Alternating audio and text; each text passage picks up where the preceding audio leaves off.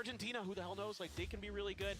And we also want to thank all of our co-streamers that are going to be joining us. A lot of huge names in PUBG Esports. There's a ton. You got Pokemoladoy there. I mean, Danik D, of course, she's always around. We love to have these people. Well. Dude, Duckman's my goat. My high goat. Let's go. Super Bus, also a great Thai player. Like, there's some super awesome people that are out there supporting us. We thank you so much, co-streamers, for tuning in. Yeah, and it's meant to be a global coming together event, right? It's everyone gets to represent their nation, their favorite players. You know, a lot of different teams are being represented on single teams of these nations, right? Split up. So I think China was a perfect example, right? You have Petrichor Road as well as 17 Gaming, which both are just powerhouses in their own right. Now they join forces. I mean, yeah, it's a global event, and I just can't.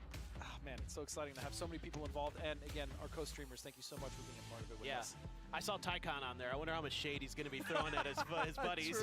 He's always out there talking trash on social media about Vietnam. It's all love. They just love to make fun of each other a little bit. But yeah, I mean, just incredible teams, players. What an incredible event. I mean, we're so excited here at the Olympic Handball Stadium in Seoul. This has been a venue that I have casted a lot of esports in, so I'm really happy to be back here. Man. Dude, it's great. And the whole Olympic Park is incredible. I mean, just this massive, massive facility that they have built for the 88 Olympics. But we are ready to get PNC 2025 underway. You guys ready? Let's do it.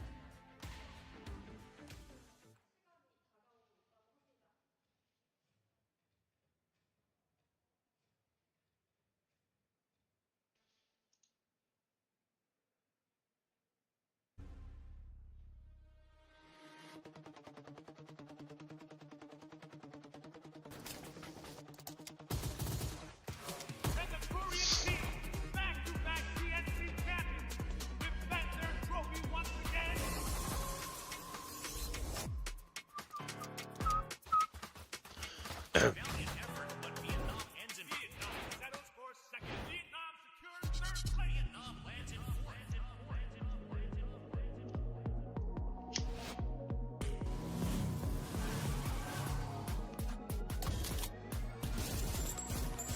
USA, they need to overtake Korea. Korea has 4 points. The tiebreaker is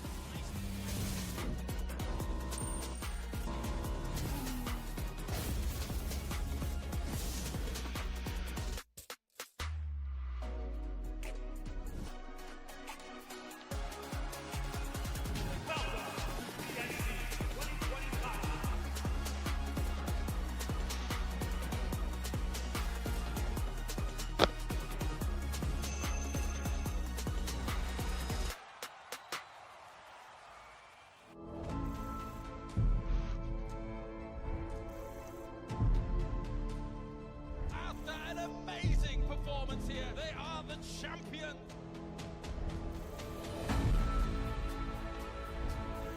Here they are, your champion, United Kingdom. The hometown hero, South Korea.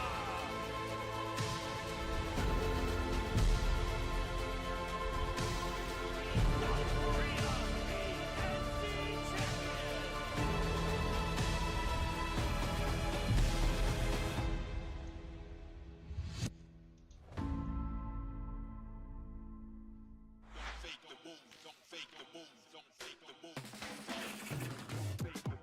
Smooth and original, straight from the underground. Listen to the real funk. Hold on. You better don't stop me. Watch out, the furious. Better be focused. Listen to the real funk. And it goes a little something like this. It goes on and on and on and on.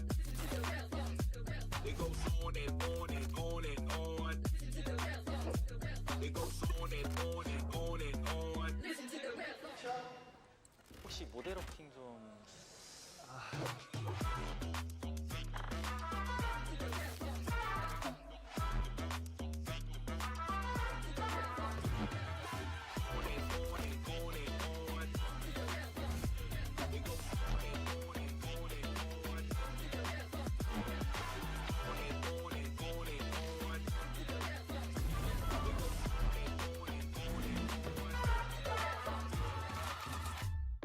Smooth and original, straight from the underground.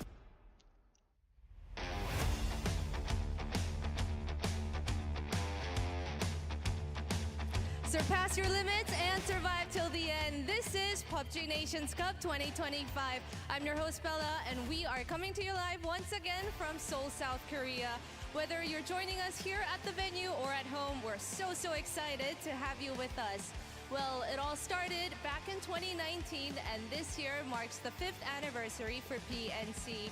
And every year has been a sensational moment, and this year will be no different. And especially with 24 teams battling it out this year, the road to victory just got longer than ever. We are about to find out who will take the trophy in the end. And now let's welcome the 120 players who are ready to give everything they've got. All right, give me all your energy. Let's welcome to the stage. Breathless, body, wanna be it, wanna feel it.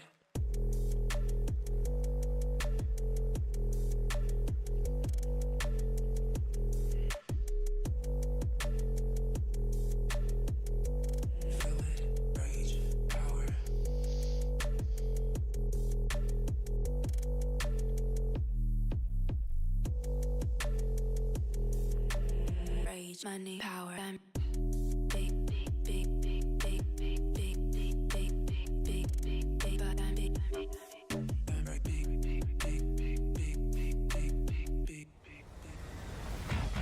Team Australia!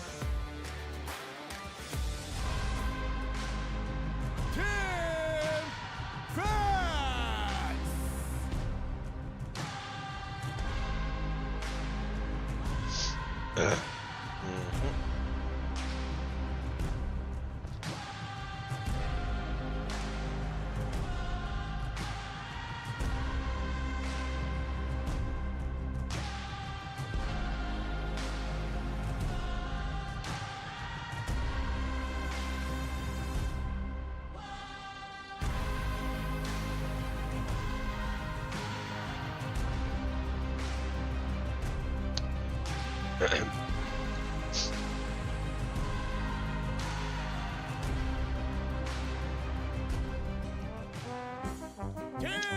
Germany!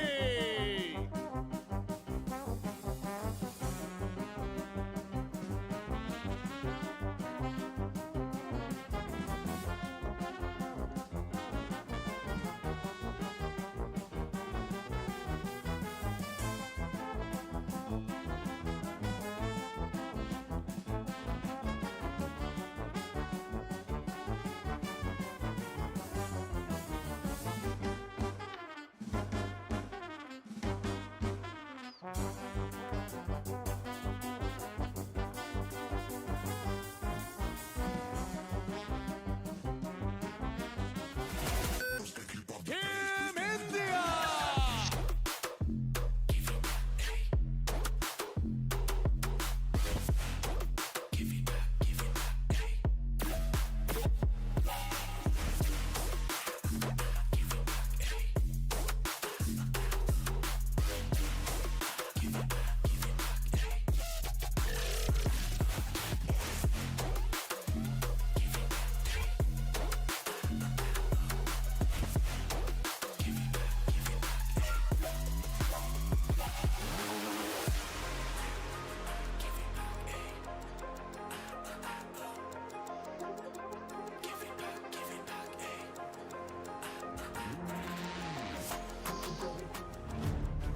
Team Indonesia!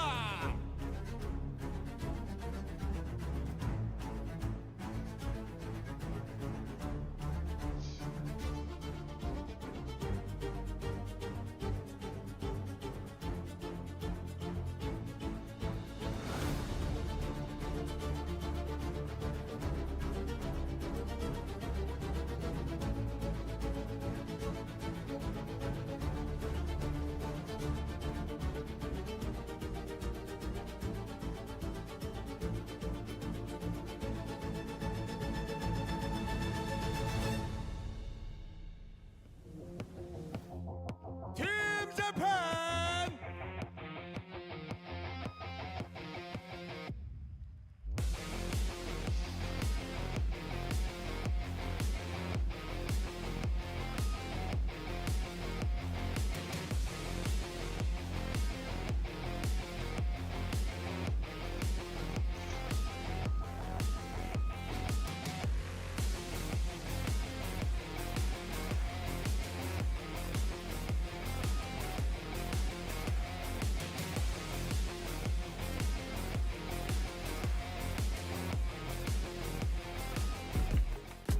Team Malaysia! Feel like I should. Like I should feel like should feel like should feel like I should.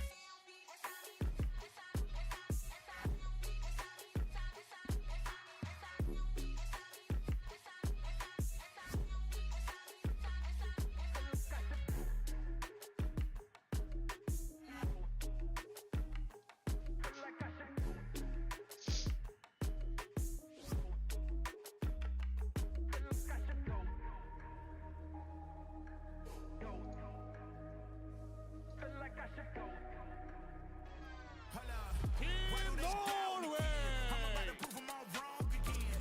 I got a low tolerance, cause they don't even know what the problem is. It's me. You waiting on the boy to fail, then hold your breath and face your death. Cause you play a roulette with each step. I progress, no less. Go ahead and place your bets. Cause we know where we at, we know we top tier. Cause all the hate that you bring, we know it stops here. I'm taking off like a rocketeer and stopping here. It's strange how they cannot see the future, but see profit here. Wait up, we gon' always win.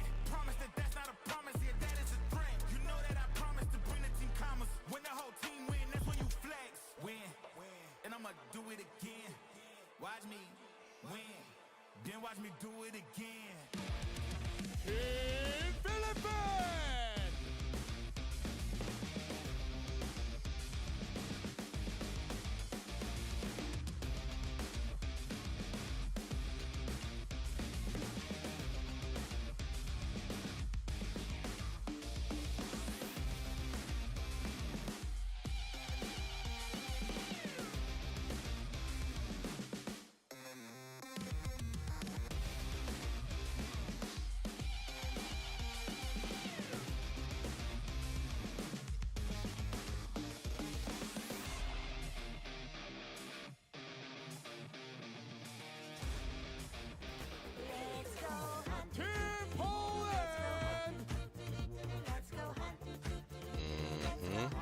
Okay.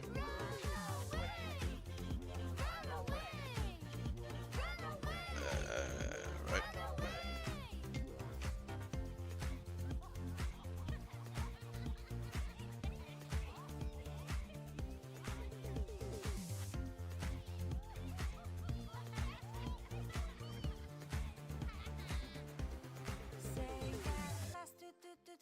Safe at last, safe at last, safe at last. It's the Team Spain!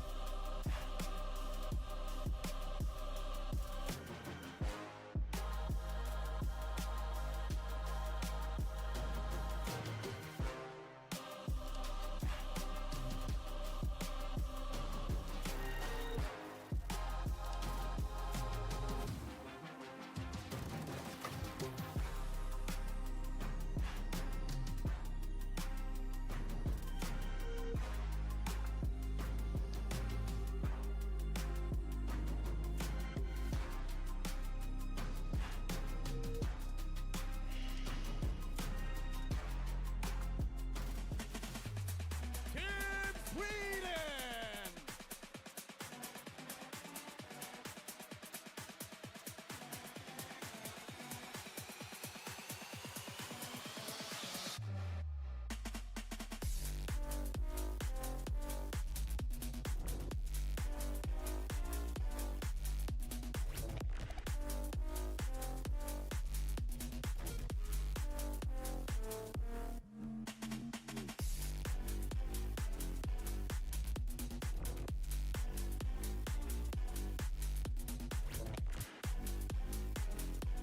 Some people say I'm too far Team gone, but I'm right where I Thailand! belong.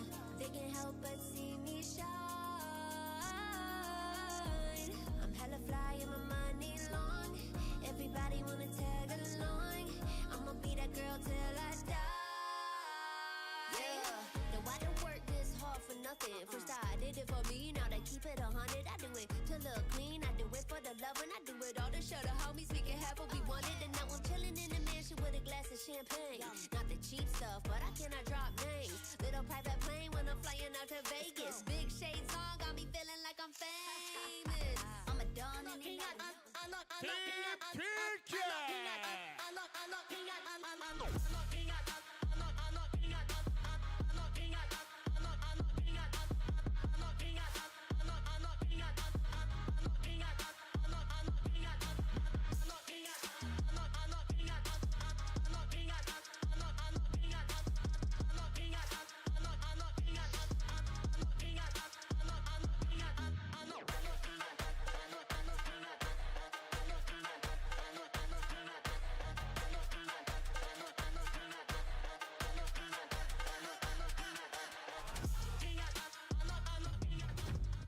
Team United Kingdom!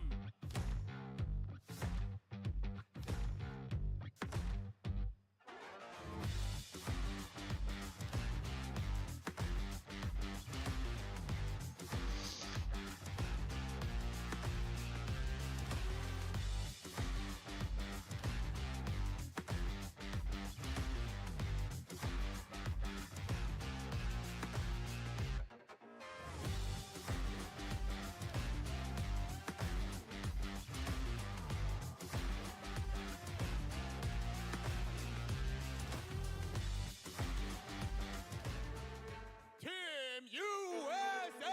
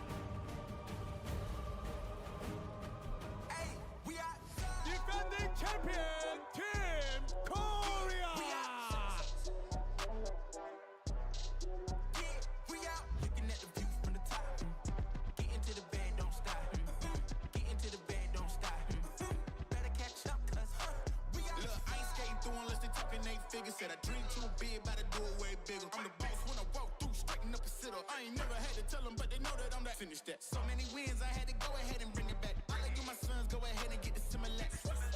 Yeah, swerve when I'm pulling in. I ain't asking for the spot, I tell them better give me that. Taking no losses, can't start now. You know it's about to go up when I touch down. And if they didn't know before, they gonna know now. That I leave a murder scene when I come round. In other words, you know that we about to kill it. I ain't for the talking, I said it, you know I did it. I'm putting on the show, the world is about to feel it. I know they getting scared when I tell them that. We outside. Yeah, we outside.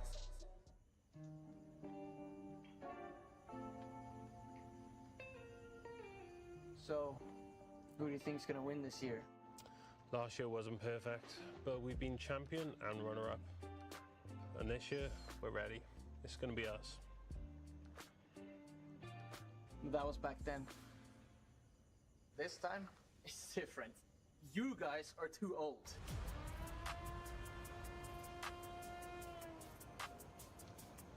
I don't know what to say. What am I meant to say? What is the next line?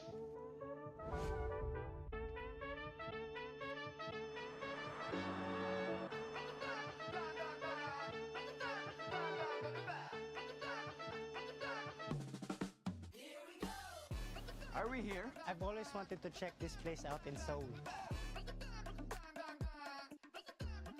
First time here, and the city feels alive. Can I get another one?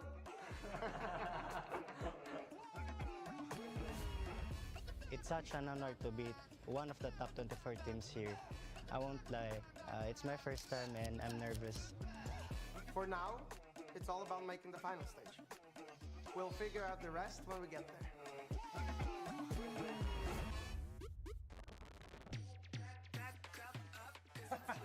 춤을 보고 싶어요. PNC'ye yer aldığın zaman ülkeni temsil ediyorsun. Bu da gurur verici, onur verici. We are back to PNC after 2 years.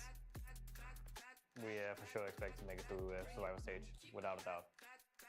Well, of course, there's a lot of team at PNC, but we will show that friends can be on the top level. So yeah, we're underdogs, but that's why the underdog story is so compelling, because when we do good, it's gonna feel really good. Just take it with your backside because we are ready to fight.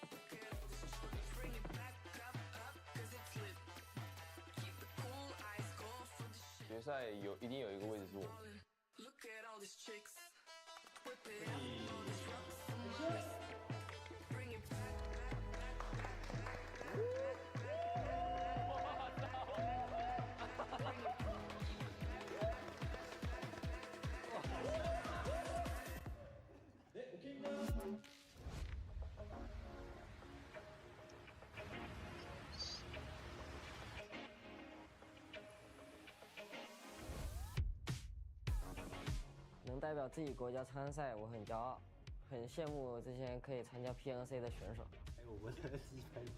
We're new here. No one expect anything from us. Yeah, but they are underestimating us now. Let's prove them wrong. This is already my 4th PNC, but last year was a shame. We started strong, but we couldn't sustain our performance. With the new lineup, we want to have a high placement. This year will be different from last year. 去年9位で終わってしまって10位の左側に入れなかったんで、サバイバルは勝ち抜いて絶対にファイナルに上がるべきです。Ini kami kasih lihat bahwa kita berada di sini. Untuk negara lain hati-hati aja.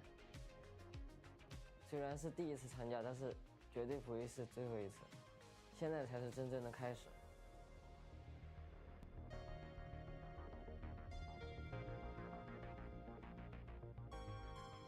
Being in Seoul is really great. I love here. Yep, and the food, it's amazing. Kind of just want to stay here for a while. Yeah, me too. But first, we have to qualify for the grand finals. Let's give it everything. Let's make it happen. Yeah, I agree.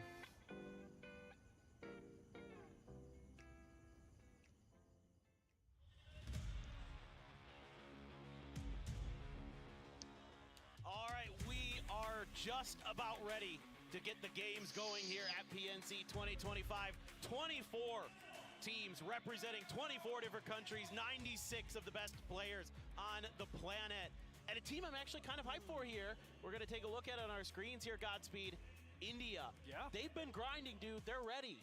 So they have been grinding, and the way that they did their qualification process is it wasn't just like who they thought was the best players. They actually did it as teams. So this entire team qualified. They practiced. They grinded for a long time to get to this point. They know that they're going to be kind of looked down upon as far as the other countries just because they're newer. But I do feel like that team could really surprise us as far as what they're going to bring to the table, especially in the survivors.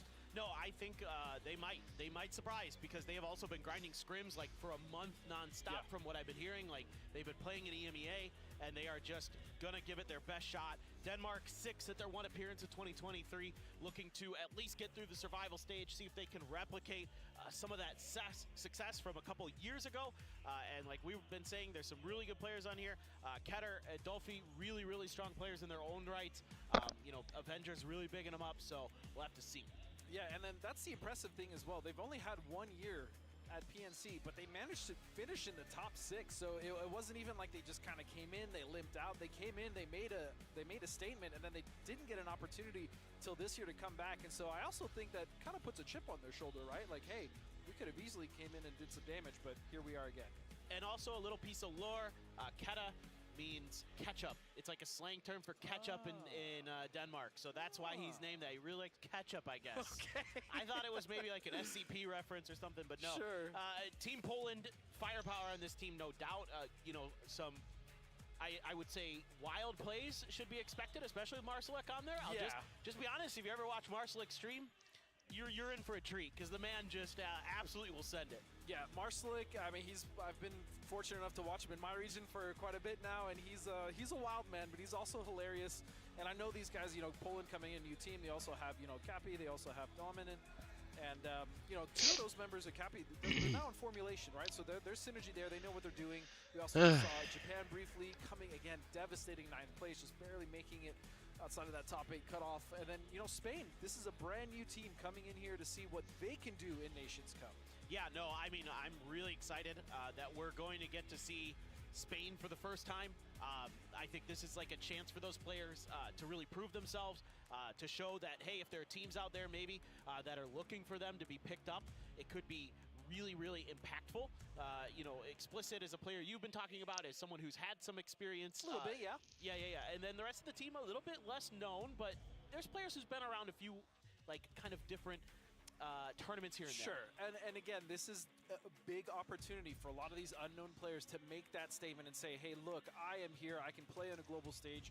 Maybe these guys are going to try to look for separate teams, you know, moving forward. There's a lot at stake here just on, you know, besides being like a Nations Cup match. Like, this could be a great jumping point for a lot of these players. Exactly. That's what I'm really looking for like France, for Spain, some of the newer nations that are coming in to showcase that you have the ability to compete with the best of the best, and that teams should give you a look.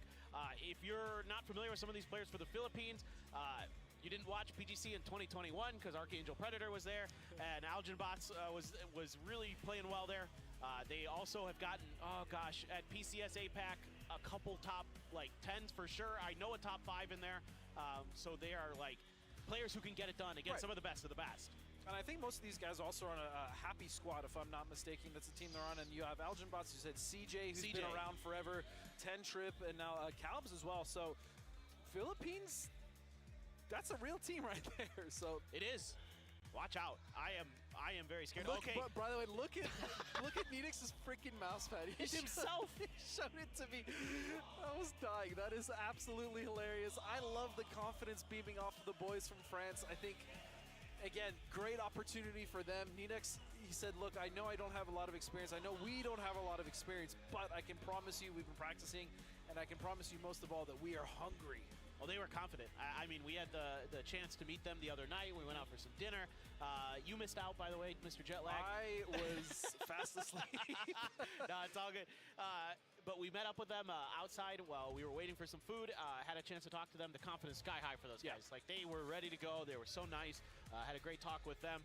Indonesia, don't sleep on these guys either, please. This is a very experienced team that has competed across multiple different nationals. But we are ready. We are ready. PNC 2025. gets started right now. Of course, it's Erangel. Let's get that plane up in the air, and let's see who's going to come out strong, who's going to get that first chicken dinner here in the survival stage. And we could not have started, as you said, with a better map. And what a plane to start this one off. Fair and square for everybody involved. This one is going to go straight down the middle. Maybe we'll start with a Sosnovka Island circle, or who knows? It's hard to say where we're going to go, but I'm kind of curious if there's any hot drops. That's what I'm looking for. Yeah. There was some, obviously. There have been in scrims. Yes, and there are people who have been fighting for Pachinki, but I think that Philippines has won that drop, if I'm not mistaken. It just depends if anybody wants to contest it now and surprise them. But how many times have we seen teams, not only in practice but in tournament, win hot drops and still continue to contest those areas, for whether it's pride, whether it's just positioning. They refuse to try to have their set play rotations from anywhere else. I'm not sure, but I think that's going to be a trend that continues. Teams are going to continue to hot drop each other if the opportunity arises. Yeah, I know there's other teams to watch out for. I'll just say this, if Poland has a good start here on Erangel, keep your eyes on Taego and Rondo. Indonesia, just a little bit past Fuzzface here, dropped up on the radar tower. They're going to go to Novo, and they should be A-OK. You got UK up across the bridge towards Milta, Malaysia around Shelter there. Kind of everything looking pretty. Ooh, but this first circle is not pretty. This is not pretty. What a way to start. And so this one is going to cut so much viable playing space out of the circle just due to water, but not even the water that's the issue, Paper. It's really just which side is it going to favor, right? We can imagine with most of the landmass being on the south side of Sosnovka Island, it's going to be them, but there's no telling. But that being said, we do have an interview, and we're going to head right into it. Thank you to the fans who have chose us in the pick'ems, and if you haven't yet, you should, because we will get the most kills and we will win.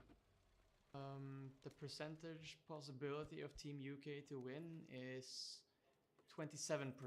I have calculated the percentages in my head, and the math checks out. I think I'd agree with what Jim said. I think we have a 1 in 4 chance to win. It sounds good.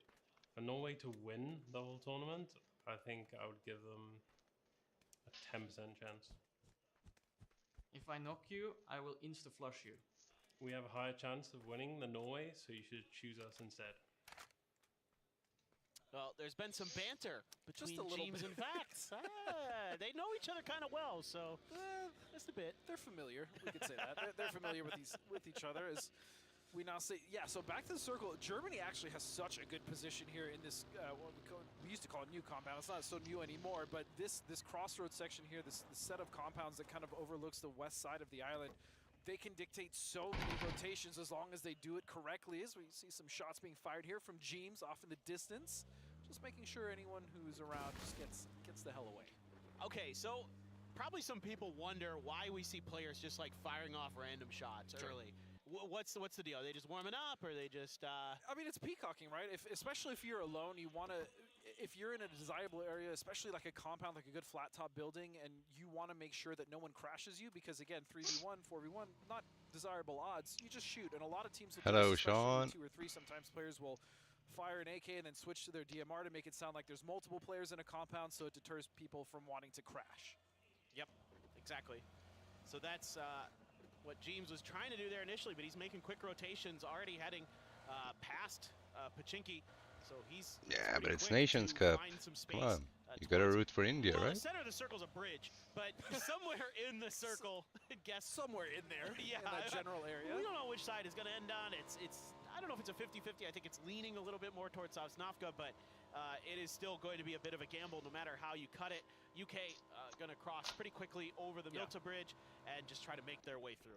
Great rotation from them. They kind of looted around that eastern bridge early, so they had control of it. They've been scouting across. They know it's free, and so again, great rotation from them. We also see an early pickup Come on. from Japan. So where they go, I'm not sure. We're last. Come on, India and Sweden, 15th, 16th place. So this is horrible. Yeah, no, they don't. They shouldn't be super impactful. They can be maybe later in the game. In the early part of the game, it doesn't matter too much. But yeah, absolutely something to keep our eyes on is it will be Chinese Taipei, who's going to be sitting underneath the red lights for now as Japan, I'm kind of curious about this pretty early. It's PUBG. Anyone can win. Wait for kind of the end of phase 1. No, they opted to pop that thing as soon as they got it, and so I do get the idea. I mean, if you get into melee base, especially this portion of it that's in this circle, generally gets so contested so fast because so many teams are just trying to get across and avoid that mid-game chaos that is the Western and Eastern Bridge. We did see Spain kind of try to avoid that by going early in a boat. That's a solid rotation for them. They're not going to have vehicles now, but yeah, for Japan, they do have better options to pick from if they are to go earlier, which is why I think that's actually a solid choice for them. All right, I like it. Spain going to be over on the western coast of the island, making their way just a bit further outside of where Japan is going to be landing. Indonesia as well on the move right now. Pretty close here, but they're going to take the top of this mountain. Now, if the circle ends anywhere near this thing, this is a really nice spot. Very defendable, gives you a lot of opportunities to kind of check out what's going on around you, make some good later game rotations if you can control it. Right. It is difficult to control, but yes, if you can control it, especially that split that they have going on here. I'm not sure if they're going to keep that 2-2 because they do have Japan, who actually landed right above them. So it looks like, yeah, they're just going to consolidate earlier, which is fine. It's just fine as Spain is now starting to make more of a landfall on the south side. And still, a lot of these teams, Denmark all the way in the north, and finally some shots are being fired. It's going to be Sweden and Indonesia. Yeah, they're squaring up there. Fuzzface was thinking about the grenade at a bridge camp here by the UK. Malaysia going to be their target. Ripping through them initially, but not much damage done. Finally, Michael able to get the spray under. That's a 2-piece for him. Jervis did find one on the backside. So far, a 2-for-1 for the UK. And I don't know if that's going to be flushable on effects. It got a little messy, but UK were able to clean it up, and so Empt will go down. They are going to be able to get up Michael, but this also does maybe let some of the teams that would have been behind C, but there's no one but Malaysia that was to cross. So Pete's going to have to come across probably in a boat or another way, as we see France now starting to make their way towards the Eastern Bridge. I'm starting to already regret my Malaysia. we both hyped up Malaysia quite a bit. No, it's only game one. It's just game one. And that's probably something that UK has been holding in their back pocket, probably never showed in scrims, and something they were waiting to surprise people with some really nice shots from Michael there, too. Unbelievable shots. They were able to pick up 2 knocks, 2 early points, and the other thing that is unfortunate if you are Malaysia is you were the first points of PNC 2025. So, you know, consolation. You got that going for you, right? As we now look at the Western Bridge, this is it looks like a full-on Philippines bridge camp, which could be devastating for the teams behind. Yeah, that's going to really kind of create a traffic jam on the other side. Yeah. So, like, if your teams like Poland, India, France, Canada, Denmark still out there, that might be kind of one of those things where, because you were a little late to the party, if it does shift south, you just might get kind of blocked out of this. You're going to have to play for kills, potentially. Either play for kills or you're going to tank at least a couple phases that blue. And we've seen that before in the past where teams opt to just, you know what, we're just going to sit in the back, try to get some points here, and then we'll cross late when hopefully teams kind of lose interest. But again, with the way that the circle is, I imagine, you know, Chinese Taipei is going to be there for a majority of this game unless they absolutely have to move. And India as well, we know that there was a few boats taken off of the coast there at Primorsk, but we'll see if there's anything left for them. Seeing Denmark popping the E-pickup for themselves, way up on the northern side of the map, so they're going to be coming in with that first circle closure. France, Nidix, again, kind of the player we're all sort of keeping our eyes on as a potential breakout, you know, star player for that region. Joshy and Adam just giving each other a little bit of love taps there, as they will be sending out 3 ahead, Finna in the back, and they're coming in late. India's there, but India's pretty wide split, so I think there probably won't be too much that comes out of this. Probably not. I do also want to point out that, as we were talking about Nidix and France, I really like the way that they've been slowly approaching. I mean, granted, we know everything in front of them was clear, but they didn't take that for granted. And this stop-off point is where we've seen so many teams in the past look for scouting opportunities ahead on the next island. So, again, great so far decision-making from France. We now have shots coming out from India. And it is going to be against Canada, and it's going to be Finna that stops up, but he's going to get taken down by Rizno. Wow. That is a great start here. Rupesh has a chance to do some real damage. Shin out in the open. Shot's got to connect, though, with that Mark 12. Almost finds the knock. AK in the back pocket. Looking for an opportunity to use. lose it, but Adam's going to swoop in, take Rupesh down. Rupesh is down, but again, a nice fight back here from Team Canada. I like the trap that India set, though. I don't know if that was deliberate, but the way it was, and oh my goodness, look at this circle shift. It's going to go straight to the island, still leaving in France just on that northern tip. Oh, and a big win for Shin. Got that first aid through. Joshi as well, tagging and getting Karku out of this one. Some shots in the back, though. Shot by from India, trying to see if they can really just hamstring Canada here, but it's a 2-for-1. Canada falling back, looking for the wrap. Good recovery here from Canada. That could have gone so much more sideways so quickly, but they were able to stabilize. They got 2 knocks for it and 2 points as well, so we'll see if they can finish. It's going to be another spray. Adam is going to find a headshot, but he won't find the knock as Canada now in phase 2 have to start thinking about what they want to do here. Do they want to continue to push this fight, get rid of India, get 2 more points in the bag, then move forward, or do they just want to kind of look for that space now where they have somewhat of a window? Seeing the circle shift, I would, if I'm them, maybe I'm just thinking, let's just fight Just this. get the points, yeah. No, I agree. I agree 100%. Why not? And I think that's kind of their plan right now. Shin and Joshi again looking to continue some of that damage they were able to put through early. Shot by on the way out, but it's actually a flank angle here for Risen. And he doesn't get enough, though, to find a knock. So going to take his vehicle and leave. Actually, shot by just kind of set up a little bit outside. Meanwhile, Poland losing players. Norway, 8C on the ground as well. But that's a quick flush there onto Damen. Yeah, this is for the occupation of a really solid compound if they can actually take control of it. And I say solid, it's not even in the zone, but it's going to give them a good jump-off point to see this bridge. But Jeez, with the ace getting a little bit of damage. Marsalek, though, coming to life. Him and Cappy finding 1 apiece. So just in 10s left here for Norway. He's inside the house, maybe thinking about a res. Yeah, Heman going to be just flushed out. Not much he could do out in the open, trying to play some of that scout role while the rest of Norway backed him up from behind, but no real follow-through just yet. Trying to find the nades now is Poland. Yeah, but they have managed to get both members back up. James will also get back up. This is a full-on reset 3v3, but Poland, again, has Norway stuck in this building, so we'll see if this double balk gives them any support, if they can fight out of this one. Marsalek with a nade that's going to bounce right off of his face as he's going to push it. Marsalek goes for the second, but he's traded by James. This is huge. Norway gets the reses through, and look who it is. The Philippines leave their bridge camp to try to third party. Algenbach's going to let loose with the frag, and they're shooting 80 in the back, but he's able to get through the door to safety. Magisters lighting it up with the M4, gets the re-knock onto James. Gonna go for the grenade flush as the Philippines is trying to find points. And the Philippines are just the sharks circling the blood-infested waters. I love the proactivity from them, seeing this fight, breaking off that bridge camp, coming in, but it's gonna be Norway that takes out Poland. Just barely. 8C able to win that. Should have enough time there to get the first aid through. Meanwhile, Philippines in a long-range battle with Canada, who was also rolling up to this party, seeing if they could get something going. That is Norway Love out. the aggression here early, especially given this circle. Maybe. More importantly, this has actually bought Norway, James and 8C, time to somewhat recover as we see our next shift. Looking at the stats here, rank 166%.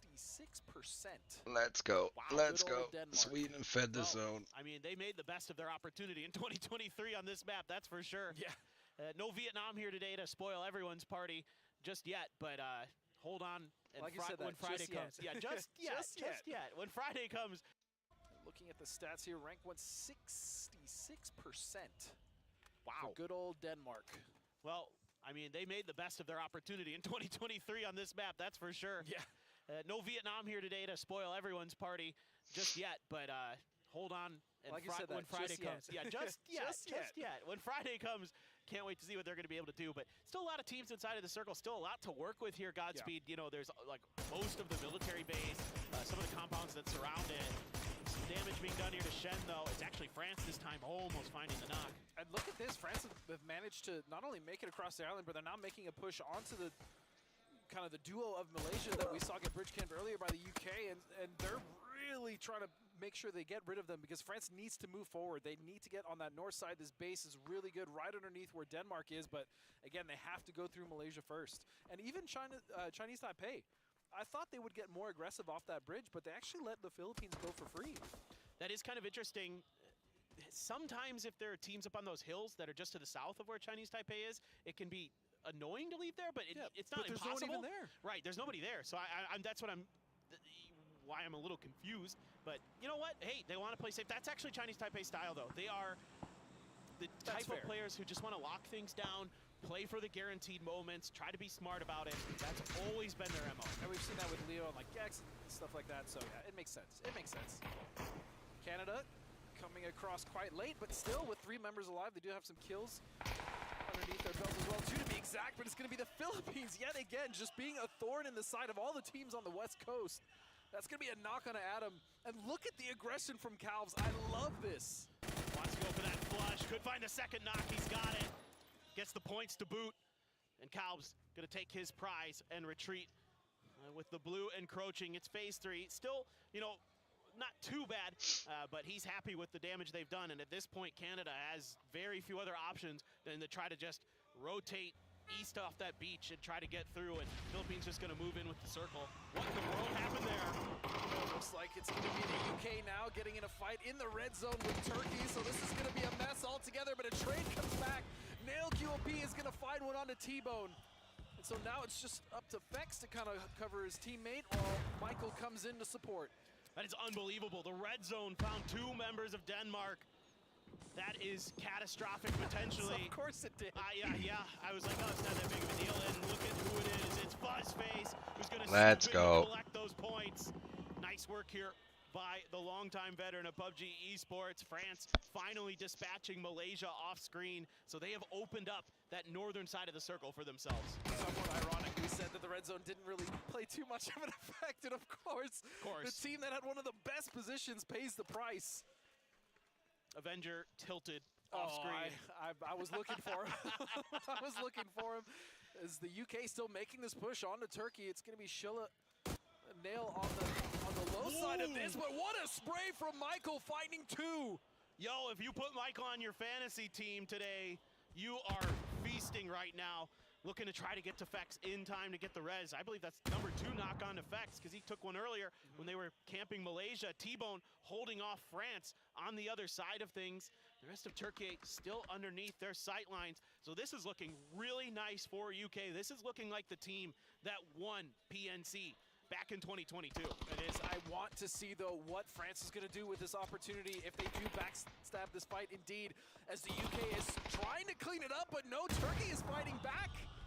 Nice nade. And that's it. Whoa. Yeah, Vard got the nade to go on to Code Marco. You do lose Michael, I believe, after everything is said and done. Should be able to get the res here onto Nedex. T-Bone still harassing with that mini, still finding damage and almost finding knocks. France, though, licking their wounds, should be getting those heals to go. And no, a little bit of a vehicle whoopsie there. Maybe a little low on health when they crashed into something. Should be able to get him up, but again, that fight just concluded so fast. It looked like Turkey was fighting back, but a beautiful nade. Again, Michael just on point. He is down, but 4 kills, 6 total for the team of UK as the Philippines are continuing their conquest to the north. Love to see this. 3 kills in the bag already for them.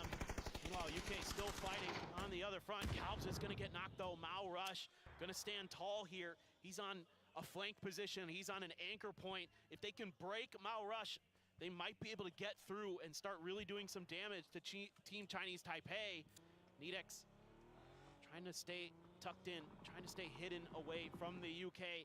The other 2 members now going to make a bit of a rotate, try to get into the circle. Fex is going to be on the outside looking in. The rest of UK moves down to the C block of Sosnovka. Yeah, again, this push here from Philippines just got halted as we move back to the UK and France getting in. So trade for trade, Fex is going to take out Nedex, but SKZ is there.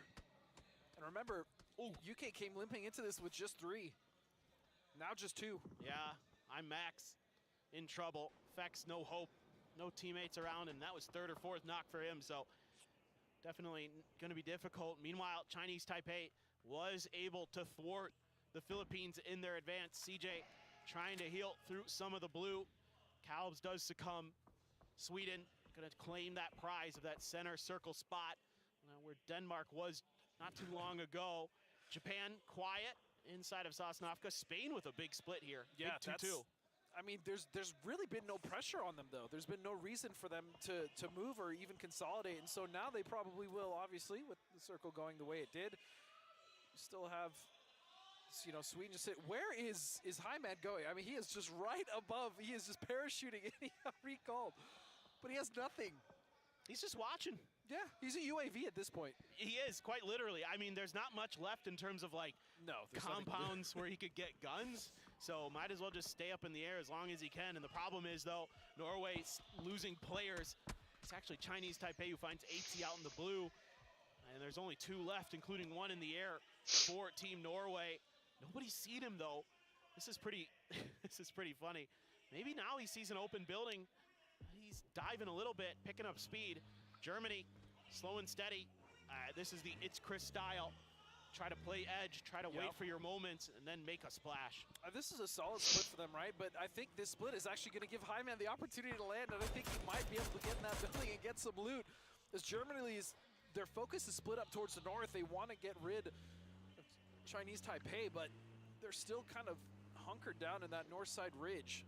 As they're about to move, and they're probably going to run right into France, Paper. Yeah, I think so. They haven't had to move too much.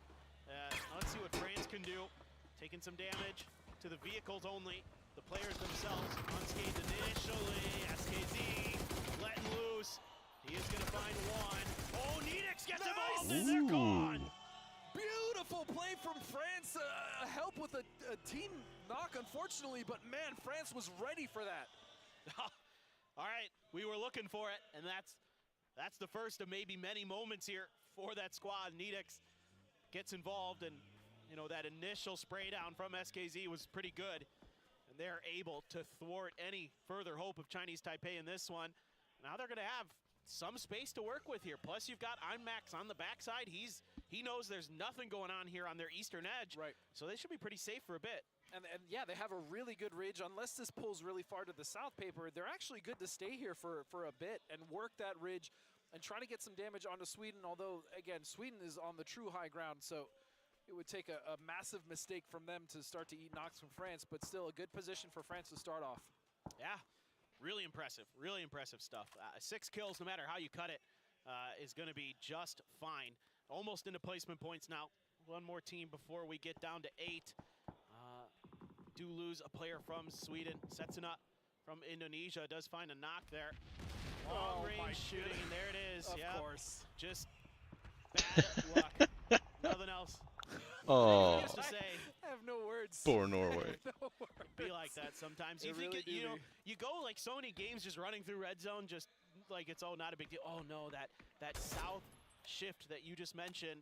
I had to open my big stupid mouth. What have you done? I'm gonna tell France it's all your fault. That's fair. You know what? I'll take the brunt of that. As we see Germany now having to make the move, and they're going to have to contest with Indonesia here on the west, unless Indonesia actually goes for the consolidation. But Setsuna and Chamoy can do so much damage to them if they're trying to push onto that position of Sweden. Yeah, I'm kind of curious. I mean, look, Tede and Simoy have been around for forever in PUBG esports, so they have big brains. They've got that veteran experience, so let's see if they can work a little bit of magic here against Spain, a newcomer to PNC. Maybe use some of that just deep knowledge that they have. Try to deal with their team that's on their flank. Meanwhile, Mook from Japan is going to find a knock onto India. They're going to throw a blue zone behind that. See if they can get the flush. I wasn't sure if it was close enough. Yeah, it looks like it is. You do have a P90 there floating around for India, though. That is a scary, scary gun in any situation in this game. Even as a solo player, even if it was just, well, I say that as Rupesh has gone down, India will fall, but yeah, P90 in anyone's hands is devastating. A solo can easily take out 1, 2, 3 people in very quick succession, and that's going to be UK going down in 8th place, though, from a team battling early on that Eastern Bridge camp. Coming in, that is Norway out. Points, so a solid first game for the UK. I mean, 8 kills. Yeah, no. Very good start. Nice little 3 kills from Mook there in like a minute. That's huge for Team Japan. That opens up a ton of space on their northern edge. Nidix now looking to do damage to Germany. There is a trade, though. IMAX gets one before Brax. It's a knock onto him. A fallback here. Some fadeaways for them, and they do connect. Nedex finds one, he finds another! Nedex and France are saying, witness us, we are here to play. It's just down to It's Chris for Germany. And what a play, as we now see Sweden coming in, and that one a beautiful, wait a second! What is going on? Nedex tries to hold it Soya! From Sweden! Let's go, Sweden! What a cleanup, but man, there was still fight left in France. What a game, what a start for them. Run AX gonna let loose with some mortars to try to punish Sweden's position, but they're coming up short. Just uphill. Oh, that one almost gets the knock onto Dark. He is trying to get back to his teammate. They do have a bunker here. They do have some of those defendable positions, but Japan's pushing out. I love this. I love this from Japan. Not so much the passive team people might have been expecting. Japan have really, especially in scrims, been They just all seem pushing sus. the envelope and seeing how aggressive, what their limits are. They are limit testing in the very sense of the phrase. Well, I appreciate this. I want to see Japan get aggressive. This would be so sick, yeah. I want to see them get involved in that kill feed, you know, later into these games. And there it is, 4 teams with 4 up. 16 players, Japan, Sweden, Indonesia, Spain, all with 4 players ready to go. No contact here, though, for Japan, so they're not going to over-aggress. You know, with the circle shifting away from this hill, maybe now try to play a little bit of contain, maybe a little bit of a backstab as Sweden has to move through. Yeah, I would love the backstab, and it looks like that's what they're setting up for, because the other duo down to the south, Runax, as well as Goni, are at the safe fence, right? They can prone there, they can hide LOS, they aren't necessarily going to get shot, but that's not a great position. What a horrible end Which zone. is why this flank from Fevin and Muck is so sick if they actually are able to get it off. But Fuzzface, he suspects something, and he's wrapping towards the north, but he's got to be careful. This is just that game experience that he has, just recognizing that something's amiss. This might be a great timing for him, but Mook turns around, gets the headshot, gets the flush. 4 kills now for him and Team Japan. There is a knock from Setsuna onto Goni, and Japan, I'm not sure, nobody angling for that res just yet. Maybe Run AX expecting it. Nope, there's just no hope. They knew he was dead to rights, so Explicit will claim a point there for Spain. Yeah, and as good as that play was, it really is Spain that's going to be the thorn in Japan's side, because they have all these open angles. Now, this is a decent spot, but I mean, they're just, again, it's not so decent when you have all of Spain, who have been quiet but in a great position, now starting to get active. They finally found their first kill, but more importantly, they're in the placements and in a position to maybe win this game. Yeah, I think just a little bit of a miscalculation on some of these angles, and once again, that is right on top of Fevin, but he got the res. Trick actually helping out here. Fevin as well stepping up, and a run over of a teammate for Sweden. Hot and spicy. There we go. There we go. Does find the knock onto Fevin. Run AX now the only one alive for Team Japan, and it looks like he's just going to try to snake it out as the solo. And Hot and Spicy was trying to drive that vehicle paper, but it's not going anywhere. It is very much jammed on that rock. As we now see a play from Indonesia, they actually started to move up when Spain was focused on this fight here that was happening off to the east. And they're getting big knocks. Yeah. 2 of them come through. Explicit, Demolizer on the ground, but looks like there's cover enough. I don't see any grenades being thought about or thrown by Indonesia. Not sure if they're in range even. So those reses should come through here, but that's nice damage. You can see Run AX thinking about trying to third party this, but his trick again, as soon as Abrafac just peeks out, it's instant headshots with that mini. Yeah, and again, Indonesia played this so well. They knew they weren't going to get a lot of points early, Paper, but what they did do is make sure that they held that position. They had the split early on the west side, and now they've left that one anchor in Setsuna in the compound with the other 3 members just still pinning down, making sure Spain cannot move. And Spain is just barely not in, which means that they are going to have to move forward. But I also love how Trick is angling towards Sweden, making sure that that east side is also being covered. So Indonesia just playing this so well. I love this position of Setsuna. It keeps their backside clear. It even offers them a little bit of vision on what's going on their north side in case someone made a wrap. So really, really well thought out. You're absolutely right. As Sweden now using a ton of smokes. A Lynx picked up here, though, for Hot and Spicy.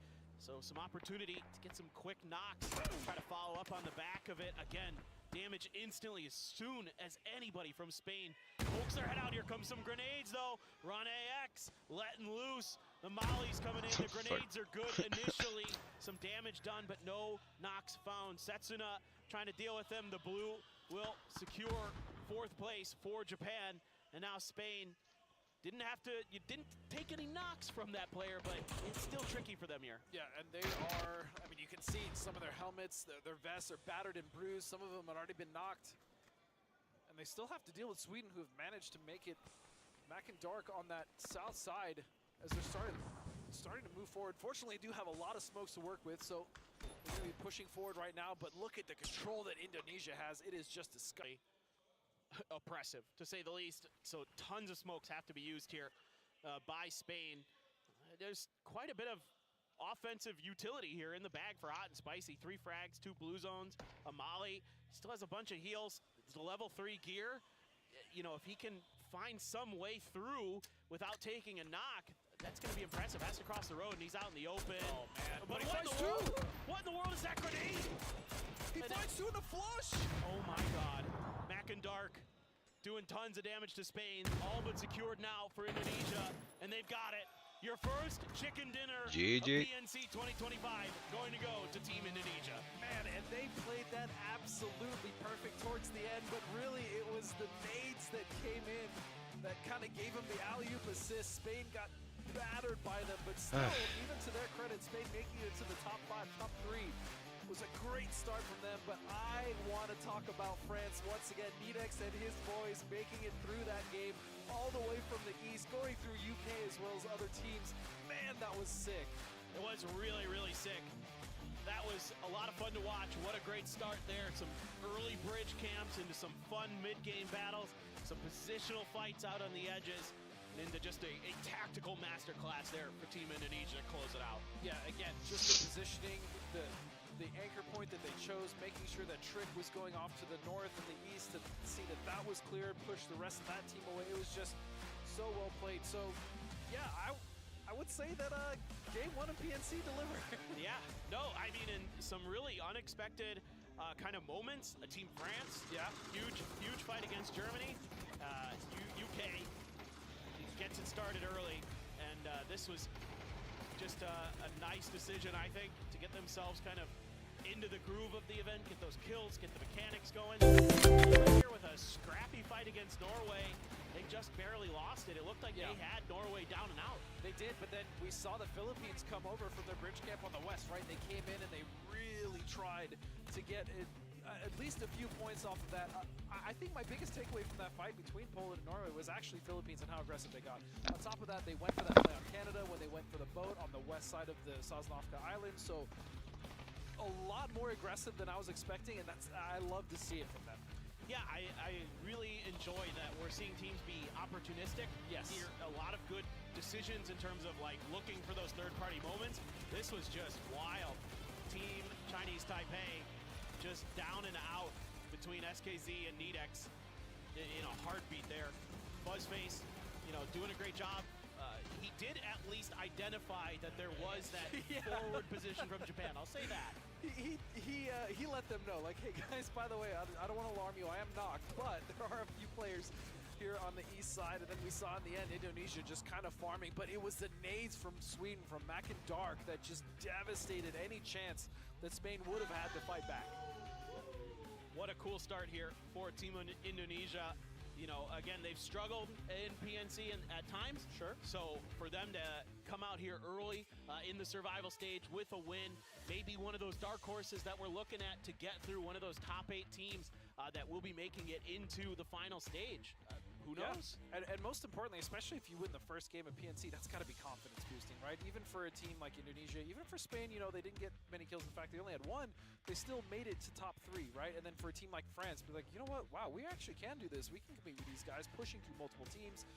Man, it was just, it's everything that I wanted to see at the start of PNC, as far as what teams were going to surprise me with aggression like Philippines and what teams were just going to show up like France. Absolutely. I mean, I'm very impressed overall. Like, really good macro game, pretty much top to bottom. I felt like teams were making good decisions, making aggressive decisions, looking for those points where available. Obviously, a little bit of a rough first circle, but the teams make the most of it, and that's like the beauty of this game right now is everybody's got this so well figured out in terms of understanding the percentages of, hey, when do we need to make these decisions? How do we make these decisions? It was really a showcase of good understanding of PUBG. And I think the most unfortunate thing actually was, of course, Denmark. Yep. Losing 2 of their players to the red zone in a position that they very easily could have held. And it was Fuzzface that really kind of came over and was like, hey, thanks for the points, guys. You know Fuzzface was just laughing as he was driving up on him. And you know what? Look, I do take a little bit of enjoyment out of Avengers suffering, I'm not going to lie. So, but no, I mean, I feel bad for the players, but I feel great that it was Avenger that was on the receiving end. Exactly. There we go.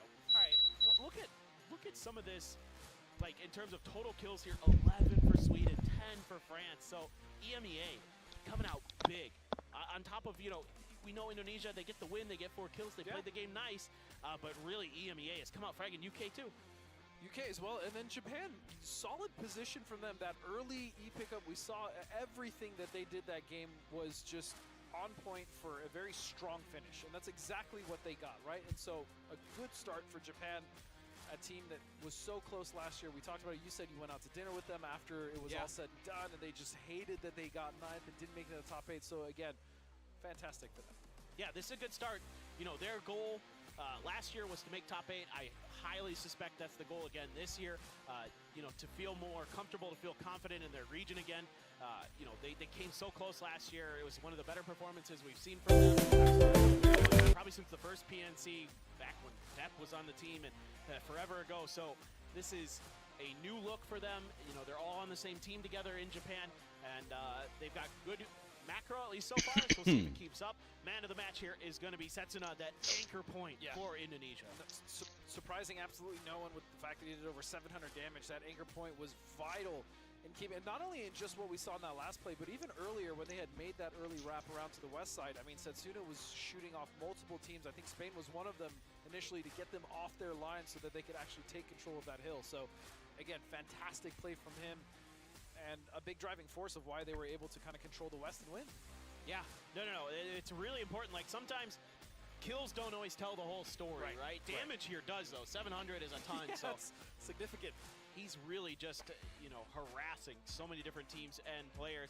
So we look at the total match leaderboard. It is actually going to be Sweden who comes out with 2 more points total, thanks to those kills.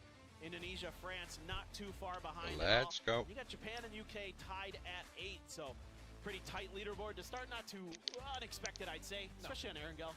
Especially not, and I imagine a lot of these teams, like, Denmark, Malaysia, they're not going to be sitting at 0 points very long.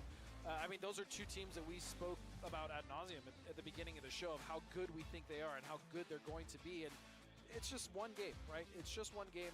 But something that we do have to kind of note is the fact that, remember, survival stage, you have less opportunities to have bad games. And so they really need to make sure that they kind of button this up, because ultimately, yes, they're only shooting for 8th place, but it just means that cutoff is going to be even more competitive with the teams as we go along the games, as some of these teams are having bad games and needing to have those big wins. Yeah, exactly. It's normally like you have those 3 days, so you're allowed kind of one sort of bad day where you don't put up as many points as you'd like. And I think you only have 2 or 3 games where you're really allowed to just kind of zero out and not put up some good numbers to feel comfortable. To feel comfortable to get to that top 8. Exactly. Very important word that you use there is making sure that these teams are comfortable knowing that they're going to qualify to the finals, because the last thing, and we've seen it time and time again, the worst feeling is to have to sit back and look at that leaderboard and hope that 3 or 4 teams that were around your bubble fail. Otherwise, you're just not going to qualify. You want to make sure that your fate is in your hands, not in the other team's hands. No doubt. No doubt about it.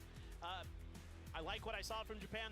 I think this is their style. They're playing into it. It's not too surprising to me to see the way they played for an early center position and played safe, made sure that they were locking down whatever they had, and then found their moments to strike in the late game. That's just kind of par for the course. Philippines, look, they didn't get as many points as I thought they could, but they were making decent decisions. But that's okay. I love the way they were playing. I really do. I agree. They didn't get that many points that game, but again, the proactivity and then just the aggression, willing to take those fights, willing to camp the bridge, willing to push that third party against Norway, and like I just want to see that continue, and I hope they don't get discouraged if they get punished for doing it. Because again, if they qualify into the top 8 lobby, that's going to be a whole different ballgame. Those teams are going to allow much less mistakes to go unpunished, but I want to make sure that they're continuing to do what they're doing. Yeah, I mean, you can take the players out of APAC, but you can't take the APAC out of the players. I swear they're going to keep it up. They're from that region. That region's known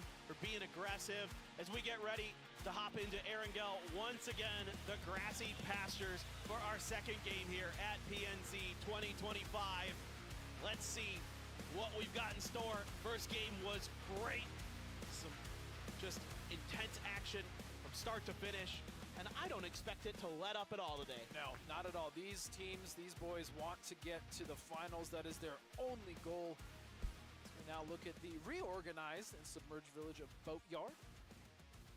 Thoughts on the Boatyard? What do you I actually do you drop like it. there? I do drop there. I actually do drop there. I do miss.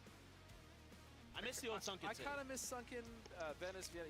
People had so many different names for it, but yeah, Sunken was really fun to fight. But at the same time, the center was really miserable because of how the buildings were actually submerged. So I think Boatyard's a good addition. Personally, Yeah. I think it's good. I like to drop there. Yeah, it's fun to fight gives there. you these fair 50-50 fights. Well, then you also have like the across fights, right? Exactly. So it's good. It's good. Exactly. Yeah, I'm with you on that. All right, a little bit of a later drop here for Team India. Looks like the western side of the map has been kind of their claimed real estate. Sweden, once again, in the military base proper, as they were uncontested. I mean, Fuzzface was kind of close to Indonesia there, but they had a kind of an alt drop based on the plane path, it looks like. This time they're going more towards Milta Power, whereas Team UK will be Milta proper. Yep. And one thing to note, if this circle does, kind of go more, I was going to say, if it goes more north, that's the one thing about when you have a really southern plane or northern plane, depending on the circle, you know that your rotations are probably going to be cleaner where less teams are going to be, as we see an immediate knock. It's going to be Canada and India running into each other. 2 members down already for India. This is Gatka. Canada wants control of this. Risen gets the knock on to Finna.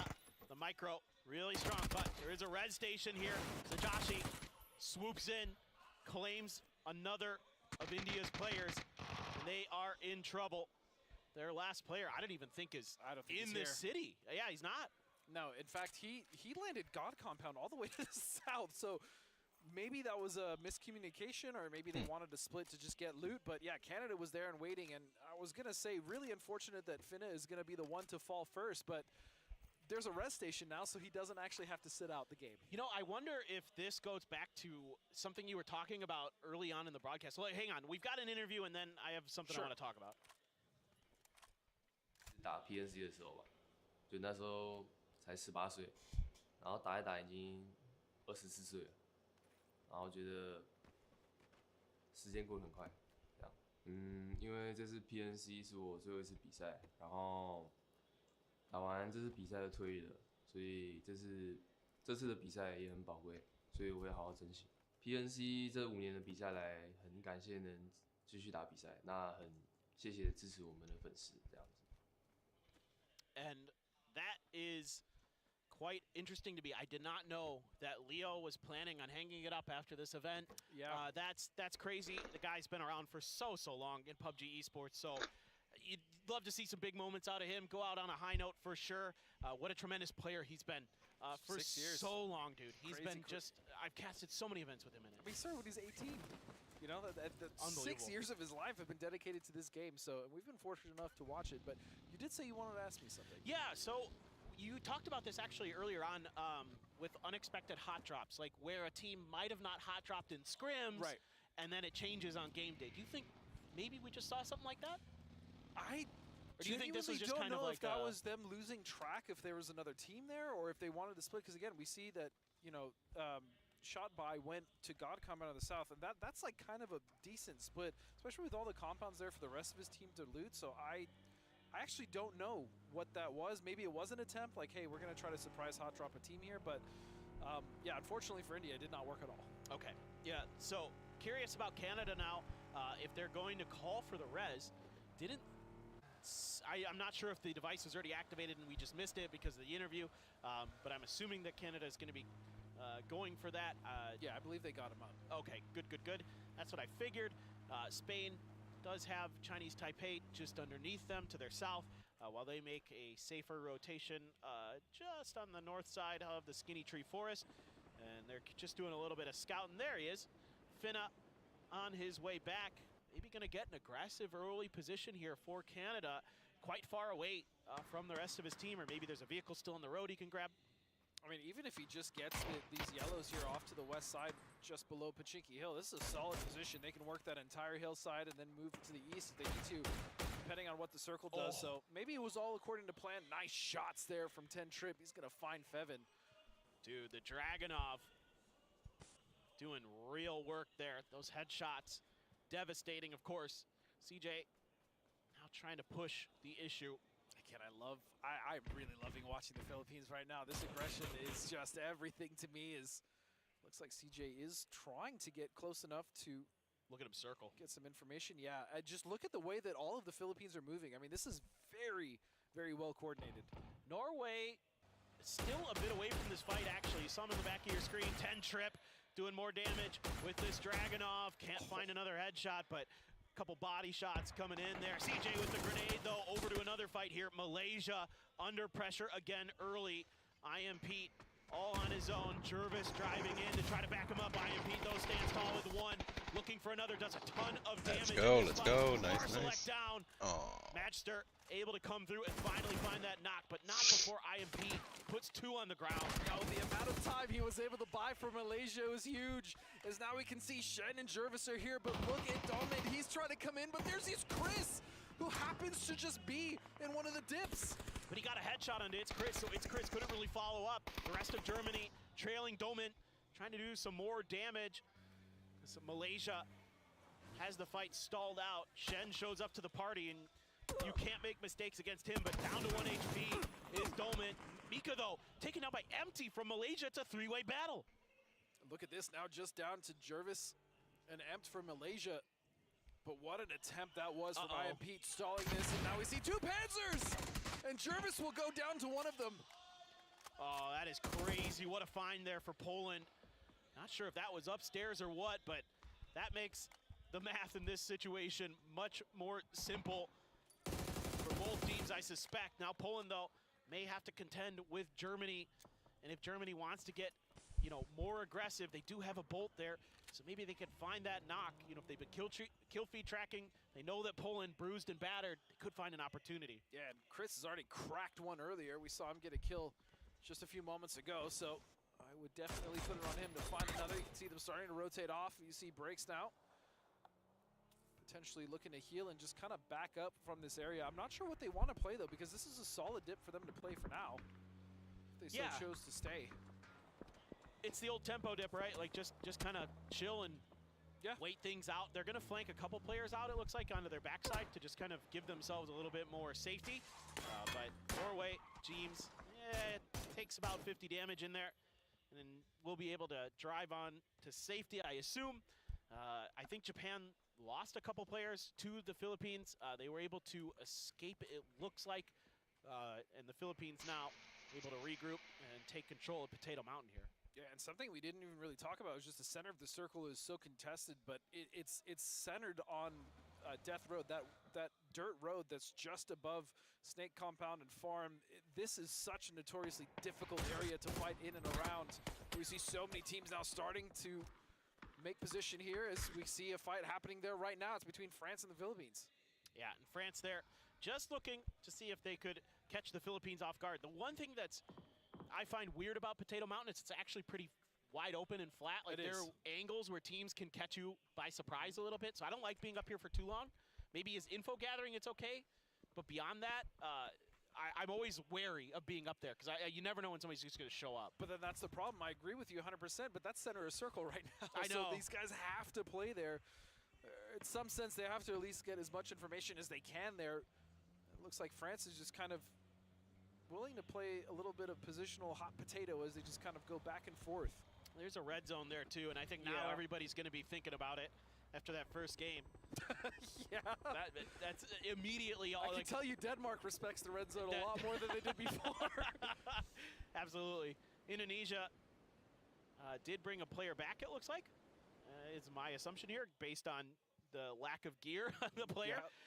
So Tede coming in late, but plenty of space for him to work with because Simoy has already found himself a compound. There you go. It's Chris again. Finds the bolt, and this time it's Ketter, who is, I think, potentially down and out. One more shot will do the job, and yep, there you go. Return fire from Gustav is going to back It's Chris off, but not before he claims another point for Germany. People always ask, you know, why don't people bolt? We don't see bolts. It's really just about DMRs. Chris is like, you know what? I got you guys. Don't even worry about it. That's 2 down the pipe for him. Just beautiful headshots. You can always rely on Chris to bring in the weird stuff. You know what I mean? That's true. Yeah. He's one of my favorite players, straight up. Chris is one of my favorite He's players. been around for so long as well. He's so creative. That's what I've always appreciated, his ability to make something out of nothing. Yeah. And just like trick you. When you've been playing as long as he has as well, you kind of have to, right? You have to reinvent what you're doing because things get stale. And so for him, I mean, he's a creative dude for sure. So shots at the bolt doesn't surprise me, as Beamy now is going to be taking shots over towards a rotating Spain. Everybody now trying to figure out how to get in with this hard shift over to the east. A bunch of teams on the west are going to be in kind of tricky spots in terms of, can we safely, you know, make XYZ rotation when we know we're going to be crossing the paths of some of these teams that are in these compounds. There are teams ahead of us, and now you're back to that old calculus of, all right, do we fight for points? Do we look for third parties? You know, And something that, I mean, you wanted to speak about calculus and decision making. What is Indonesia going to do? They actually have prime real estate in 2 different spots with their split. One at farm and one just north of it. That compound with the flat top is very strong. It sits just below Death Road. So I'm curious what they're going to actually do. As we see Rez coming in from Poland, getting Cappy and Marsalek. Those are 2 huge players to get back. It's going to be Arbifak. He's going to take shots over towards Hyman, but he's going to come away relatively unscathed. Yeah, not too bad there. A little bit of info here for Spain. A little bit of push and pull. Could bait some reactions from Norway to kind of get a better picture of what's going on. That actually does bring James back to reinforce that position that Hyman was on. And here you go, more players returning to the action. Or excuse me, it's an emergency all pickup. of Team India, yeah. No, that is the return. So, okay, forever ago, at the beginning of the battle, I forgot about this, it's been so long. India lost 3 players, now they're all back. They did lose 3 players, and fortunately, they're going to be able to loot in Boatyard as well. I mean, how fortuitous that we were talking about Boatyard at the beginning. That happens to be where India is going to re-kit, especially in such an early phase. They can do so. Meanwhile, 10 Trip and the Philippines looks like they're going to be fighting against Canada, and Shin is going to get the trade back. Shin taking some damage from Spain from behind, from afar. Trying to wrap the tree. Aljanbot, super weak. Can't get the spray to go through. And he's just trying to dodge damage from every direction. No longer can. Aljanbots did get knocked by Adam with an SKS off screen. Cobbs, though, going to be the one to find Shin driving in on the buggy to claim the point. CJ already on point.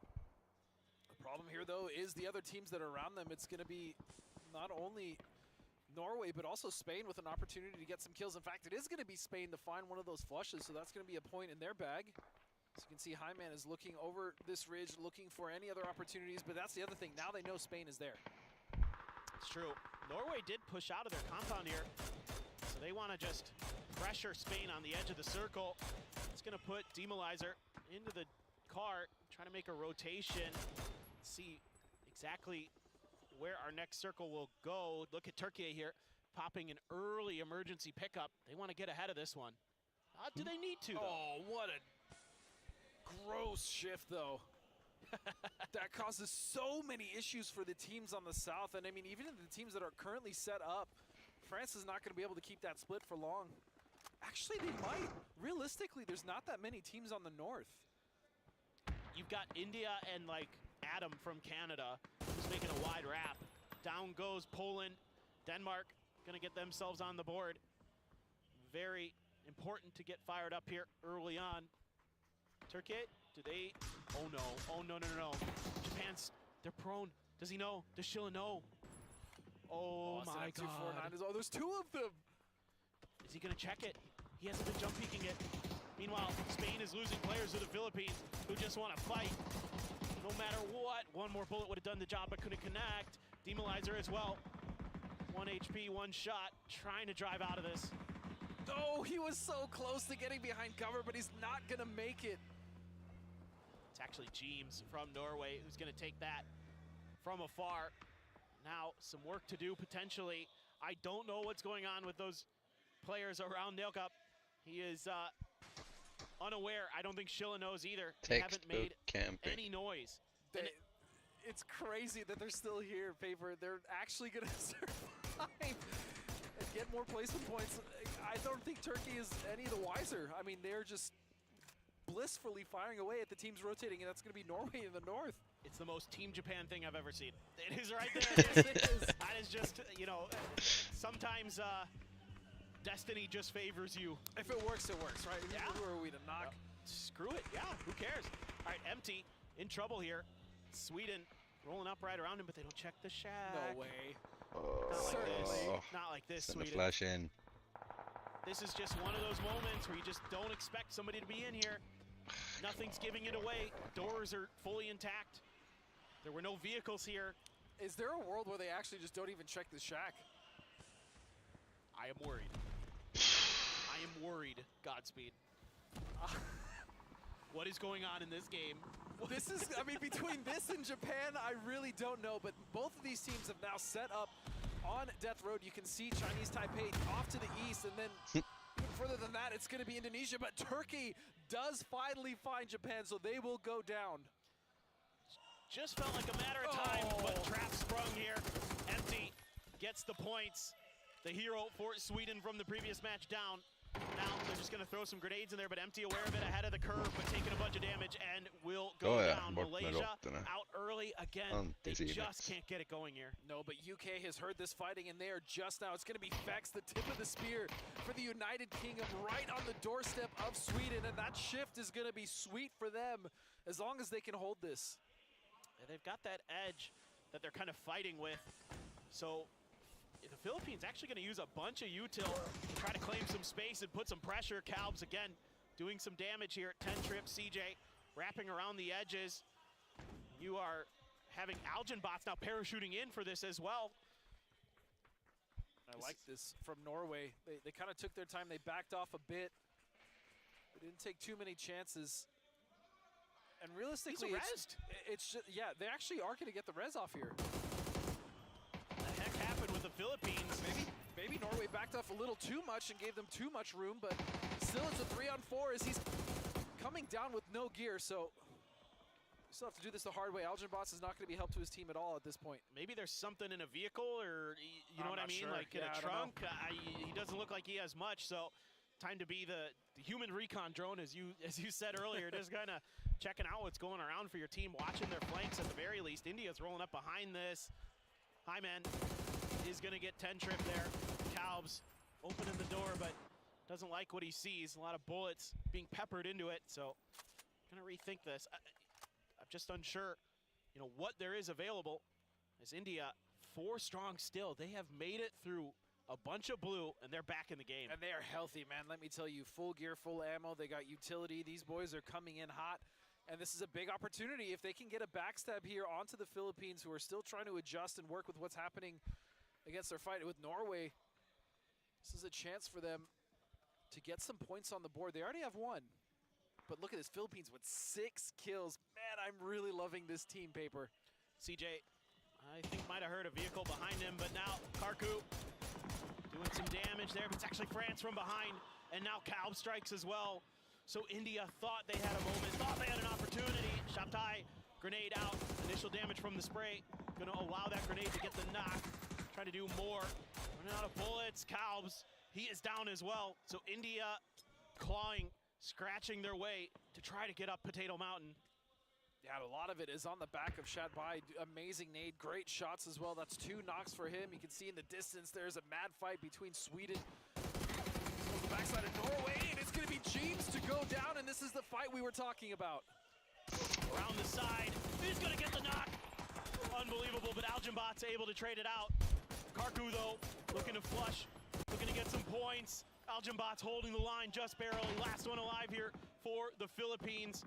And everybody is crumbling here on this northwestern side, but France still holding on, still 4 strong. Adam from Canada could have a role to play in this. Algenbot's scurrying, attempting to get to some kind of safety. Circle continues to go. Nice, nice. They're getting so proactive. They're stealing kills. They're getting in there. As you said, though, they have to be careful for Adam. That snake can absolutely ruin their game.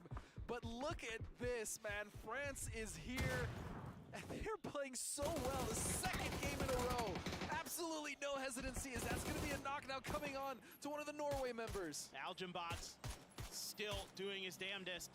Tires getting popped there. Might have been able to see the feet. Mal Rush gets Michael down here. This is the fight on the other side of the circle. T-Bone is going to return the favor. Michael had a grenade in hand, so he is going to fall. But T-Bone getting shot from a couple different angles. Nowhere to run, nowhere to hide. Leo going to do his best, but all of a sudden it's Brex from Germany who pops up and takes him down in a heartbeat. Sweden eliminated off screen. We're into the top 8. And normally so, when we see two teams fight, obviously a third-party opportunity is so usual. What a spray, and he's gonna find it. Beautiful from Vard. Nice one. That is from long range with that 3X. Nicely done to drag it down for the headshot.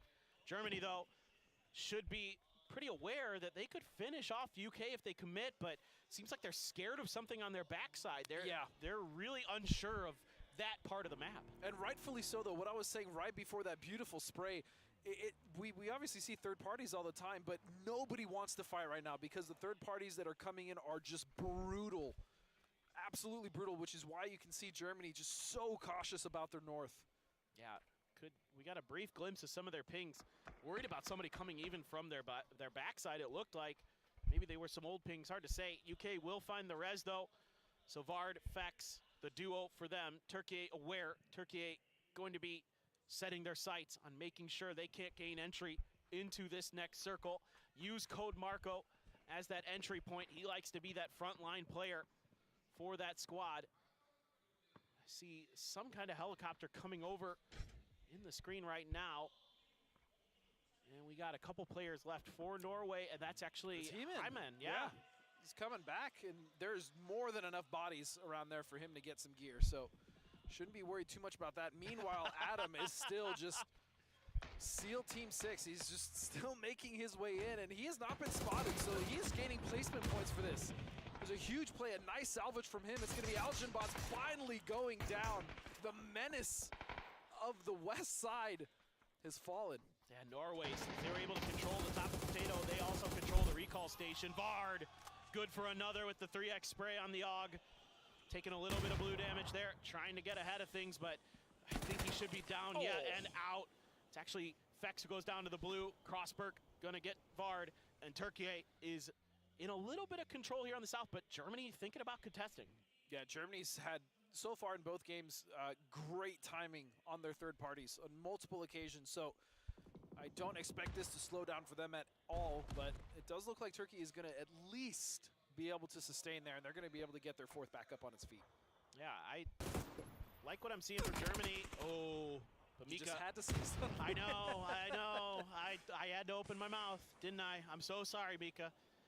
He had that trumpet on stage, and he was ready to roll. But Brex, good for one. I thought for a second he might get that. I did as well. Still, they're fighting back. 2 members left of Germany. Mika's res is a possibility here as long as they can do a little more damage to dissuade Turkey from pushing forward.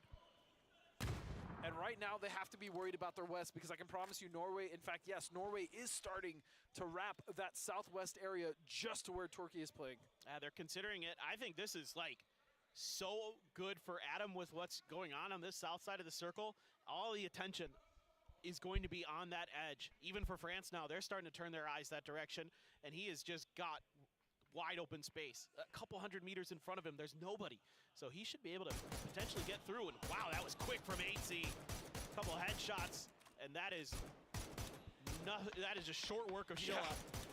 Oh, it's Chris, though. Oh, Crossberg. A sandwich now between the European teams as Germany and Norway just battering Turkey. No chance whatsoever. Code Marco is just soloed now, and Wait a second, though. He does find one before he's taken down, but that's going to be another member down for Germany in order for Norway or even France to come in, Paper. Yeah, Brex has a Lynx. He has 4 kills, and he has plenty of util in the bag to do some damage here. That level 3 gear still intact. The helmet, about half damage, but now over the top. Balzac going to take down Hyman. And France looking to try to close out a chicken dinner. It's all onto Adam in a way. Is he going to ever strike and kind of ruin their round potentially? But basically, looks like France has complete control this one. Oh, the way they've been playing this has just been absolutely beautiful cinema to watch. As they've controlled this entire side, they took the fight to India. They made sure Norway couldn't push forward. They got kills on Germany. They are just all over this map. And look at the control, but as you said, it is up to Adam. How is he going to dictate? If he gets a knock, even if he gets 2, that's going to be a huge call for Germany, but even AT to maybe go for a solo individual play of his own. This is going to be one of those moments for France, you know, as a lot of players are new, all the players are new to a global stage. Are you going to be able to kind of suss out that that extra player isn't south of you? They're north, they're on your backside. Not only that, but calm the nerves, right? Because they are 100% in the position that they are the best team to win this current game. So can they calm that? And on top of that, they've been given circles. So I want to make sure that what I see from them is still measured control, even in a situation where they have all of the advantage. Yeah, they can pretty much plant their feet. The real issue for me is just, is somebody going to kind of figure it out that, oh, wait, there's a player out of place here. Is the kill feed tracking good enough that you are going to be kind of understanding that there's a solo left out there and they haven't been fighting on the south, but it might not come to that because the circle might just answer the question before we even kind of have it be a problem. Well, another thing is they're kind of letting the game play out the way they should, right? They're not pushing. They're not chasing these kills. They know they have circle advantage. They have Balzac on the west side controlling. There's no reason for them to get aggressive, so they're playing this exactly how they should be. AT trying to find whatever points he can get. He can get Germany eliminated, but he is, I think, just dead. Nice nade. Oh, my goodness. Nice nade. That's beautiful from its caress. Still have that Lynx. Not sure how much more ammo was in it. Didn't quite catch it before he popped over to Nidix's POV. He's just harassing, as you should. Like you said, this is all about control. Yep. And it's like Max is going to find Chris, so just one member left. And at this point, Adam knows that his window of opportunity is closing because the rest of the teams on the field are all falling one by one. So a chance, if he can just get a knock here in SKZ, but I don't think it's going to be enough. It's 4-on-1, 8 kills for France as they are about to win their very first game on land in such an impressive fashion. Adam, an MP5 and a dream. And I don't think France is going to give him much opportunity. It just took too long there. Once those kills happen, they happen a little faster than Adam could react to. France swarming, circling. About to make contact there. Max sees it. The 3x spray with the MP5 does find one. Looks for the flush with the grenade. Can he get it in time? Stuns are coming his way to try to keep him pinned. He is going to at least get 1 point. Hold on. France really have to make sure they don't give him so many individual Come on. And thank goodness they don't. But what an attempt. France is going to win, and what a game it was. And what a salvage from Adam, really coming all the way from that position into second place. Well, this was the game where you really saw the recall system and its impact that it's going to have on PUBG esports, because there was a ton going on in regards to that. 100%. How many? We saw multiple. I mean, India fully recovered due to the recall system. They were able to get 3 members up. They even came back in and got a point off that fight we saw on the west side with Philippines and Norway. And then then we saw multiple reses there in that fight as well. Algin came down with nothing, eventually got something. Then Norway had someone fall, and they got someone back up. So my favorite addition, personally, to the patch is something that I think would do good is the res system. I think it's great. I think a lot of the players actually like it as well. So, and we're seeing it. I agree. I'm with you on that. It is something I actually like having in esports. I think it lends itself to some cool moments, as we just saw here. Plenty of second chances for these players to showcase. Like Algebot, like really stood up for the Philippines there. But France, insane stuff from them. They have come out swinging here at Nations Cup. Their first chance at the event, and they are making the most of it. And it really all started in this fight, right? We saw that beautiful play from for Malaysia to kind of stall that push, and then we saw the knocks from It's Chris, the Bolt. All of that was happening just north of Death Road, near that tempo dip you were talking about. I loved it. Germany, I thought, played this game great. They did. It's classic, like, It's Chris style. It's edge play, but edge play done very well. Yeah, and that's kind of been his MO and their MO for quite some time. The Philippines is just bringing the heat, and I'm all about it. Just keep firing. Never let those guns cool down, dude. They're just pushing everyone, man. But again, that playstyle actually works very well in qualifiers when it's working for you, when they're actually accumulating the kills like they did in Game 1, like they did in Game 2, because again, you just have to hit top 8. You do not need to win. You just need to get enough points to stay in that top 8 standing. That's true. That's true. And I like just like the confidence that it might be giving you, and sort of like exactly keeping you into the games and warmed up and things like that. Bard, this is a nasty spray, dude. That is good. You love to see it.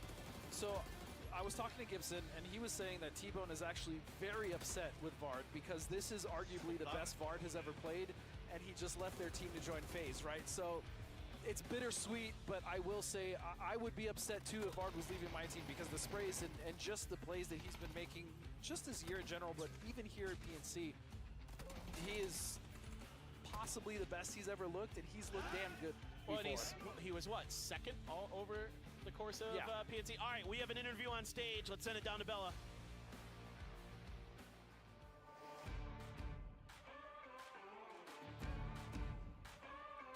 네, 오늘 대화력을 해준 팀 프랑스의 니덱스 선수 인터뷰 만나보겠습니다. All right, that was a wonderful start to your first PNC. How does that first chicken taste like? I'm really good, feeling confident now. I'm ready to dominate again. 첫 치킨을 먹어서 너무 기분이 좋고요. 자신감도 넘쳐서 더 치킨 먹을 준비가 됐다고 이야기를 해줬습니다. 니덱스 선수의 행운의 부적, 이 못 보신 분들을 위해 한번 자랑할 수 있는 기회를 줄까 하는데요. 니덱스, is this your lucky charm? Yeah, this is the gold mousepad. The golden mousepad.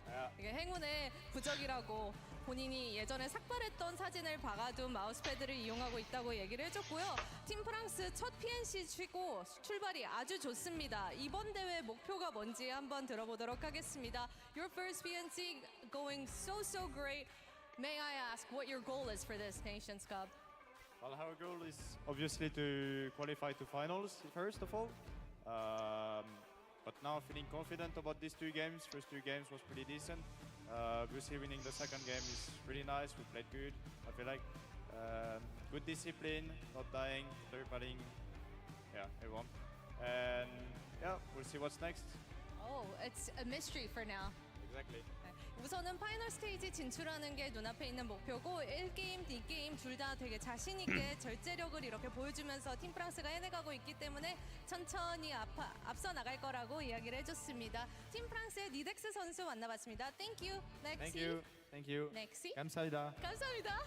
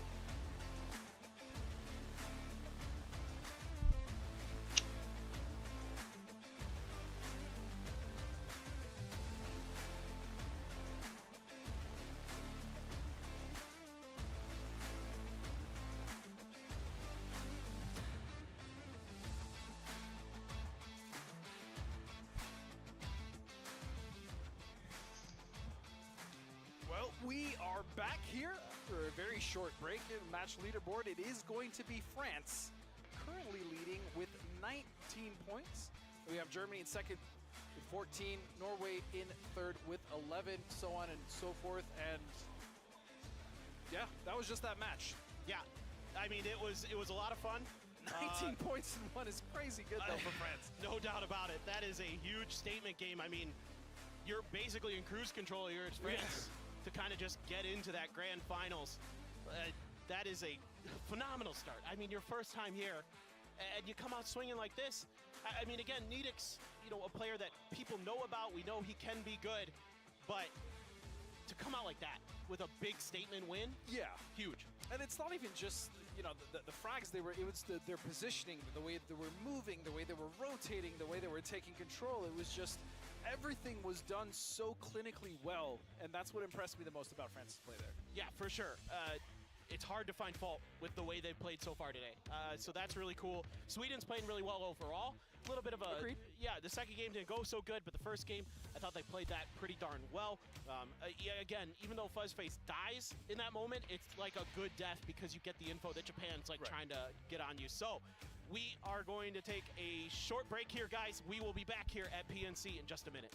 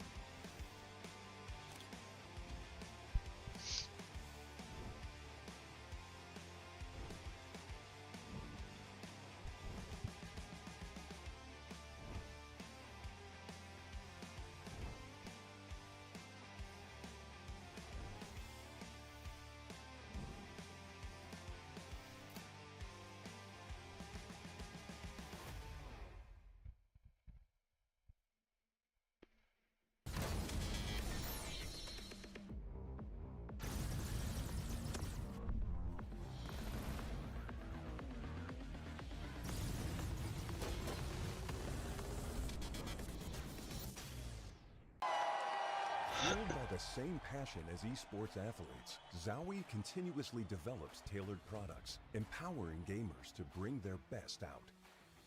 Today, we are launching the all-new XL2566X Plus, which uses the newly developed Fast TN panel and upgraded Diac2 technology. The new monitor series continue to evolve, refining details to ensure players can perform their best consistently in games. Dominate with speed. Octopus 8K HE. Scanning every key at the speed of light. Customize every key and setting to build a perfect keyboard for your play. Superior keystroke feel. Experience speed like never before. Octopus 8K HE. Azra.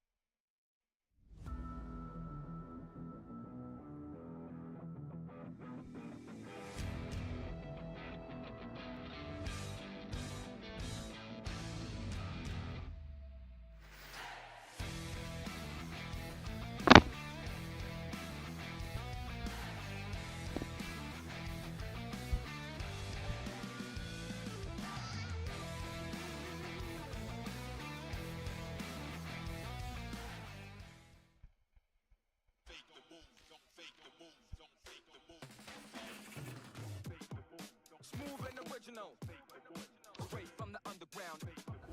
Listen to the real funk. Hold on. Watch out, the furious. Better be focused. Listen to the real funk. And it goes a little something like this. It goes on and on and on and on. It goes on and on and on and on. It goes on and on and on and on. Listen to the real funk. 혹시 모델업팅 좀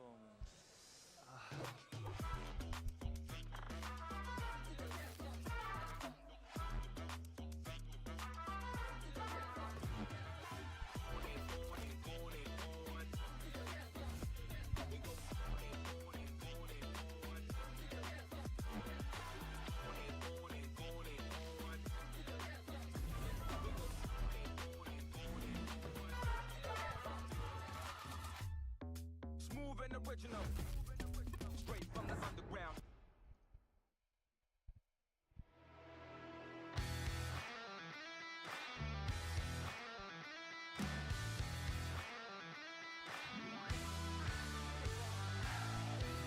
We are back indeed.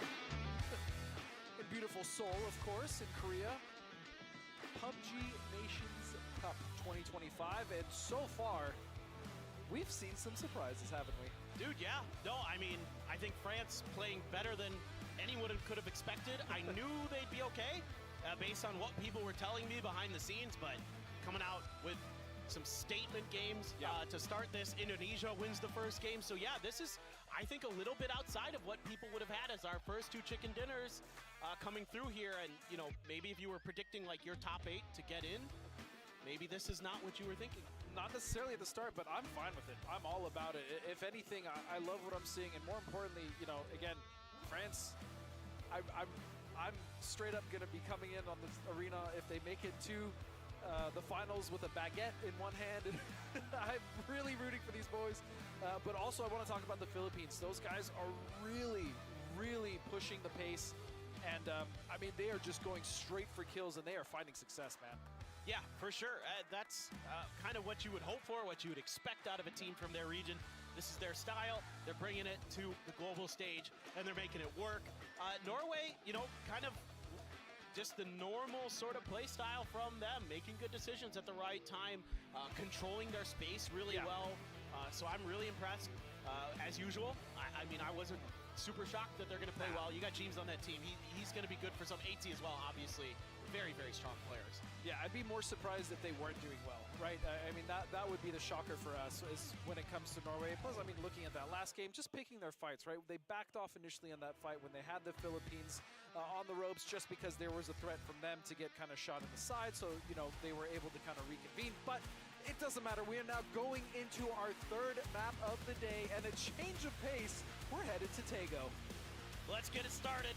It's time to Taego as we move into our 3rd match of the day.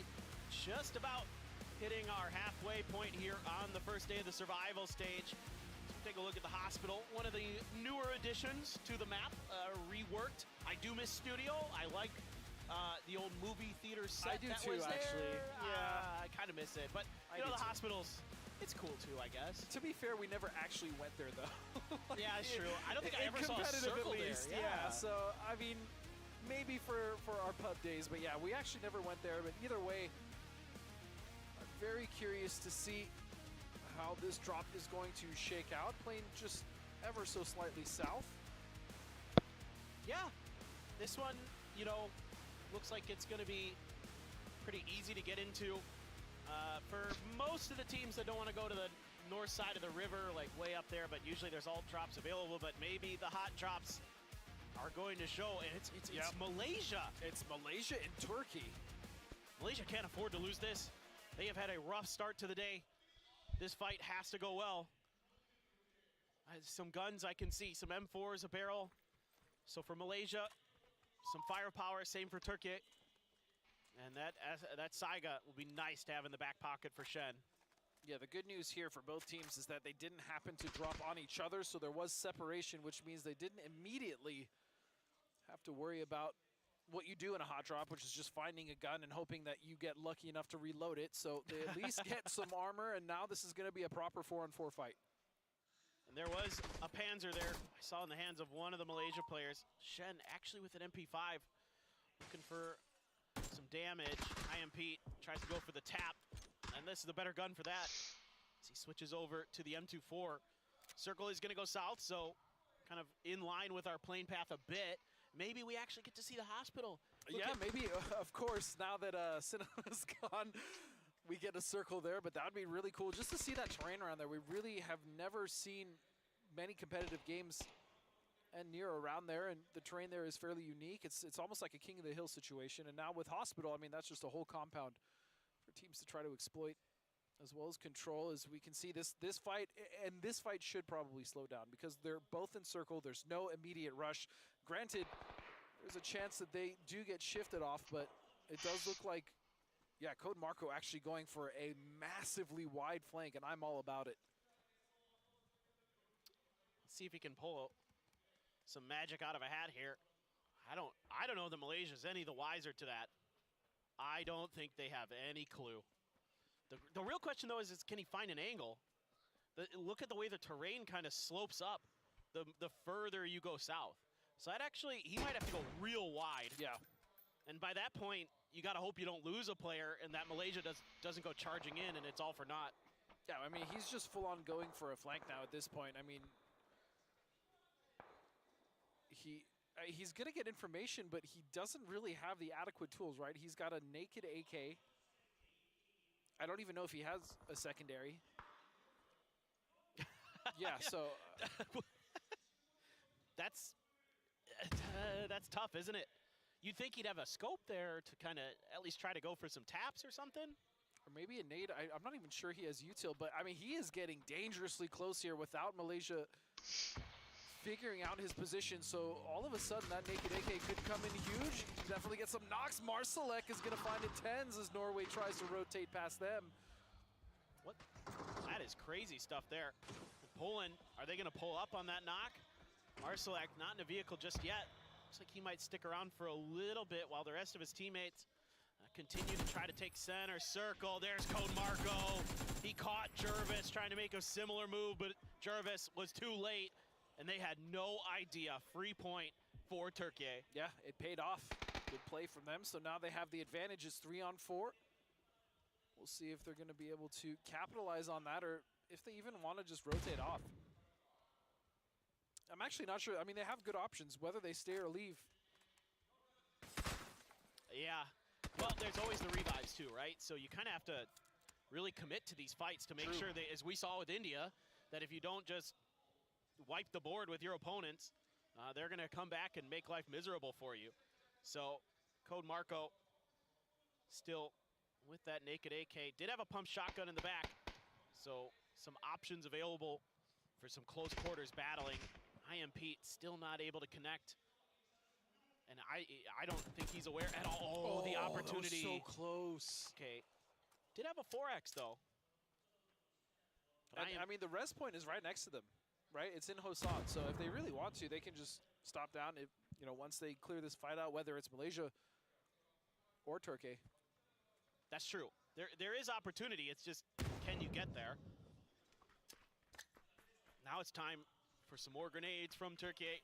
Bouncing in through the side of the window, catches Empty in the back. A lot of damage done. Shen, though, still alive, still a threat. Takes down Crossberg. That's a good start. Evens the odds now, 3-on-3. You're gonna have to do a little bit more here. But are there any more heals left? I'm not sure. I mean, Code Marco only has 19 rounds left in his gun, so you can see Shen now trying to make the push again. I think you're right. I don't think he has any heals, no bandages. All he has is one smoke grenade. 24 bullets. Yeah. They get a little dicey. He's got to get help, but this is falling apart for Malaysia. There just isn't enough to get this done. The loot just wasn't there. Oh, hold on though. Empty with a big nade and an opportunity. A second knock. Code Marco is going to go down. All of a sudden, Shen, if he can just make this wrap, that's going to be a third. It's one member left for Turkey. No way he can get this done. Shen knows he's coming. He has the Saiga in the back pocket. Gets a bunch of damage, but a shotgun or nail cop doing a bunch of damage as well. Empty on such low HP. Trying to pre-guess, trying to jump, shoot, he's got it, just barely. Empty comes up huge. I thought that was looking curtains for Malaysia. It was looking real grim at first, but man, what a play. Empty with the nade, the follow-up knock, Shen with the support, beautiful stuff. And that's got to feel bad for Turkey. They had a really good start to that fight. Well, all of a sudden, a grenade and a spray from Empty that just, who knows what happened there, and it just crumbles. Unbelievable. And it's just, you know, both teams were hurting on heels as well, so I'm sure that was a consequence as well for Team Turkey. Looking at the circle, we've seen a lot of movement, a lot of rotations coming in on the south here. Still one team left on the north, and surprisingly, it's actually the Philippines. They're usually already at least wiping one or two teams by this point. Yeah, they're already getting the bullets flying pretty soon in these, but Sweden will be quite a ways back. Red zone maybe stalling them up a bit, but I'm not sure. Seymour though. Oh, what a beautiful double. Zerath here for the trade. And out of nowhere, Indonesia and Germany getting into a fight here, a scuffle. Well, Germany better be ready, because Indonesia wants those points and they're gunning for him. Zerath does get the flush though. Rez attempting to be stuck. I think Trick's grenade isn't going to be cooked well enough. Zerath holding the line, tries to hold the spray, but not good at. And it's Chris coming up and over, Trick did get one, but it's Chris. Gets the flush as well. He's the only one alive, though. He is dangerous. Sets it on Trick. Grenade being cooked. Is it going to be on the money? Oh, no. It just missed. And you can see shots coming in from the distance as well. So Chris with a Herculean task ahead of him if he can get it done. But again, there is help. There is reprieve coming from shots from, I think it's Poland. Yeah, it's going to be Poland actually stopping this push, saving Germany, buying them some time. This is difficult for both squads, though. I think Rex is going to bleed out. It's Chris not being afforded the opportunity to stick a res. Trick and Setsuna, happy feet, trying to keep themselves from getting shot from behind. And here comes Poland, though. I can see them not too far away. They're pulling up. They want some points. Polish power here. It's going to be Marsalek to find one, and that is it. Germany will fall. Let's see if they can get rid of Indonesia now, as there's only 2 members left. As you said, it's just Trick and Setsuna. They're going to get the chips and actually a good amount of gear loot as well. There's a lot of bodies there for them to get, more importantly, utility. I was kind of curious if Poland was just going to I'm a little disappointed they didn't actually finish that. Yeah. I mean, they should have known there was only 2 left of Indonesia. For sure. Maybe they just didn't feel like the fight had, maybe they felt like the fight had taken too long. You know, sometimes it just... Which is fair, I guess. Oh, maybe Fuzzface's glider, and Let's they're like, go. no. Comes the airstrike. Does he hit these? Not with him in there. I hope he does. Surely he does. Please. The man, the myth, the legend. I love bolting from gliders. That's all I'm going to say. It's so fun. All right. Circle 2 in up towards Ohyang. Buksansa as well still in this, so I don't think we're going to get our hospital dream. Not quite. Danish flag, but what? plenty to work with. A few teams still on the outside looking in. Japan taking another emergency pick.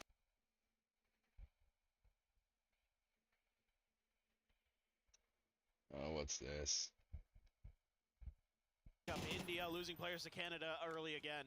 Yeah, it seems like these 2 teams are intertwined. I think they've run into each other almost every game. It's only been 3, but I mean, that's 100% as far as I'm concerned, 3 for 3. So it seems like they just cannot stop running into each other. But I also will say, I think India has recovered both times from that fight that they initially had with Canada.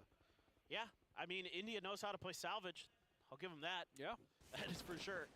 Japan right into the middle of everything. And this could be a shooting gallery. Some damage done here to Mook. Nedex with that barrel, not able to connect. Mook, is he going to be able to get to the ground? Fevin cannot. Right before he lands, he gets knocked. He gets flushed. Meanwhile, we're losing players on the Philippines. It's Norway and Philippines battling again. Yeah, and this is happening on the western edge. They just pulled up here. And Norway was able to get a knock here and kind of slow them down, but the rest of the Philippines starting to come in. CJ very far off to the west. He's actually looking for the anchor of 8C for Norway, but he can't seem to find them, and so much damage has already gone out towards the Philippines. Oh, now they're getting third-partied by Sweden, who is wrapped up much further north, outside of Songam. And Japan losing more players, just jumping into the center of the circle. Risky business. Especially with the way that teams have been playing recently, prioritizing those center circle spots. Intends, finds a great knock, a headshot with the Dragunov, and I don't know if the Philippines is much longer for this lobby. I see CJ just booking it. He is not trying to help his team at all. I mean, there's no point at this point with how many teams are now clustered on that western edge. It's going to be Canada getting rid of India, and they did lose one. But that should be an easy res for them. Yeah. They're literally in a compound with a blue chip transmitter. So yeah, that's going to be a nice cleanup. Good amount of points. Canada's been just kind of farming India. Yeah, they're really doing well for themselves in those fights. You know, India trying to get it together. They put some points in for sure. There's that res you were just talking about. Blue chip transmitter will be good to go for them. Not sure what the timer is on it, but they'll be back eventually. And cars rolling in, safety found. Canada, northeast side of the circle. Nobody behind them that I can see. Oh, so it looks like, yeah, Canada actually pulled into this. It was a 2-2 split for India here. This is a good find for Canada, though, right? Like, you're able to kind of find a weakened India and India doesn't have much choice but to try to fight this, or at least like show presence. Canada just ready to punish. Yeah, great on them to just recognize, I mean, whether that was India or any other team, that they were just split, right? And just capitalizing on that with all 4 members. So making great decisions. Let's go. Again, early game, Canada is finding success in these games. Love to see it. Sweden versus Norway. Our next circle. France, Denmark, surviving members of Japan, UK in there There's now. not enough room on this hill for this many teams. I mean, this is about to turn into a bloodbath paper. Well, I'm excited for that. That's what we're all about here. As Sweden's already making their move. I think they heard you over there, Godspeed. They want to get into this next circle as quickly as possible. But Poland going to be defending Marsalek. Oh, but that is an MG3. And Fuzz has got to be careful. I mean, Fuzz has been in this glider for quite a while, and he has been able to guide Sweden in this rotation, but now with Poland and Marsalek kind of putting a stop to that, they're going to have to reevaluate, and they're actually opting to wrap all the way to the south. And there's another team that's going that way as well, and that's Indonesia. Well, let's see. Indonesia going to be ahead of the curve. The real question is anybody able to kind of get underneath Spain without taking a bunch of damage? That's kind of a good position for them to be holding. Balzac actually connecting a little bit onto Adam. They don't want to let this revive come through. Oh my goodness, they're actually shredding him. Yeah, he's in trouble. Oh, he's actually getting shredded. Make it down, survive! He just barely does. Just barely. That was very close, and he is far from home. I mean, his team has already moved into the circle, wisely so, right? You can't risk one person coming into loot, so they send the rest in, but the issue is where the other one's going to go. I mean, all of this is already taken, and there's already a bush rat in Goni. He's going to find one, but they're going to trade out the other. Oh, that could have been a lot worse for Canada. Mook gets spotted. It's Max from France. And Canada has, at least for now, got a little bit of space, but do they have enough cover is the real question. With the way those hills are angled, looks like Max could still do some damage. I also just have to say, Paper, I absolutely love the confidence. France is playing like a team that has years of experience. The way that they're splitting, the way that they have control of this hill. They left 2 back in the compound. This does not, to me, look at all like a team that is playing their first LAN. I agree. It's crazy impressive. I'm a huge France fan right now. Yeah, no, me too. This is looking like the best team in the lobby so far. Yeah. And that's crazy. With how many good players we have out there. I mean, we're looking at one of them right now, Shen. He has made his name on the international stage. Everybody knows who he is. If you've ever watched international PUBG before, Denmark, 2-2 split, leaving a couple players on the backside there. Looks like Shen just trying to get some info, trying to figure out where they can move successfully. There is, Chinese Taipei to their northeast to worry about. There is a red zone right on top of them as well. Not the best. They're sandwiched between 2 very difficult teams to move against as well, because we know Norway, these players as well as Denmark, do like and favor edge play, and that just makes things even worse for them, as Chinese Taipei also have to rotate in. They're going to run basically straight into Team Canada, because I don't think anyone is going to be able to make it to the east. That control that France currently has is very strong, especially now that those 2 members off to the northeast have to consolidate. That's just going to be even more control on that hilltop. And now you've got Indonesia kind of watching the Philippines. They actually got the res through here, Godspeed. They're trying to drop in Oh Hyang. Indonesia right there. If they can figure this out, that these players aren't going to be dropping with any guns in their hands, might want to go for it. Norway making a dive. Center circle. Saw some crates on the mini-map, not too far ahead. That is a great play from Norway. Yeah. Sorry to interrupt you, but just getting past all of that, immediately recognizing that they don't want to be stuck on an edge with Malaysia and Denmark. That is a beautiful, beautiful rotation from Norway.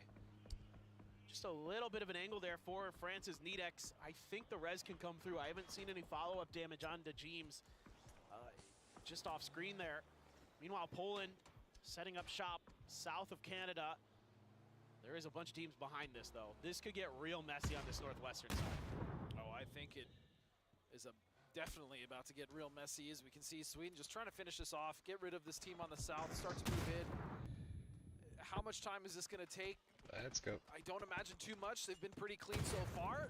Most of the members are down for Spain. This is just down to Shadow Echo now. And he's easy. Easy. Yeah, not 4 kills, but 2 kills there for Sweden, but a clean sweep and a clean take of this southern part of the circle. Denmark under pressure. Ketter almost dead. Throwing out some grenades, trying to back off Malaysia. Now putting the pressure down. Gustav able to respond here. Looking for the flush, has it, a grenade as well. Found the mark, and all of a sudden, Malaysia loses 2 players, and what looked like might be a good fight for them is crumbled. Yeah, but Chinese Taipei have also entered chat as they're now right in the vicinity of this fight, and then Canada also holding off Chinese Taipei, so there are 4 teams that still have to get in on this just crazy contested edge. There's nothing to play here. They're fighting for nothing. Somehow Shen got a kill onto a player from Chinese Taipei, Jai Wei, and Beamy now looking in that direction as well. Savior out in the blue. Leo just ahead of him. They're trying to get through, and Empty hits a banger.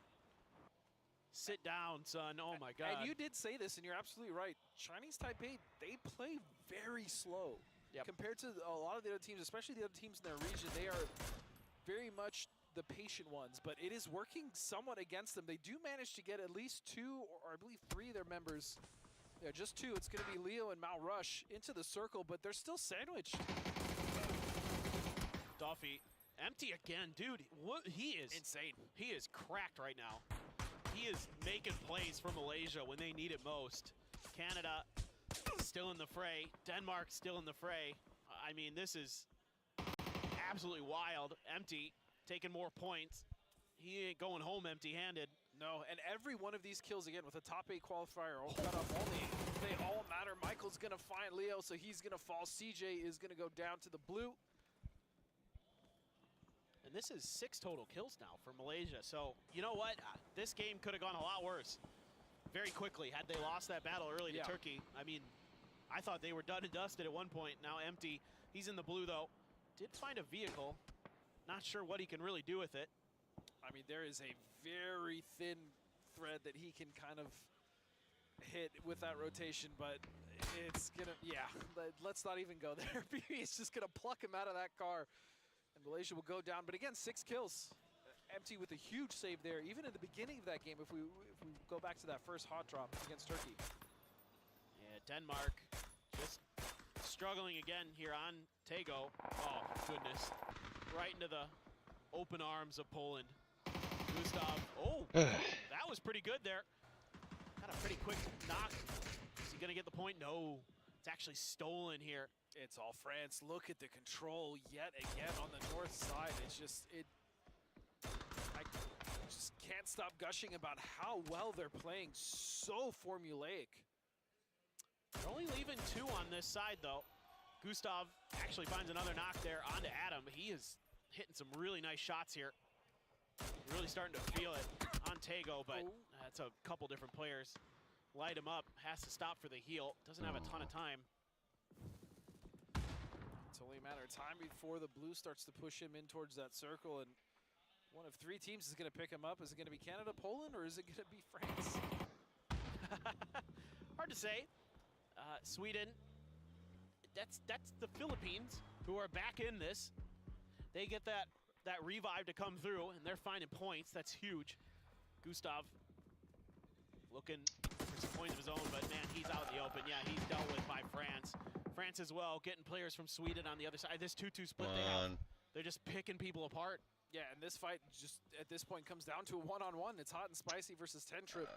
It's not worth it. Sweden and the Philippines have crippled each other essentially. Now it looks like Indonesia is gonna lose one, but a trade came in.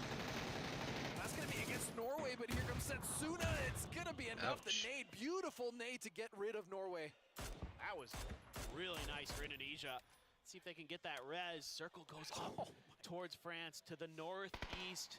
Sweden gone. Looks like we have 6 teams remaining. The barrage lands near Poland, but they have some escape valves. They have some of that emergency cover as well to work with. Trying to clean out this space is Canada, using those blue zones, using the frags. They haven't really done much. Poland sitting pretty. Marsalek, oh, he only got 1. Vinna got the trade, spraying through, but he's gonna pay the price. The Famas Gonna put him down. And there was a grenade from Cappy's finish Shin. It is really dire for Canada. Yeah. Just Adam again. It's just down to Adam. Remember, he had to res and then come meet the team later because he had to re-loot. So it's a 1-on-3 here, potential situation for him. But the problem is France. France is already hunting. They know exactly where Adam is, and already sent a few other members, one of those being Nedex, to kind of keep an eye on Poland, as they're just looking to get this free point off of Adam. I feel like organizations are already penning the emails to these France players. That's all I gotta say. These guys are just so strong right now. And there's a move coming out from the UK to cut off Poland, and France is helping. Yep. And Poland's they're sandwiched. This is problematic. Love this play though from the UK, recognizing an opportunity for kills here as they're gonna come in. Fex is gonna get the knock onto Cappy. In fact, he's gonna get the knock onto Marslick as well. Give him 2, he'll get the flush for that one as well. This is crumbling. Kind of felt it coming. As soon as the UK made this move, Poland was in trouble. Trying to just, oh no. It's gonna, I thought it was gonna fall on him.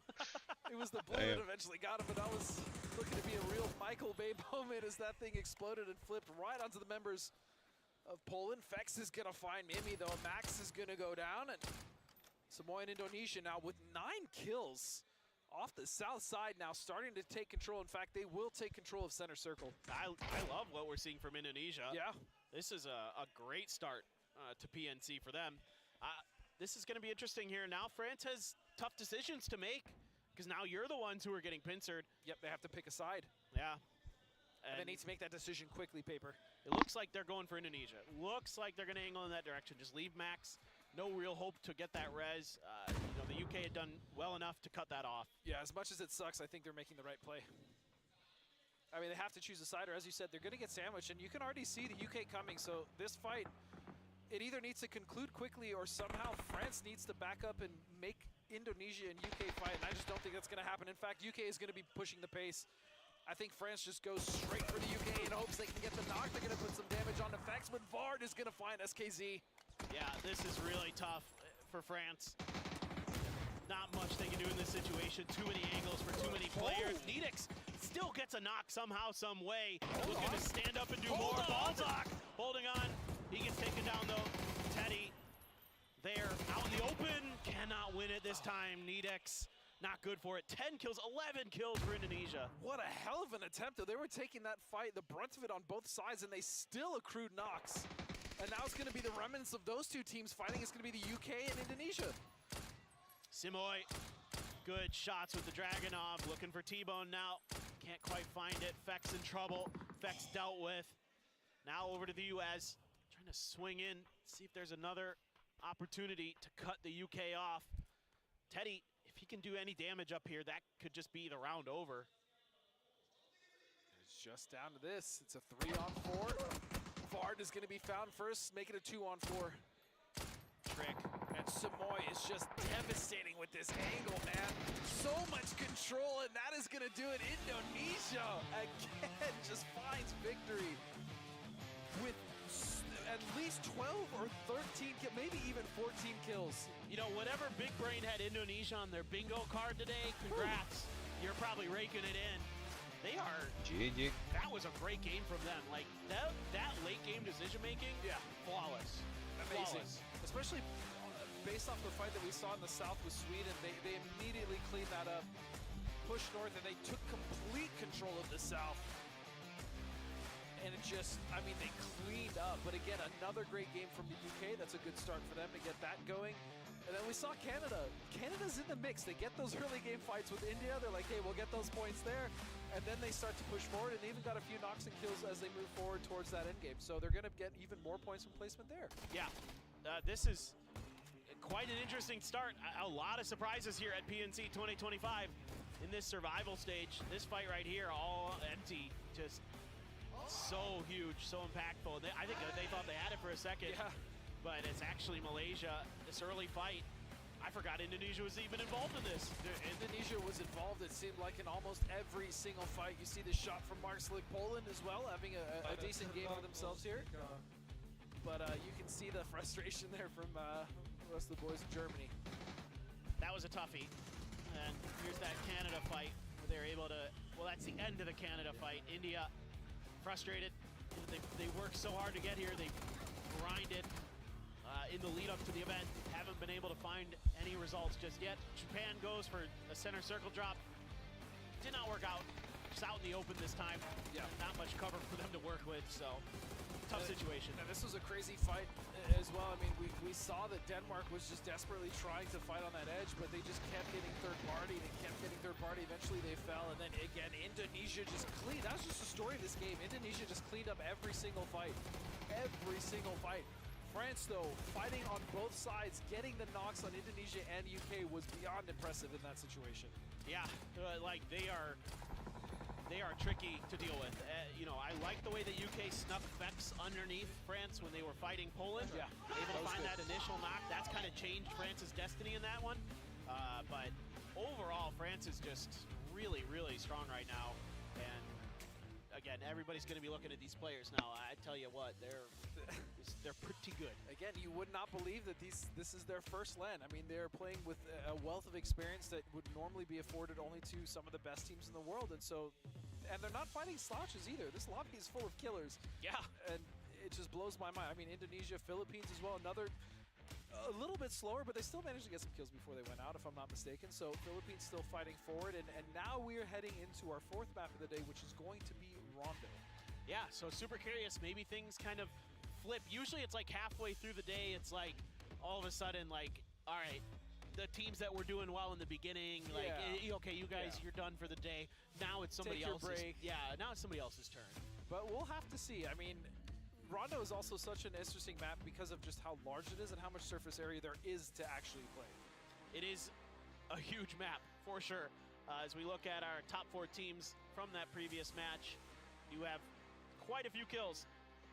Good God, 15 for Indonesia. Kills, which is crazy. And then you saw France get their 9. UK was battling in there. I mean, the telling story of UK is just how much damage they did that game. They only walked away with 6 kills. I say only 6 kills is about the amount of kills. But the amount of damage they did was actually comparable to France, who was also just fighting pretty much everyone. So UK were absolutely in the mix in that game. And then Canada, you know, we saw their early game fights. I'm really curious if Canada is going to run into India again in the 4th game in a third different map. Why not? I mean, if I was Canada and I had that success rate against India, I would also hunt India.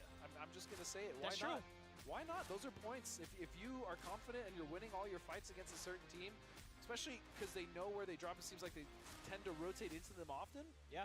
Well, and especially if you know that at least on one of the two big maps, I mean, Erangel, Miramar, right? They're going to drop on you sometimes on Erangel, then screw it. Take the points. Go take the fight.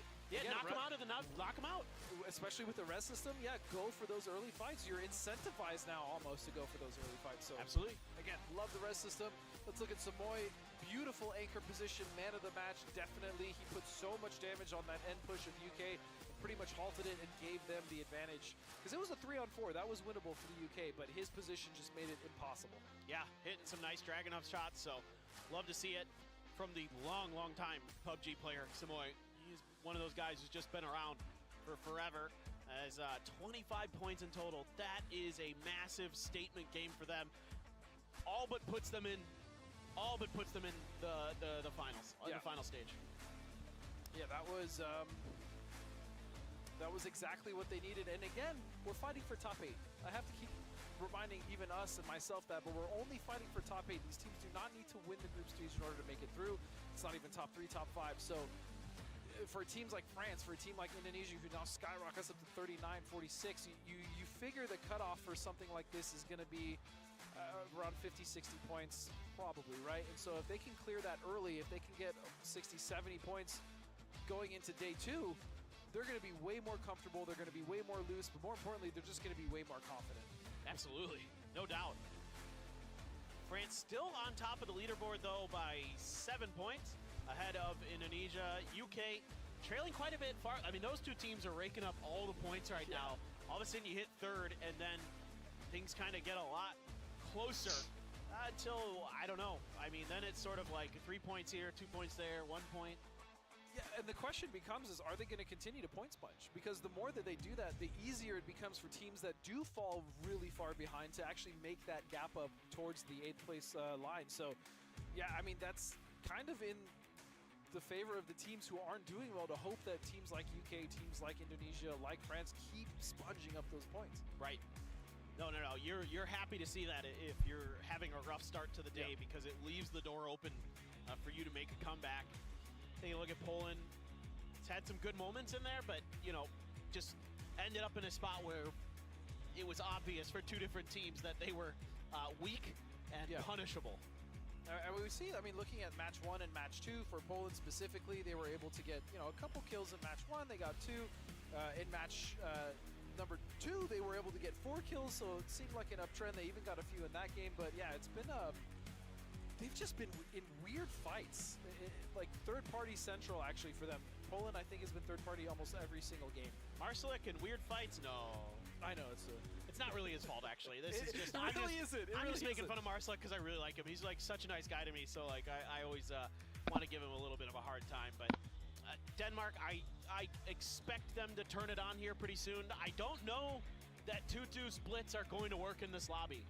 This is going to sound weird, but we saw multiple 2-2 splits get punished that game. Yeah. Like in those compounds, it feels like you're almost safer just going like clumped up as 4, or like doing what France has been doing, taking space. I think also if you look at a team like Denmark, though, it also depends on how you're splitting that team, right? Because you have 2 members that have a wealth of experience, and you have 2 members who are somewhat newer, right? With Ketter and his teammates. So I wonder if that, like, do they split those 2? Do they maybe give Gustav with Ketter and then split Mimi with the other? Like, what exactly is that split going to look like? Does that really matter? I mean, are they confident enough to just hold that split? But yes, it does look like splits have been punished more so, at least so far today. Yeah. I mean, unless, you're going for like the wide split that France has been playing. That has actually been working for them. I wouldn't be surprised if somebody after maybe the next break we have, when you can talk to your coaches again and stuff, like, might look to punish France in some of those wide splits. If I'm a coach, that's something I'm looking at, especially if I'm one of the teams that's like in the middle. I'm going, hey, we need some points. There might be some freebies there, you know, where France might just kind of be overconfident or something like that. Yeah, and I feel like we kind of saw, I feel like we almost saw Denmark try to do something with Dofi and Gustav, but one thing to point out is I've noticed that when France does those splits, they do it when they know that there's really no one that can contest them, which is so intelligent on their part, because yes, they're taking over such a wide portion of the circle, but realistically, there's really no one there to contest them for it. So I am curious, based off what you just said, I agree, are they actually going to get punished for that? Is the team going to recognize that and be like, you know what, even though no one's around them, we can actually make that push because they've pretty much pushed everyone else off anyways? Yeah, it will be kind of curious. You may have made a good point, though, that maybe they're just so ahead of the curve, like they're so aware of the map. I mean, the only time where there was even a danger of it falling apart was when Adam was alive. Yeah. On that second Airgale game, and outside of that, it's been fine. And even then, yeah, he wasn't even punished, right? So no. Or I mean, they weren't really punished. They lost one player. That's true. That's not a big deal at that they point. Won the game. Yeah. So either way, and then Norway. I mean, Norway has just been in the mix. They've been in every single fight. Pretty much, it feels like they've been very consistent as well. So, I mean, the second match, I believe they got 11 total points. They had 7 kills. They got a 4th place. Even in that last game, they were involved in a lot of third parties, and they're getting their kills where they can, right? They're getting picks here or there, and that's where they're going to be strong. For sure. I like the Philippines. I like the style they're bringing in. I think it's well within their wheelhouse to pull something like this off, as they are getting ready to get into the next match here. Just having a little bit of a hiccup getting it ready, but yeah, we won't be too long, I don't think. Should just be another minute or two before we are squared away here to get into match 4. Been told the ETA is about 1 minute. Not bad. For Rondo. Gives us a chance to get a little breather, because these games are pretty great, very intense. No doubt. There's been so much fighting. It feels like there's a steady amount. Yeah. You know, it hasn't been like There was that one circle where I was like watching the kill feed, and I'm like, oh god, what is going to be going a on? slow burn, yeah, but not at all. None of these games have actually been slow burn. And again, I think the big advent is the changes, right? Having that res system gives these teams so much agency to just go for those early fights. They're incentivized to go for kills. Doesn't matter if they lose 1 or 2, as long as they get the wipe, or even if they get 3 and the last member of the team, like we saw India, had to run, they're still getting those points. And you know what? If they know where he's going to res, they can just try to get more points off the same team. That's a good point. That's a really good point. I like the res system. It's keeping things very interesting. The only thing I'm like, sometimes I'm like, is that an emergency pickup or a res? That's you the only one where generally I'm can like, tell when we actually get the camera on them. We're like, oh no, he's naked. Yeah. Has nothing. Then I know, and then I'm like, oh yeah. One thing we haven't really seen actually at all is we haven't really seen any BRDMs. No, it is and weird. we haven't seen any C4. Yeah, that is weird. I thought we'd see at least one, but I thought we'd see one C4. I thought we'd see 1 to 2 BRDMs a game, but we've seen none. So I don't know if it's a lack of the players just finding them or opting not to. Do you even remember hearing or seeing a flare? No, I don't either. I don't remember seeing one. I mean, we've seen play. What's odd, we've already seen 2 links in comp. Yeah. Which is, that's a very rare gun. So the fact that we've seen 2 of those and no BRDMs, which I'm okay with. I may catch flack for this, but I'm not the biggest fan of BRD. Okay, that's fair. The res system, 100% I enjoy. C4, I'm not sure how I feel about it yet, because it has such an undeniable impact, and sometimes there really just is no counterplay for C4 if played right. Like if you send it in a vehicle, if a team doesn't have enough warning, it could just wipe out a compound. But yeah, the res system I love. BRDM's still not the biggest fan, but there's counterplay to a BRDM at least. You have Panzers, you have, you can just melt it with an MP49, but anyways, finally, we are getting into the 4th game of the day, and it is going to be Rondo.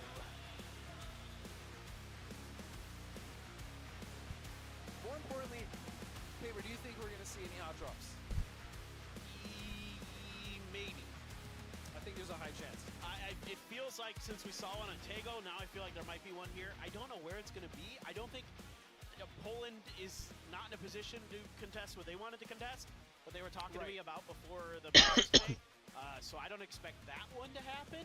I'm not going to say who they were considering dropping against.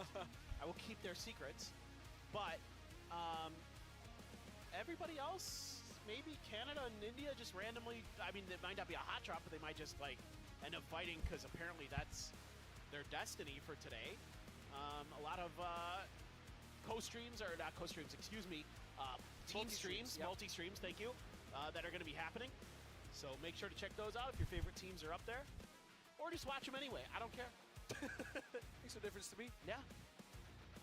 We have the best seat in the house to watch these wonderful games here. Is again, plane path, not the worst. I think most of these planes have been fairly fair, actually, for most of the teams involved, cutting off very little of the south and north in certain maps. I mean, we saw a little bit of that on the Wrangle, but so far these have been great. No, this has been really fun in terms of just everybody's bringing it up. Well, okay, so Canada is involved, and it's actually Poland and Canada. So this is happening. This is what I was talking about. I guess Poland just threw caution to the wind here. Marsalek hard with that iron sight to get those shots, and he cannot. The ace just not going to cut it. No, those iron sights are not my favorite. I'll say that much. Worse than the Scar, yes or no? I don't even remember the last time I used Scar iron sights. I would say not worse. I think the Scars are worse. The Scar is worse? Yeah, all right. probably. I actually hate the ace iron sights more, but that's just me. That's fair. I like the ace actually as a gun. It's a great gun, but yeah, the iron sights leave a lot to be desired. Yeah, they're tough to say the least. But Marsalek no longer has to worry about that. He's got a 3x, and saw some players from Canada. Get a quick look at their map there, see what they're pinging out, and aware where Canada is. Now Canada trying to hide a rotation, it looks like. I do like the way that Canada is just getting involved early, and they don't mind going for the early fights or even for the hot drops, right? In this case, they are going to pull away. I agree with this. Yulin at this point isn't in the circle. Sure, it's on the edge, but there's so much, again, there's so much real estate and space on this map that they can find something much better, and they can even get in a position where they can get more kills. But, I mean, they also could opt to stay. I mean, it wouldn't surprise me if Canada stayed and tried to just fight. Right? Well, they've got a car. So I see them, you know, just deciding that, okay, we don't want to mess with this right now. We're having a good enough day. You know, we woke up nice and early this morning. We had a good breakfast. No reason to ruin this by, you know, going outside and getting in the sun or something and getting a sunburn. It's hot. It's hot Korea out, right dude. now. No one wants to be outside. So hot in Korea right now. Why? Why is it like this every summer? I know why, but yeah, I you don't of all appreciate people it. should know. I know. I've been here for 9 years. Should know why. As we see Indonesia, this is the farthest I've seen them away from the circle or a fight. I think in any of the games, they're all the way on the west side. As we're checking in with India now, they too find themselves a fair bit of distance away from the circle, but they're also in between multiple teams if they want to get in. France, Philippines, and the UK. That's kind of a weird situation there over on the east. Yeah. I don't know if I've ever seen that many teams like east of that Jadena City River, whatever you want to call it, like the one that runs. The peninsula, I guess you can call it. Yeah. Kind of a peninsula, yeah. You're right, just because of the map itself. Yeah. That's true. But I've never seen that many teams. There's 3 teams on that side, north of Jadena City, and then there's Japan, who's south of Jadena City. Yeah, it's an odd concentration, and I just want to say, thankfully, we've never seen a circle end in Jadena City because that. What do you mean, thankfully? It is a night. Have you actually ever just even a pub ended a circle there? It is terrible. The elevations, it sucks. I love this map, Jadena City. You can Was take it fighting? Is it like fighting in on Destin? On Destin's, was it not Ripton? Ripton. Yeah, it is right. Ripton. Yeah, it's like that, but Well, not worse? as bad. No, because okay. Ripton is massive. Jadena is much smaller. A lot of damage. There's an M249, hot and spicy. Algenbots trying to get the hell out of there. We always got the moves, though. I see you. Ooh. That was close. How are they going to respond, though, with the rest of the Philippines around this area? Sweden. Oh, they're going to get the nades. So, yep, they're going to force a response here from the Philippines as that knock is going to come out. Yeah, I'm not entirely sure here for the Philippines if this actually is going to go that well. This high ground that Sweden had opened some opportunities up, and then the safety to throw those frags just put Algenbots down pretty quick. There's a SLR here for Mackendark as he's watching the angle. Kalbs is on the other side. If Kalbs play this right, he might be able to find a timing and catch Mackendark off guard, but Mackendark being very wary. Yeah, he's like this. His head is on a swivel. He's not getting complacent either in the angle that he's watching, and so because of that, he's actually been able, it looks like, to spot Kalbs, and now he has support. So this has now become quite precarious for the Philippines. I'm worried for Kalbs. I think you're right. I think he might have got spotted with Fuzzface's reposition.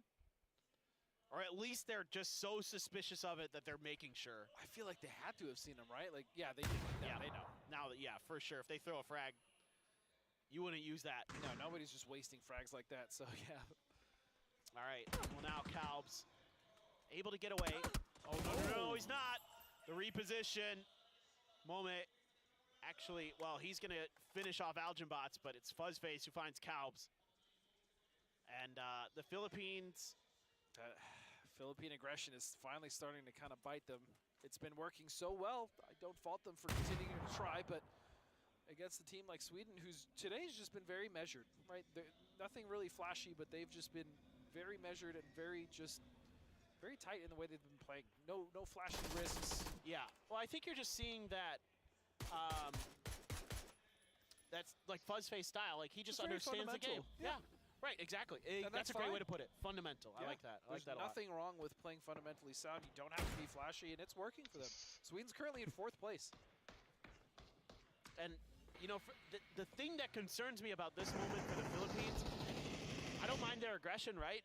What I don't like is the formation they took there, just because of the circle. I 100% agree. Because there's too much that can come from, like, behind you. You know what I mean? I feel like they were a little devil-may-care about that. They kind of just, they're like, oh, we'll just take this fight like this. I mean, to be fair, they've been winning with the majority of their fights like that. So I don't fault them, but at the same time, like we talked about in the final stage, if they make it there, those teams are going to punish you much harder for much less.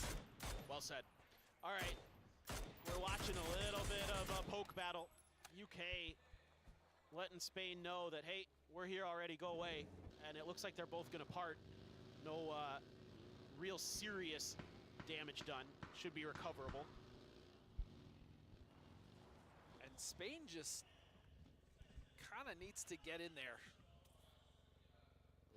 we saw one really nice moment in one of the previous games from Explicit, but they just haven't really been able to get things going as a team, especially when it comes to the team fights. A lot has been left to be desired, as Chris is going to have a nice spray land onto Goni. Oof. Just looked like maybe Japan was going to have a good day today. The first game looking nice, and then now they're just trying to make some macro plays that are kind of unfortunate in a way. I will say this one kind of a feels bad, man, because you wouldn't expect anybody to be up there still in this circle, but Germany's in this lobby, so guess what? And the thing with Japan is, I want to say, like, macro-wise, their positioning has been good, right? But really, they've just been falling short in the teamfight department. Like, the actual gunfights, that's where Japan kind of has been struggling so far on the day. And that's kind of been their MO. Yeah. Unfortunately, a lot of times they just often aren't quite there compared to some of the other teams. India are on the southern edge of the current circle. Still phase 1, so still a ton of time here. As we see these silent killers, these Pico buses? Busai? Busai?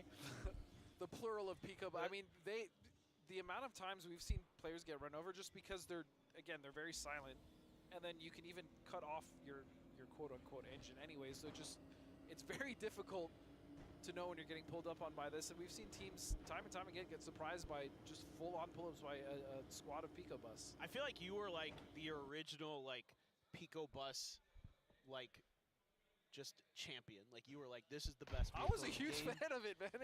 And you're right. You're absolutely right to be. It's so good to be able to pull up silently. Like, yeah, like obviously players will cut off engines of cars when they get close with a UAZ or you know, Dacia, whatever, but I mean, that thing goes very quickly.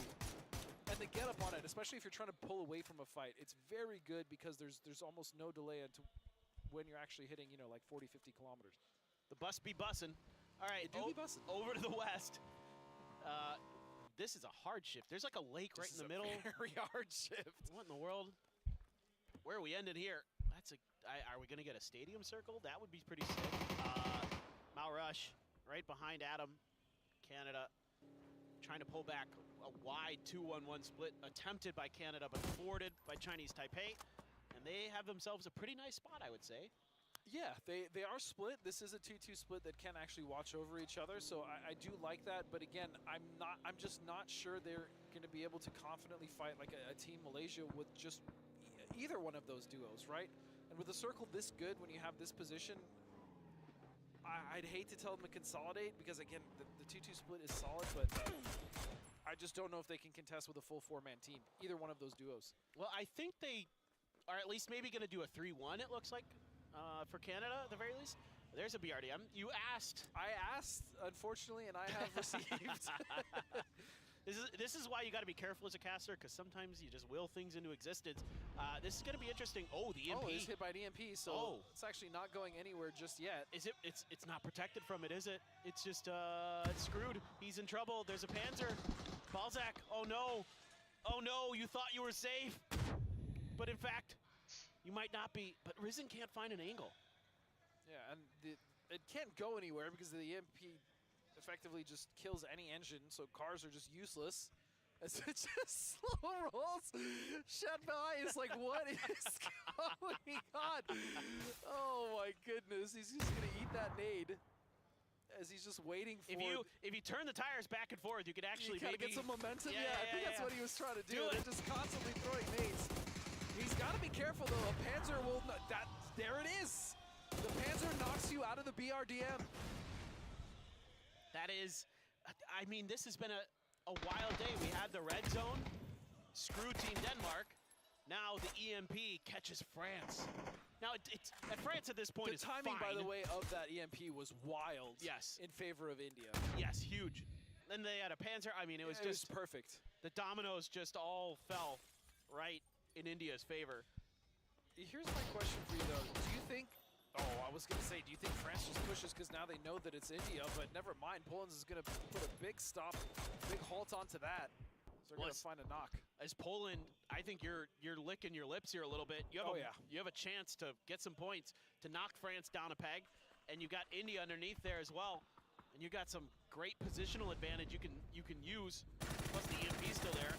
Nedex, who knows though, might have something big in store for us. Grenade up and over. India. Oh, the grenade doesn't make it over the fence line. Nedex dodging the molly, it seems like. And you're probably asking yourself, why are they missing these shots? Well, that's because the EMP also disables red dots. It does. Rupesh finds a great grenade there. Max lets loose with a return, trying to find some damage instead. He's going to get clipped. Did manage to get a knock with the Scar, but France has to try to recover. And it looks like they will. Poland, losing the opportunity on points here, though, as they let this fight kind of simmer down and conclude is it's going to be a push, but no, it's going to be SKZ. He's going to find one. Rupesh will go for the trade. It's down to a 2-on-2 now. Door closed in his face, and Rupesh didn't read it right. Nedex holding the line. Just trying to get the res here. See if they can get back up to 2. See if they can give themselves a fighting chance. Meanwhile, France thinking something similar, except they have an extra player to work with. And it stalls again. Both teams just kind of running into each other. It's like watching, you ever watch like deer fight? You know what their antlers are like, bump into each other and back off, bump into each other and back off. Feels kind of like that. Or like a mountain goat. Yeah. A ram, yeah. I like that. Meanwhile, Poland's like, come on guys, finish already. We want to at first I was kind of hoping they would get more aggressive on this, but then like looking at the position and the fact that they have their anchor, that's a really awful field to cross. So I get why they're just kind of waiting for this one. I feel you. Spain has a player down. It's actually Canada's Shin looking for the flush. I think he's got it clean unless it gets stolen by Germany. Nope, he's got it. Now, France again able to reset and re-engage. I believe that was a Dragunov I saw and shot by his hands. Let's see if he can find that. If he could find one of those big, just one-tap knocks, all of a sudden the fight looks way different. As the rest of the circle is slowed down, I mean, we see Malaysia and Chinese Taipei, I mean, they've been able to keep that split for so long. That's somewhat surprising, but none of the teams were really in a position to punish, so I guess not so much so, as that's going to be a nice knock from SKZ onto Shatbai. But Cappy going to claim the point, steals the kill, and it is just Risen left. He's okay, I think, for now. Now Germany takes down a bunch of Indonesia. They still have 2 left. Tried another split. That's the edge of stadium there. Yeah, they tried to push onto the position of Germany, but they held that so well. They immediately got the knocks, and it just forced Indonesia back. Turkey now battling the UK here on the east edge. All right. That grenade, I looked like it might have done a little bit more damage, but actually, Code Marco A-OK. You can pop those tires on that buggy. Could be a problem, but seems like Turkey able to get to the edge of the circle, hold the line for now. Sweden's going to use this opportunity to rotate just to the north of all of this. UK, though, trying to figure out some kind of entry. Japan actually doing damage from bamboo.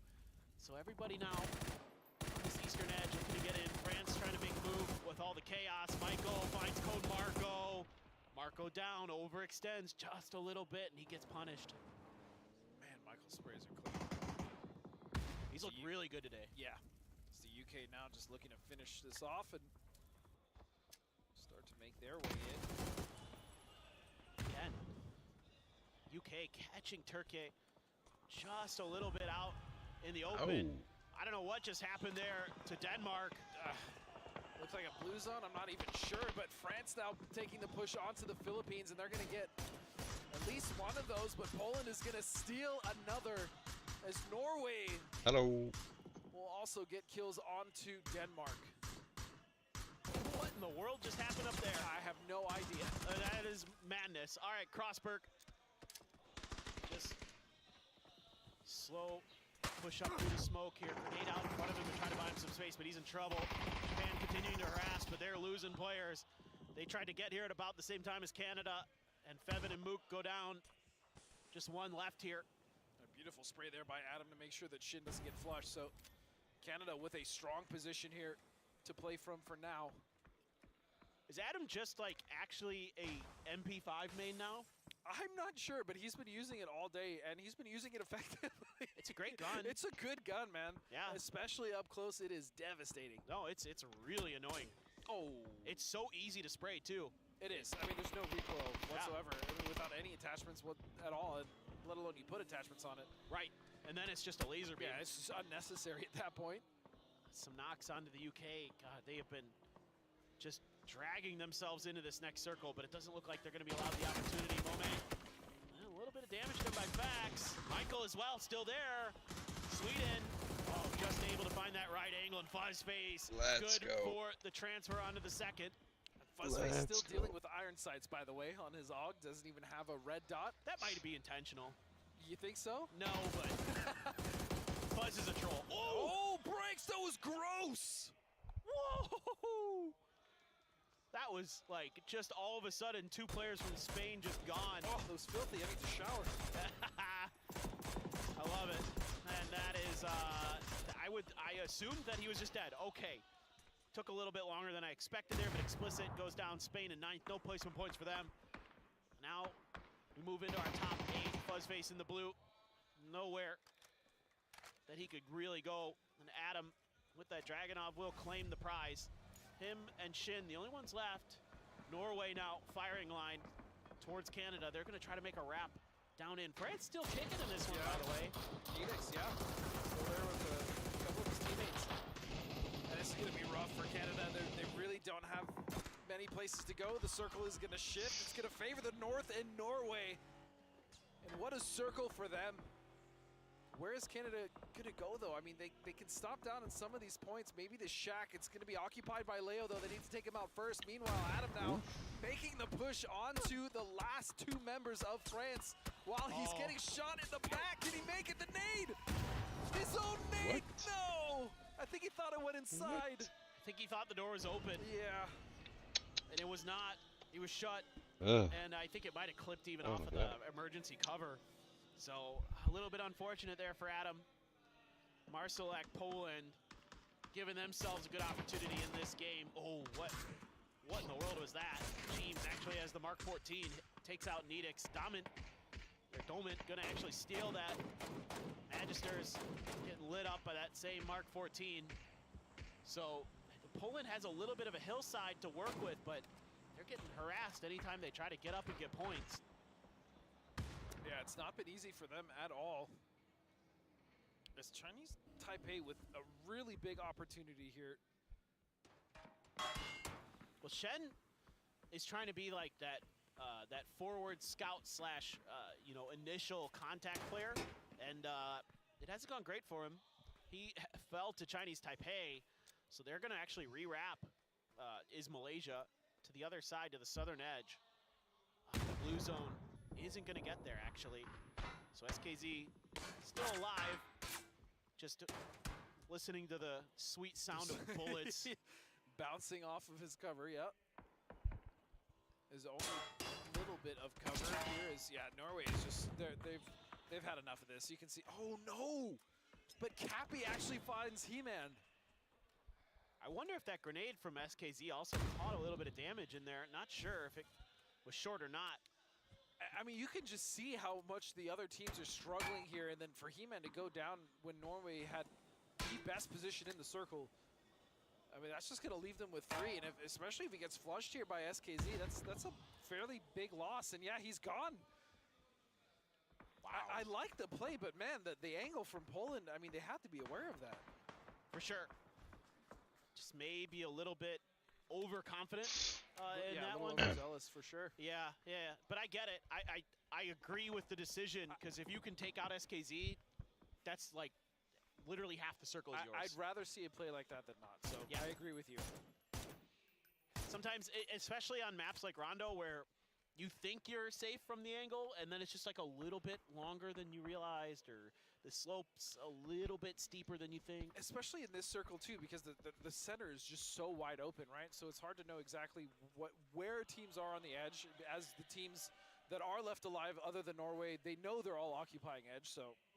Exactly. All right. Germany, still 4 strong. Taipei, still 4 strong. Malaysia, 3. Poland, 4. France, in the blue. Just SKZ. Just poor SKZ, man. What a freaking day they've had. I almost said a much worse word because I've been so impressed. I mean, it's still a good salvage, though. He's still getting points. Hell yeah. Right there with you. They're playing great. Poland, I want to see them step up this game. Germany as well. Would love to see them come through with a big win. They've been really strong so far. In 5th place currently at 30 points along with Norway. Still Norway's the ones that are going to be gifted the compound. Is anybody going to challenge it? Do you think there's any? I mean, it's hella risky, right? I think the only team that arguably could crush them is maybe Germany, and I just don't see that happening, right? Not Germany, no. Well, if they wrap, but it's Chris. And I've seen. That's a good point. I've seen it before. I'll say that. That's a good point. But Poland wants to hold that spot where Marslick is, right? That bottom half of the fields. The problem is that they can't. They have Chinese Taipei looking down to the west, and now it's going to be none other than Malaysia making that push up. It's going to be a trade back and forth. Cappy's going to find one, but no, it's going to be Malaysia just wiped out instantly in 6th place. Yeah, but the problem for Poland is the timing there couldn't have been worse in a way. Yes, they take down Malaysia, but they're getting cut apart. You know, they were taking damage from the Malaysian team as well as a bunch of others. Norway, who the hell else knows? Cappy is at least going to claim SKZ, so a point for your troubles here, not too bad given the situation, but Chinese Taipei, Norway, Germany, all in the next circle already. Yeah, and you can see Chinese Taipei just trying to survive at this point. They're not even moving up for forward position. They're just hunkering down. And right now, fortunately, the only team that's really causing them issues is Poland. Norway is somewhat distracted by the fact that Germany made a great rotation to the north. That's what we were talking about, right? If there's going to be a team that causes issues or goes for that crash, it's going to be Germany. They don't need to go for the crash anymore. They have great circle position. Right on. All right. Poland needs to hit some crazy good shots here. That's all it's going to be, but in tens otherwise. The SLR right to the dome. Malrush spraying into this as well. Oh, Cappy, the Mark 14. Oh, what a shot. That was through smoke. That is ridiculous, dude. Him right out of that vehicle. Dude, he is so good, man. That is crazy. Is the res even going to be allowed? Maybe. Probably. Yeah, they still have some smokes, but the blue is ticking, and that is... Yeah, no, he can't get it back up. That is phase 6 blue, about to be phase 7. There ain't no resin in there. Give me your stuff. Yeah, thank you. Quickly. Yeah, please. This is he's not even gonna make it that long. Oh. I mean, he's just trying to get a placement. It doesn't matter. But it won't matter. We can tell, but he has to do this. Like, this makes sense. No, it makes sense. But we can tell. There's no hope. There is no hope. I am sorry, my friend. You have healed valiantly, but it is all for naught. He's really hoping there's someone left in the blue other than him, but there's not. Chinese Taipei, though, they're about to be left in the blue if they don't move forward, but it's going to be difficult. Surely they have vehicles. They did have vehicles before they got shredded getting to this position. Oh, okay, so maybe not anymore. I wasn't sure. We haven't gotten a good look at them in a little bit. Yeah, so we haven't. I know they rotated here in vehicles, but I'm pretty sure those vehicles got absolutely just... Yeah, I mean, you can see there's not much left. Actually, 2 of them are okay. 2 of those dossiers look good. At least seemingly. Hard to tell for sure. Some grenades, though. In Norway's hands, you can see there a lot of frags, some smokes. Only like 8 smokes there, so that's not ideal, I'd say, in this situation, especially since you have to start leaving this compound. Here we go. One of those dossiers, 3 players in it. This is now such a strong position for Chinese Taipei. Grenade out. Jeeves got the spot onto It's Chris. Cooked the hell out of it. Only a splash of damage. It's Chris, though. Reacts by jumping, looking where the hell that came from. He needs help. AT is on his way now. Jeeves doing enough to stall them as AT has now arrived, and here comes Intense. Chinese Taipei needs to get active on this fight. They need to make sure they throw party if the opportunity arises. It's extra kills. Jeeves is going to find the nade, and Brex will go down first. All right, let's see if Chinese Taipei will opt to go for this. It's a 3-on-3, essentially. That grenade right in front of It's Chris from Intense. Good enough to get it, and it is actually a knock here from Leo. Does find AT, does claim a point. So Norway now fighting a battle onto two fronts. Chinese Taipei 4 strong, holding the top of this ridge with the road there just enough to kind of give themselves a sliver of cover from some of these angles. Get prone down up there as well. Xerath holding the line on the other side, but he's getting lit up. I think that's actually Norway who's found an angle onto him. You know, the folding shield is there, but doesn't offer quite enough. No, and this circle now is going to close. Phase 9 is imminent. As Chinese Taipei now with a majority of the control here. I love this position from Leo going all the way off to the east, trying to get that flank position. Now there's only 2 members left of Norway, and Germany really, I think, is in the most trouble here because they need to get inside of the circle and their ridge is no longer in. Seems that way. The question is like, if Xerath just kind of moves underneath the road, if they can clear out Norway, maybe there's hope, but it's tough. Oh, God. I thought he was dead. The grenade just barely didn't get the knock. Oh, the Molly will. The Molly will, though. Rip. I don't think that's resible. Nope, definitely not. I mean, Xerath just needs to play his own life. And you can see, wait a second. Chinese Taipei is actually opting to go for Norway. There's a chance Xerath gets involved and maybe gets a pick and gets second here. Did they forget about him? They need to remember. I'm not sure. He's going to backstab. I assume Leo's angle is to cut that off, but he hasn't been looking. I can see it on the map. Okay, well, if you just win this fight, it's a 1-for-1 so far. James still up. Do not count this man out. He is absolutely crazy. Gets some damage in there. Grenade near him. I don't think, but he's just going to push in and it's shut down. Jai Wei deals with it. This should be GG. You say, I mean, it really should be, but Xerath maybe? No, they're all up. No, he finds one. At least he can get a kill or two here. But I doubt Chinese Taipei give them too much. They got to be careful. Oh, So they're going to use Jai Wei to get underneath them. They found angles. Didn't get the knock, and he's just going to go into the blue. That's fine. That's a fine play. A foregone conclusion. And a win for Chinese Taipei. I said I wanted to see this team kind of really get involved in the mix, make it to the end game. Sure enough, they do, and they win. Beautifully played. Yeah, it was like less than a minute after you said it. They were like, oh, yeah. Yeah. Let's go. This will be fun. But I love it. I love it. No, but they made a great decision there. Really exciting to see if indeed this is Leo's last event, as he said. You'd love to see them get some wins. Yeah. Really go out with a bang. Yeah, really go out with a bang indeed, but that's going to be a big win for them. We saw some salvage games as well. We saw Germany making it to the final 3. We also did see Norway get in a fight. Also, more importantly, getting kills, right? Germany got a few good kills in that round. We also saw Norway get at least, I think, 5 or 6 kills in that round. So, overall, great for the teams that kind of needed the points. For sure. And this is what you were hoping for, is you kind of make that halfway turn on the day. This is unfortunate for Balzac. I mean, what do you do when you get hit by the EMP when you're going to be DM? Look at him, he's just like, oh, this is just my luck. But still, regardless, salvage points there for France. They're fine. It's frustrating, but you're fine. Yeah, the fact that SEA made it all the way, I think, to 5th place, making it in that shack, tanking the blue, still getting a knock onto one of Norway's players, or no, getting the flush on the Norway player. That was just another point. Again, just consistency for the boys from France. It's just so impressive. And then, yeah, Germany just doing what Germany does, sweeping the edge, getting the kills. Just great stuff from them. Love it. Absolutely love it. That is just quintessential, play style from that German team. That's an unfortunate one for Adam. You know, at this point, you might as well. Watching that replay, it did look like the grenade would have landed on the other side. So I mean, he had to move up anyways because he was about to get shot. So I think he just didn't quite notice where it landed. Is really what it was. But he was in trouble anyway. What in the world? Oh, that was the C4. Oh, nice one. That was so sick. But that is the problem that I was talking about, Paper. How do you counterplay that? You really kind of can't. You can't. There isn't. You just have to get lucky. In that case, I mean, that motorcycle, it was over. It landed. By the time you knew it was there, it was done. That is just absolute insanity as we are gearing up, I believe, Paper, for an interview, and that's going to take place with Bella.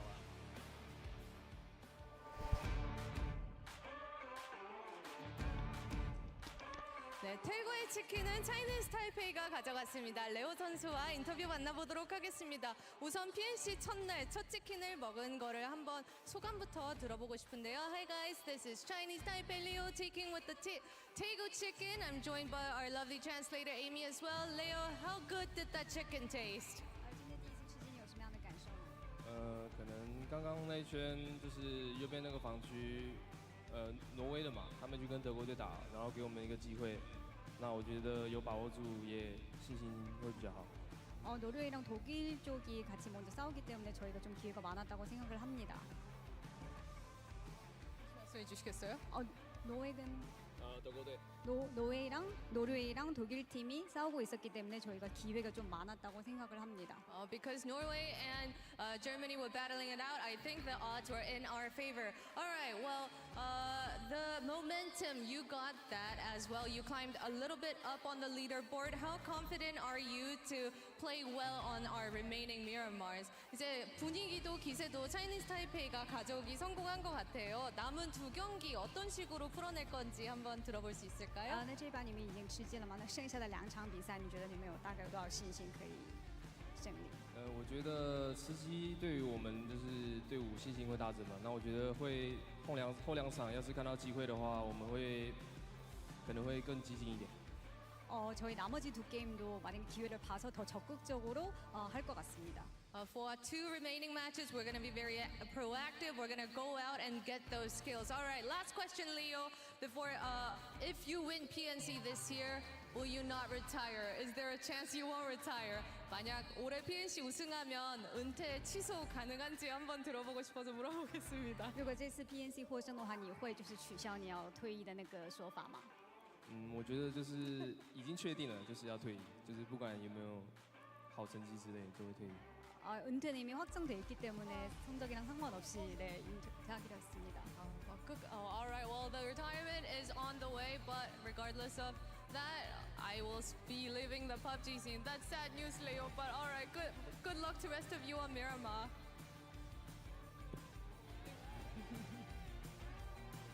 All right, thank you very much, Bella. It is going to be interesting now that we're halfway through. We're getting a feel for this thing. Yeah. We go to Miramar, another one of our classic maps. How you feeling? PNC treating you well? So far, so damn good. Yeah, I right? can't complain from what we've seen from France, Indonesia, even some of the fights we've seen with, the whole Canada-India mess. We've seen Norway kind of popping off. This has been exactly the start I want to see. And remember, this is just Survivor stage. This isn't even the finals. Right? No, this is, it only gets better from here, folks. As we take a look at our top 4 teams, look at the distance traveled there for Chinese Taipei and Germany. Going freaking around the world. Yeah, but I mean, that's expected from Germany again because they love rotating around their edge, right? And they wrap north-south, whatever direction. They make sure that they have complete control of whatever edge they're playing. So that's not a surprise, but 2,600 damage coming out from Norway is quite high. That is a lot of damage for a team. Oh, to say the least. I mean, that's, good God, that's like 600 damage per player, more than that. I mean, that's a ton of damage, 9 kills to boot. Take that for sure. Chinese Taipei making the most of it. 600, just over 600 damage and 6 kills, so all their damage very efficient. You can say that. It's going to be Leo, the man of the match. The man, the myth, the legend. Yeah, not a... Kind of sad she's retiring, man. But yeah, not exactly the most kills for Chinese Taipei. But again, they weren't playing for it. Their position was really rough on the south side, how they got pinned by Norway, as well as the team that was on their east, which I think was... Who was the team on their east? Was it... Poland? Yes, it was Poland. So they didn't really have the best options. They didn't really have the best sightlines to get frags, but it doesn't matter. They were able to get that win, and more importantly, get themselves further up on that leaderboard. Yeah, look, it's their play style, and they are very good at it. So it may look a little bit wonky at times in terms of just like, oh, come on, guys, like there's points available. That's not their style, bro. That's just who they are. That's fair. You know, they do it their way, and 16 points is 16 points. It's nothing to scoff at. Germany came out with 14 that game, and Norway came out with 9 kills, 14 points as well. So tied for second and third. And we did see Poland come up with a huge 12-point game, 8 kills as well for themselves. So that was good for Poland. No doubt. I mean, Poland, this may be the game that kind of steadies their ship, gets them kind of fired up for the Miramars, you know, gets Marsalek a little, you know, under control. I do have a question for you, though, as we head into the overalls. What the hell is going on with Denmark? Don't know. It's been a weird day. Do you think it started off with the red zone? That was just really like kind of threw them for a loop. That was just like, because this is not what I expected from Denmark. No. That is a damn strong team.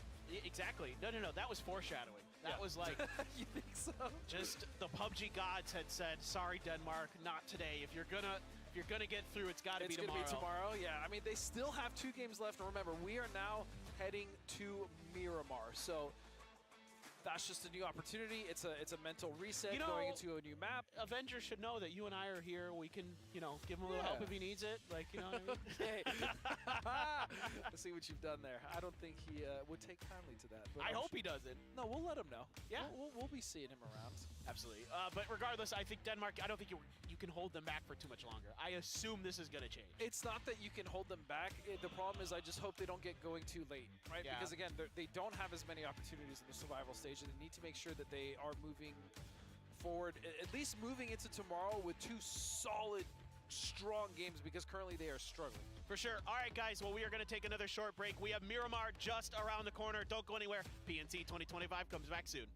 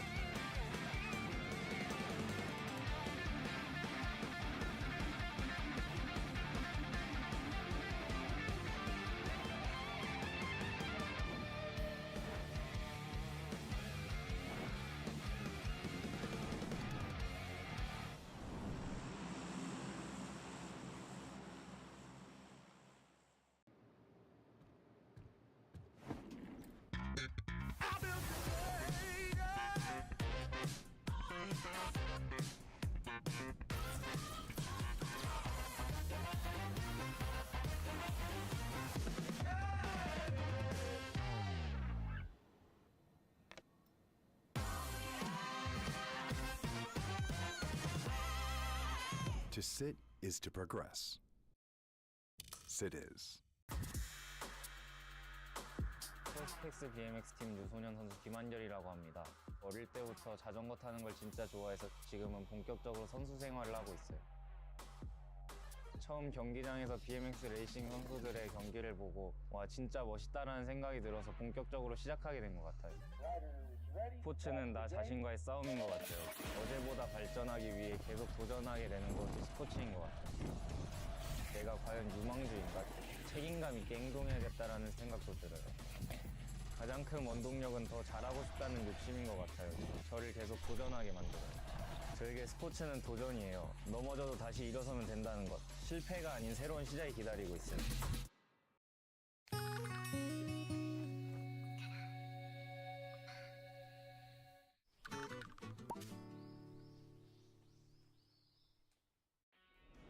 A collaboration with ESPA, and some changes to vehicle camo netting. All this and more as we dive into the Update 36.2 patch report. First up, Miramar is getting a visit from the K-pop group ESPA. All across the Badlands, you'll find concert venues, decor, and other visuals based on the group.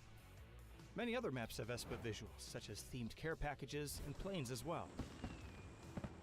There's also an emote stage on the starting island of every 8x8 map for you to perform some of their most iconic tracks, including their latest hit. Next up, vehicle camo netting is seeing a durability improvement and is being added to Rondo and Tago this update as well. The improved durability only applies to bullet damage, and there are still some conditions in which the netting is instantly destroyed, so check out the patch notes for full details. The clan system is also getting some love. There are new ways to show off your achievements, including a new weekly ranking page, along with new clan tag plates. Full details in the patch notes. There's also a new Survivor Pass. Regions with duo mode can now choose one-man duo in normal and ranked. And we've tackled some bugs, so be sure to check out the patch notes for details on everything. Update 36.2 is here, so park the car in a safe spot and get ready to rock out with ESPA. We'll see you on the battlegrounds.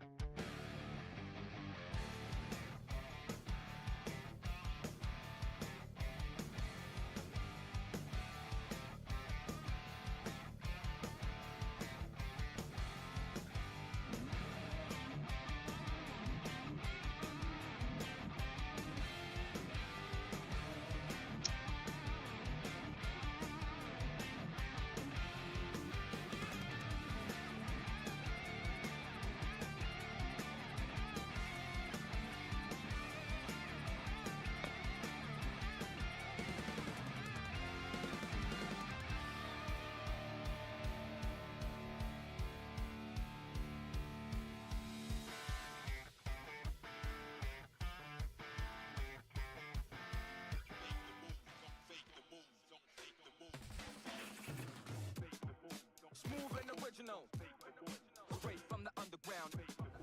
Listen to the real funk. Hold on. You better don't stop me. Watch out, the furious. Better be focused. Listen to the real funk. And it goes a little something like this. It goes on and on and on and on. It goes on and on and on and on. It goes on and on and on and on. Listen to the real funk. 혹시 모델업팅 좀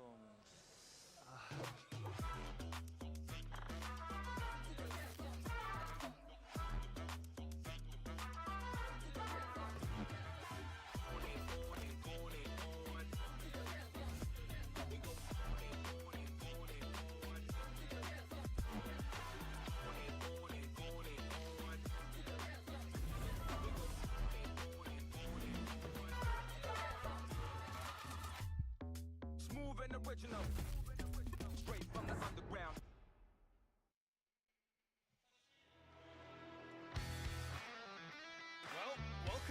as we head into PNC 2025's first day finishing, and it is going to be on none other than the map of Miramar. So excited. Good old Miramar. Love it. Love to see the best it. map. It is. This team right here, just awesome. Awesome to see them just show up to their first PNC and smash it so far. They are incredibly well balanced. You gotta like everything you're seeing. You know what I actually really love what I'm seeing is they're in first place. They're doing so well. No one was really laughing or smiling. They're all just looking at their notes. They're they're taking this as seriously as they can. I'm sure there was some jokes in between here or there, but these boys are here to play, and more importantly, they're here to prove something. And so far, they have proven it with flying colors. No, you mentioned it at the beginning of the show. I talked about it in the esports news that we did before this, that this is your opportunity to show the world what you're really capable of. To show the teams out there that might be looking for a player, that might be thinking, hey, we might need to make a little change. Exactly.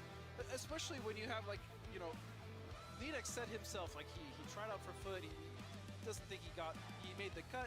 He said it's fine. They were great. Trying out for them was great. But now teams like that, who he's maybe tried out for, maybe looking to try him out, are seeing like, damn, this kid is actually land proven. Like, he does not have land jitters. He's able to come in. And not only that, the most impressive thing is lead a team of inexperienced players when he himself is somewhat inexperienced. He's admitted that himself. He's like, I don't really have that much experience. Yes, I've been playing competitive, but you know, this is new for me too. So that damn kid is something special. For sure. And some of the other players on that team have really shown up. SKZ in particular. SKZ, huge. Dude, that is crazy good stuff. India still trying to get the ship united. Man, I was really hoping we'd see a little bit more here today. They just can't win a gunfight. That's really what it comes down to. I think they're capable of winning those gunfights. It's just coming down to, again, small mistakes that are going to get punished by teams at this level. That's just the challenge that they're up against. But as we say that, we are now headed into our 5th game, and it is again going to be Miramar. I am more than excited to see not only what this plane is going to look like, but if we see any of those hot drops from scrims continue here into the actual game. Absolutely, very curious about that as these teams dare to dream here on the dusty dunes of Miramar, trying to get themselves into that final stage. This is the survival stage. It's 2 days. If you're just joining us, where the hell have you been? But we love to have you regardless. Plenty of opportunities for you guys at home to get involved, whether you're playing fantasy, whether you're getting some of the drops, whether you're getting the codes, whether you're playing the bingo. Man, we've got all kinds of great stuff. And by the way, eventually, a very famous K-pop band is going to make their way onto the stage. You might know them. Also, a very famous beatboxer. I don't know if you know who Wing is, but probably one of the best and most prolific. I'm kind of in a beatbox. The best. So I've heard he's the best. He is one of the best in the world, hands down, top 5. It's not even in question. I mean, the technique he has is just something else. And he's going to be flanked by 2 other incredible beatboxers. So if you're into that, again, if you're into K-pop, this weekend, if you're into PUBG, you tuned into the right place. No doubt. This is just the beginning of a great week here in Seoul, South Korea. Once again, we are live from the Olympic Handball Stadium here at beautiful Olympic Park. As the plane path, again, pretty fair, nothing too crazy for our first look at Miramar. I pray for crazy circles. I don't mind not crazy plane paths. That's a fairly, we don't really see too many Cruz de Valle circles, so I'm all for it. That area outside of Cruz de Valle is so tricky to play, so flat, not a ton of hills, like especially as the closer it gets to Cruz. Yeah, especially on the north side, there's really nothing. However, I will say the east is great because you have that high-angled church, and then you have other ridges and other mountains that you can actually rotate from. So the east is great. North, pretty terrible. South, abysmal. It really is. There's like that one rock outside of Cruz de Valle just south of it. You know, that big one that like, and if you don't have it, you're just dead. Yeah. Yeah. I love it. All right, well, we'll see. You never know. Maybe there's some hard shifts. Maybe we go down towards El Azahar. You know what? Who am I kidding? It's PUBG. There's going to be hard shifts. It feels like somewhat guaranteed at this point. At least today, there's been quite a few. There's been a lot. There's been a lot. And I also love the little quip that we saw from, we see one right here from the team, Mimi, Gustav, Ketter, and Dofi, the Denmark boys. It's Kom Nu. Let's go. The one from Canada said, we're going to mercilessly destroy our opponents, and then apologize afterwards. So that's very befitting of Canada. Sounds about right. Oh, sorry. Oh, sorry there. We didn't mean to wreck your team, but we did. They've been wrecking house. This has been a pretty decent day for Canada overall. They're sitting with 27 points in 8th place. It's a fine place to be, especially when France has been sponging up all those points. So cutoff is currently them. Is there anybody in that like 9th to 16th position that you're a little bit surprised they're there? I think I can. Denmark, obviously. Yep. And Malaysia. Yeah. Malaysia for sure. 13 points in 4 games for that roster is they're underperforming. Not in a gross way, but they're underperforming. It's been a weird day for some of these teams, so I'm not counting them out by any means, even though there's a pretty big drop there, 11 points, excuse me, from 9th to 10th, so that's kind of curious. Canada with an early E-pickup. We saw Japan do this previously to relatively good success in the first game, but they're already center circle, so it's going to be Canada's turn to try to make this work. I imagine Canada's going to go fairly far north. With the plane path, other teams could have gotten there. I mean, we do see other teams there, but we have all the information. Canada doesn't. So I could see them going like maybe Campa or even Tierra Blanca just to kind of get their footing. And also, more importantly, the ridges around Tierra Blanca are great for scouting. Probably vehicles available, too. Yep. There's a lot. Yeah. That's right, because they don't have vehicles. They e-pick up. Yeah, so there's a lot that's available for them up there. Yep. A little peacocking here from Japan. Just want to make sure that nobody's going to try to mess with their setup. They got to like where they're at. Center-ish circle. A nice split. Good split, yeah. Hard to hold, but yeah, it is a split nonetheless that they have control of for the time being. Right. I was like, Goni, if you hit any bullets with that, like towards that pickup that Canada's in, I will buy you dinner. Because that is a tough one. Definitely play the lottery because any right? shots Yeah. oftentimes comes down to luck. As France have taken an early, and this is what we were talking about, the area to the east of Cruz de Vai. You can see actually, it looks like the UK have already opted to try to get for that topside church, and you even see Canada still flying. They could opt to just drop right on top of it, Paper. Yeah, I think both of these things have kind of thwarted France's initial plans. We got a brief glimpse into what they're marking on the mini-map. Yeah. And they wanted to go a little bit further ahead, but UK just a bit faster, and here we go again.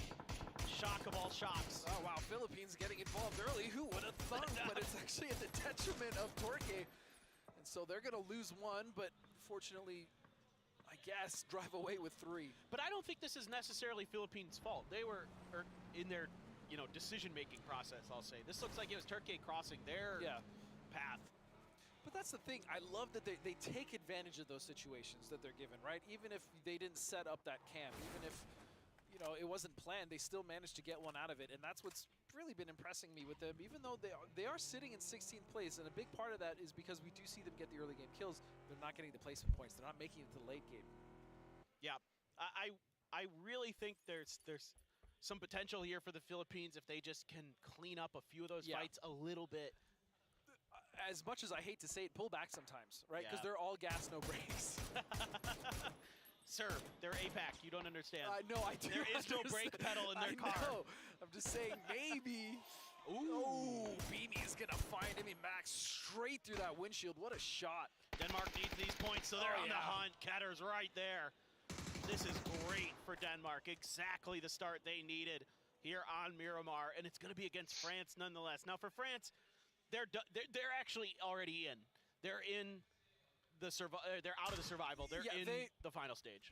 They would have to have a absolute travesty of a day tomorrow in order to not qualify. So that being said, I don't want them to take their foot off the gas, but at the same time, I'm not as worried. If France dies, okay, you know what, that's fine. Yeah, I mean, this is more that Denmark needs to get it going. Yeah, I'm excited for Denmark, exactly. Wow. Because they need these points desperately, currently sitting at 15th. You got Norway driving in on the Eastern Road. I see the Philippines there, and I suspect that there will be some attempt to shut down this early rotation. It's actually Hyman about to say hello to the Philippines. CJ looking for the tires, looking for a little bit of damage. Oh, 10 Trip hits a headshot right as Hyman's driving over the hill.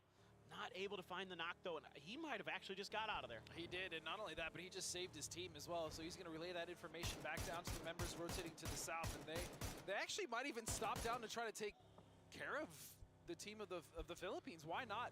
Norway have done an exceptional job today of actually thwarting any of the teams that have tried to. They basically turned around most of the gunfights they've been in when they weren't even the ones that started the engage. That's true. That's a really good point. 10 trip, just seeing if he can get a little lucky and not able to find that final shot. I think the tire is okay on that Murado that Hyman was driving, or at least it was flashing red, but I don't think it was broken. And meanwhile, Japan getting up on the roofs, and Marsalek looking to see if he could find a punish. Has that Dragunov, has that ability to get that fast knock, but can't connect any bullets on the Run AX, and he's just gonna chill. Looks like he's situated in between the roofs of the longhouse. Yeah, and I mean, the downside to the Dragunov is not only is there the distance requirement, but if you don't have any attachments, it didn't look like he had a comp, probably didn't have a cheek pad, that thing bounces like crazy. Yeah. It is hard to use. It is a little tricky, but man, does it feel good when you hit shots with it. It also doesn't have the greatest bullet velocity. No, it's like lobbing paintballs at a certain distance. I mean, those things are just dropping. Not as bad as the SKS, or actually is it? It might be worse. I have no idea. No, I don't surely remember. not. The SKS is... They're both pretty bad. Yeah. In terms of bullet velocity. So I'd rather have the Dragunov any day of the week. Personally... That being said, I still love the SKS. It's just...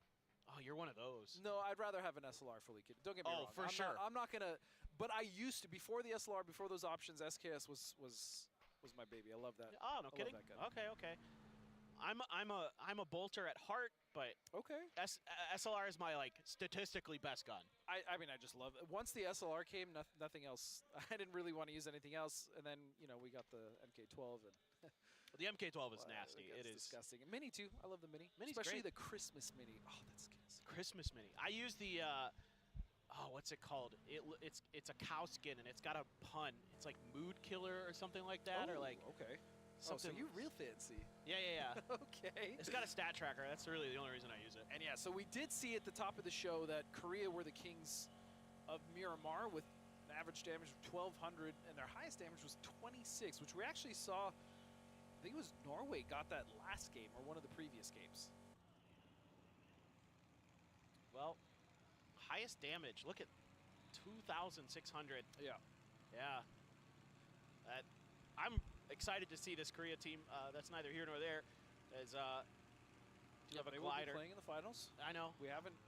I'm excited for Raining. Is who I'm really excited for, but I'll save my Raining gushing for later.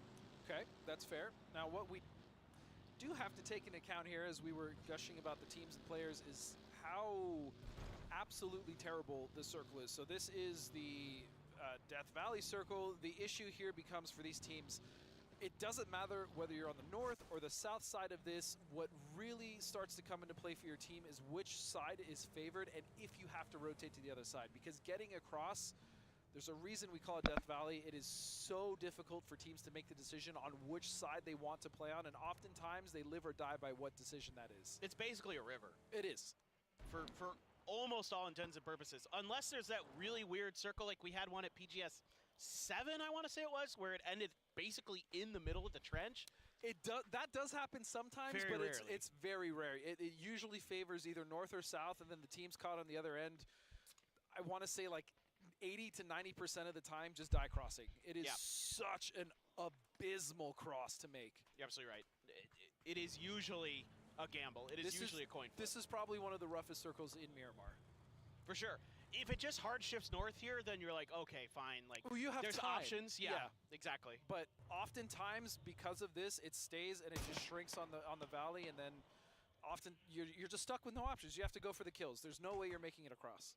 Precisely. Well, Canada, they've gotten into El Azahar. They do have the Philippines ahead of them. That is not the team that I would want to see here because they like to fight. And for Canada, you're on the bubble spot, right? You're on that 8th place position. You're at 27 points. So you'd love to just find a way to get cleanly into the late game, without having to go for those salvage points. The good thing for Canada, though, in this situation, as they do sit on that cusp, that bubble area you were talking about, is they can actually choose which way to rotate from here, and they can stay. As long as Azahar doesn't get cut out too early, they can use this to either go north or south, which I think is a really great proactive choice by their IGL Finna. Makes sense, actually. That's a good point. Yeah, you do have access to those hills on either side. Yep. Yeah. Well, they do know now that Kalbs is up there. But that's the problem, is that not only do they have the Philippines around them, but France is also sitting up there. Yeah. I mean, France is just down to 2, though, so. So France is probably going to play it safe, you would think. We'll see. You would think.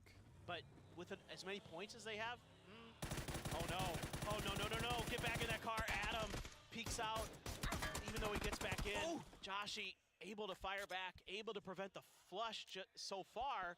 Letting loose with the util. Shin trying to get there. Adam attempting to find a way to get behind this fence. Algin, though, looking for that new angle, looking to give himself the point, and he almost confirms it. Yeah, he pretty much all but guarantees it. Now the Philippines, again, the aggression, what we love to see from them coming out. They're pushing straight onto the position of Shin. He's going to put some damage out, but he is under huge threat, as Adam is going to get flushed now, and the rest of Canada coming to help. From behind, Tentrip just a hair late. Oh, what a turn there. Shin just peeks into the window, puts CJ down. Kalbs has found the knock, though, onto him outside. Finna looking to do something, but you always have to worry about that high ground position that the Philippines still controls. Joshi, Finna just too far away to help their teammates out. They have to play as two. And I just love the chaos that the Philippines force onto other teams. I mean, that rotation, Canada could not have known that Algin had snuck so close to them in that position. Meanwhile, now moving over to Spain to see if they can thwart a push here from multiple teams. By the way, it was going to be a knock from distance. Norway actually got a knock and a kill onto the Philippines. Intense reached way out from the rest of his team to get over there and get that point. Kalbs, oh, wow, I see that. Yeah, Kalbs had found Joshi. Finna did manage to get a molly to get a knock, but Indonesia just still wreaking havoc. Spain has a player down. They still have 3 up. Indonesia now getting Simoy involved. They're reinforcing this fight. Demolizer on the outside. Setsuna re-peeks. Finally gets the spray to go. Explicit down, expecting another, but it is going to be Simoy with the trade. So Indonesia doing a great job here. Spain is in trouble. Just down to Demolizer. We move back now to Philippines versus Canada. And it looks like an easy 1-2. Tentrip is just going to clean up Joshi and Finna. So Canada will go out in 16th place. Ooh. Nice stuff from Tentrip. Gotta love that. Demolizer's like, I'm in trouble. Does he know Teddy's waiting to maybe take him out? We'll see. Malaysia needs a good game, skirting around the edge of France. There you go. They really do. Spain is done. And this is a good position, but again, it's only a good position for now. The circle is still very much centered on that Death Valley, so, oh no. Even if they're able to be safe here, oh no, that's a flip vehicle from Jervis. I think that might be in range of that frag. Balzac. Oh, it's just short. It's just short. Jervis. Oh, I was worried for you, buddy. That one looks scary. Well, he's not out of it yet. He's still technically stuck there for now. Turkey has popped an emergency pickup. I just want that to be known. They're dead center. I think they're just going to have I think they're just going to have someone go up. They're either going to have someone go up and scout, or they're all just going to take it right now. They can tell, right? Yep. They have 2 options, and both are fantastic. That's a good point. I love that. All right, let's see what they do. I think you're right. I think it is just the one. Yeah, they're just going to send one, or maybe not even take anyone. That's fine. This is ending, I think, dead center of the trench here. Well, you were talking about it, and here we are. So what's weird is, like, you almost want to be in the trench. You want to be Turkey. Eventually. Yeah, either Turkey or Malaysia, because even if by some weird miracle it shifts all the way north, they're still in. Ome has the knock on to Savior there. Chinese Taipei scrambling. They can't help but just leave their fallen comrade behind. No other choice at this point. Japan, Sweden on the outside. Japan on the very northern edge here. Germany lurking as usual. Poland trying to get ahead of this. Marsalek on his own. Leo driving right next to him. Jai Wei as well. Oh, where are they going, though? I thought that was going to be a fight. Good question. Your guess is as good as mine. Again, this another symptom and issue of this circle is there's just nothing to play in the valley. I mean, you can see it. It's just two open-faced hills that are facing each other. Nice spray there coming out. Trade back and forth. It's Poland and Sweden now going at it. Fuzzface has a Lynx. Only 2 more bullets left. If you go for that, my friend, credit. Yeah, sure. I like the confidence, sure. Yeah, that would be the sickest thing I've ever seen if he landed it too. Edix actually got a knock on Ian Pete. Like, France is ruining Malaysia's day. Ian Pete stuck on the other side. They went for a 2-2 split across the Death Valley there. And they're in trouble. I'm not so sure about that for Malaysia. Yeah, Malaysia is just constantly stuck in between a rock and a hard place. And what I will say also about France is it seems like it doesn't really matter which members are left alive after they lose an initial fight. They're still doing work. All 4 members of that team are firing, and that is just... They're so good. Love to see it. All right, Denmark. Big fight potentially brewing. They really need to get something going. But out in the open is Dolphy. And he is donezo. That smoke, I don't think it's going to matter. And oh no, now Gustav down. Germany, though, credit where credit's due, playing this really nicely. Had some good angles. Denmark overstepped their bounds. They're paying the price. It's Chris, does take down Balzac. France is gone. Setsuna, in the meantime, setting up some fortifications. That's east of here. Yeah, Germany still need to get in, though. They did get damage, which buys them some time, a window maybe to get into the circle, but Fex is coming out all the way around. Looks like he's just trying to get some kills here. I mean, and look at T-Bone. They're actually, as a duo, they're trying to surround this. That's going to be a Panzer going out, but no frags from it. Gustav, meanwhile, is going to get a knock, and that's 2 members now down for Germany. Oh, this is huge. Those are going to be points over. Fex. It's Chris. He wasn't quite just ready. The blue will end up taking Fex down, not before he has something to say about it.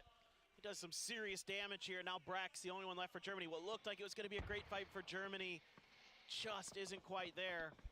And Denmark, Beamy, well, we know what he's good for in the blue. The man can survive. I do love that play from United Kingdom. They only had 2 left. They're like, you know what, this circle is just horrible. Just go for the kills.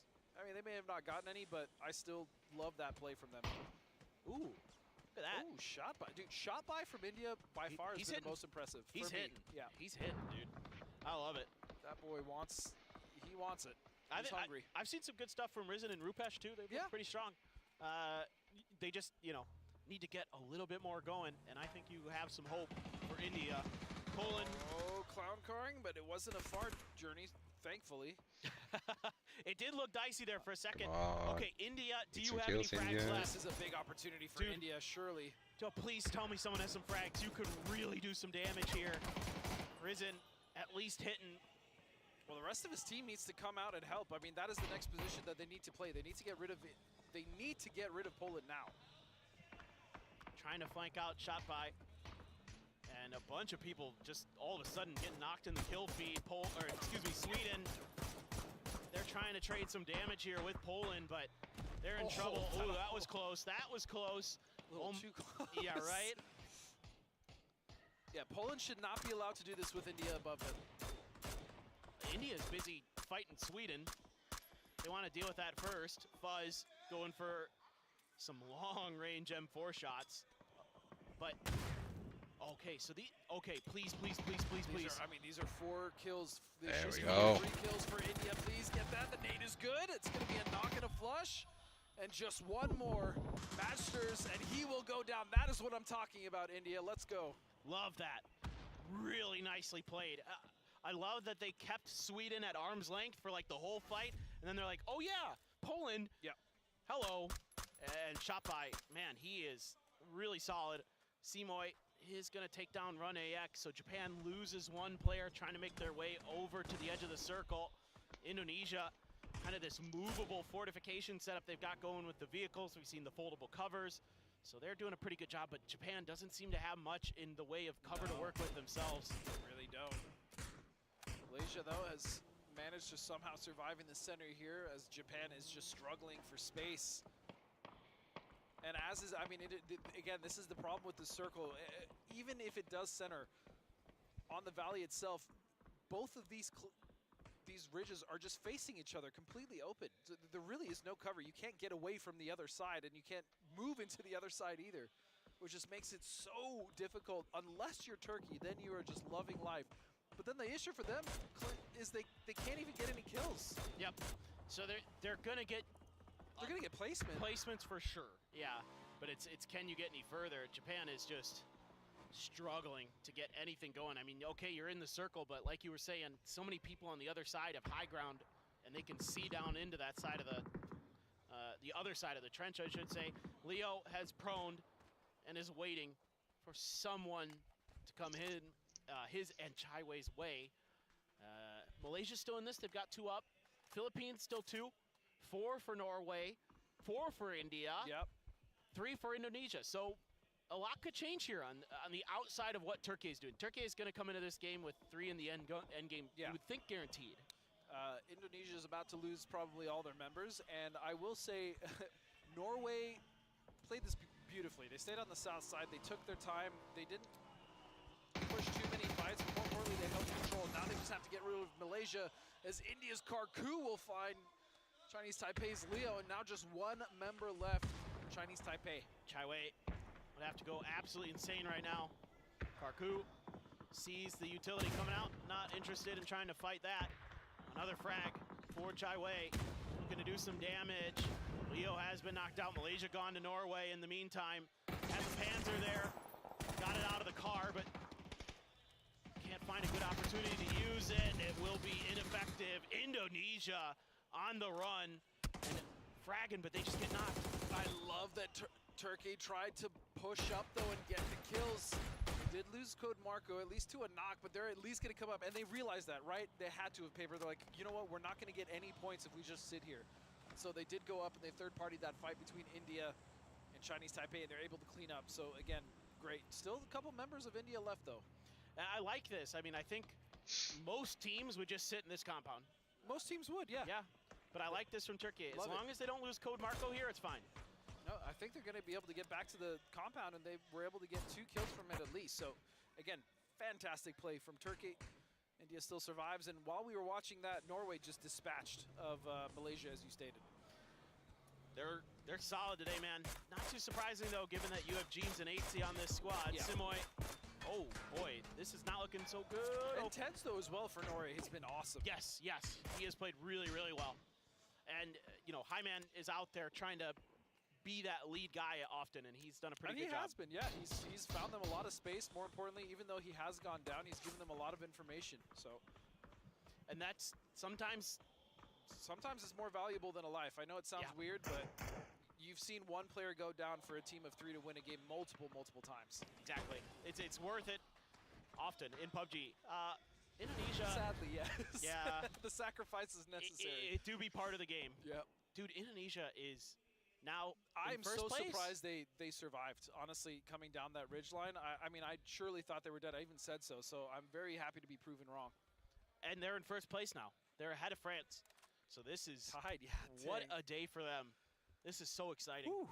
I'm so happy to see these guys do well. I've been casting, you know, here over in Asia when I get the opportunity to do some APAC tournaments and other stuff like Tede, Simoy in particular, have been around for a really long time. I love to see them doing well. They're just such nice guys. When I bump into them at events, they're always happy to see me, always happy to be there. And to finally come through and make a statement here is really exciting. Oh, they're stamping their ticket to the finals, no doubt. No doubt. No doubt. Philippines playing this about as well as they can, to be honest.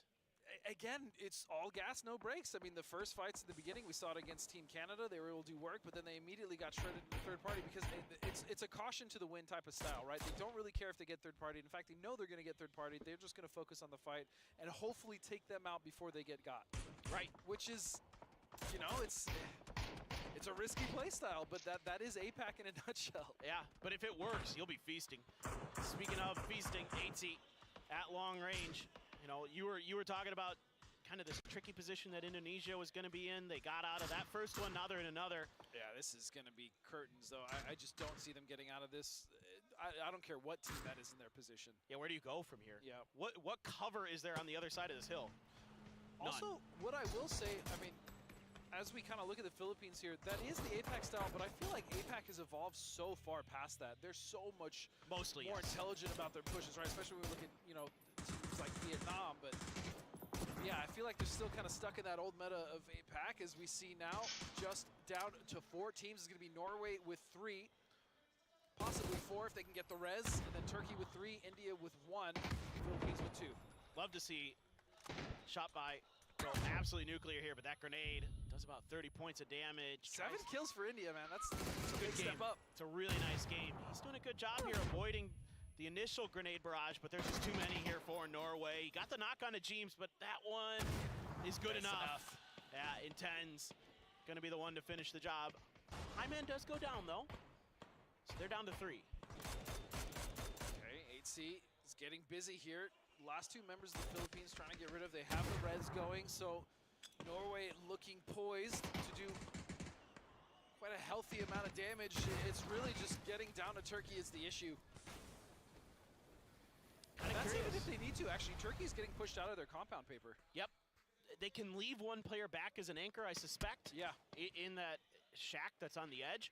But otherwise, you got to push the edge of this hill to get underneath Norway to give yourself some cover and some, you know, zone control. Norway knows it, but they can stay on top of this hill for a bit. Now that the Philippines is gone, they can wait this out a little bit. Yep. It is phase 8, so eventually, yeah, phase 9 goes center. It's going to leave this hill. They're going to have to fight downhill, but this gives them time to think about it, to talk it out. And ultimately, the onus is onto them, right? Turkey holds center of circle. They have the anchor in Shilla. I just worry that Shilla gets knocked, because if that happens, that's the domino that's supposed to fall in order for Norway to actually take this game. Shilla cannot go down here. He's got a Dragunov, too. Fantastic gun to have in this spot. It's probably arguably the best gun to have in this situation as the anchor. For sure. All right, let's see if Turkey can convert. Norway, impetus, like you said, is going to be on them. Win odds, 100%. Hello? Well then. Not sure what that was, but they know something we don't. I mean, okay, I'm about it if Norway wins. Yeah. It'd be hell of a push. Gonna gear up a little bit. Kind of curious how. I love this reposition from Shilla. Yeah, kind of curious how Norway wants to approach this fight. You kind of almost feel like they have to swing to the east side here, near where Crossberg is, but who knows? Maybe they just run off the edge, throw up the parachutes. I don't know. I mean, I'm joking, of course. I don't think that's the first play they would make, but that'd be cool if they did, so I'm with you. That being said, it's on to Intense here, and I love the way that at first they were split, right? Turkey was split, and then slowly they started to consolidate. Now they're playing the 2-1. They have Shilla still not playing necessarily an anchor, but playing somewhat isolated. And then they have Code Marco and Crossberg moving together, going for the trade. This is a straight on 3-on-3. The high ground advantage goes to Norway, but the circle advantage is certainly in favor of Turkey, as that Molotov is just going to barely miss. Those are beautiful, though, in terms of just controlling the space that Norway can push. Still a lot of stuns, though, for Norway. They have 4. If they can get them to land before Turkey does, they might have an opportunity. Now they let loose. The barrage is here. Is it going to be enough to break Turkey open? No. Code Marco, good for the first. Looking for another. It's Crossberg. 8Z on his own. He does get one, but he's so weak he's gone. Turkey gun to get the win here on Miramar. And continued strong performances in PNC for them. Yeah, and it started with them getting that early compound in the valley. They knew that they weren't going to get a ton of kills from it initially, but what was going to be so important was just surviving to the end game.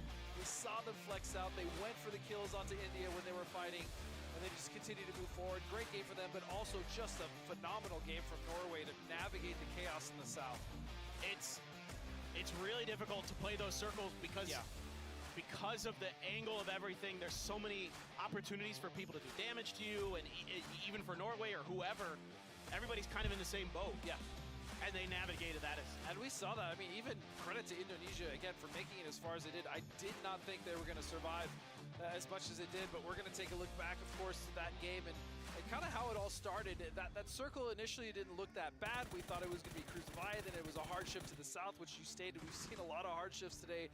And that's really when all the problems started. And it started here, especially for the Philippines, when they ran into Canada, got rid of them, but then had to worry about the teams above. Yeah, no doubt. it's so difficult to fight on the edge in a circle like this. So a lot of teams just kind of cannibalizing each other there, just trying to find ways through. This is one of those fights where, you know, for a moment you thought, oh, Germany might just clean out Denmark, but they actually were able to turn that fight on its head. This was a beautiful one from India. Yep. Hard to play it better than they did.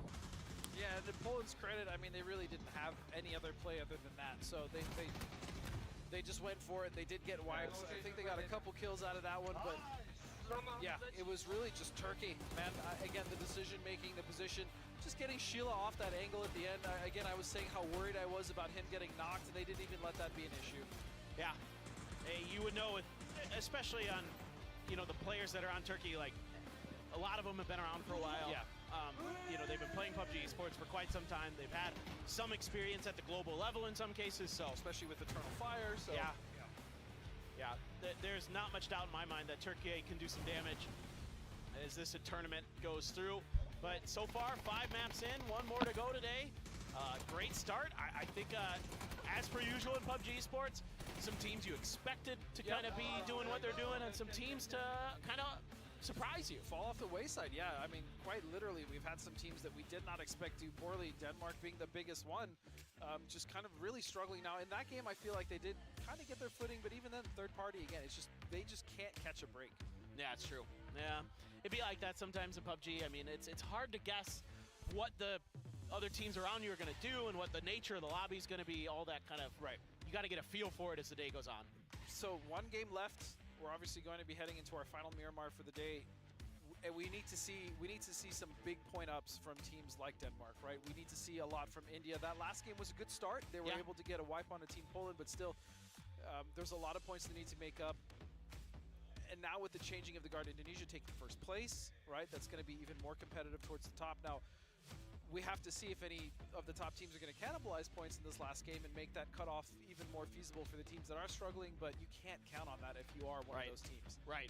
You need every point you can get now, and you're seeing teams be a little more opportunistic. We saw Denmark. Yeah. They knew they needed those points, so they started going for those fights, and that makes tons of sense. Absolutely what you should be doing, and that's going to be kind of the name of the game here is, are those teams that are towards the bottom, where can you find those moments? Where can you find those opportunities, and can you collect? And we saw that from Sweden, right? Fuzzface was in the blue for almost an eternity, but he was being a nuisance to Poland as well as to teams like India. That's why they were so focused on Sweden, because they were still getting knocks, and they were still kind of getting 1 or 2 kills here, and they were just really kind of pissing them off. Like, please, just get rid of Sweden so we can continue. But that's what you have to do if you're a team like Sweden. That's what you have to do if you're a team like India and you're struggling. You have to go for every single point, even if it's ratting in the blue.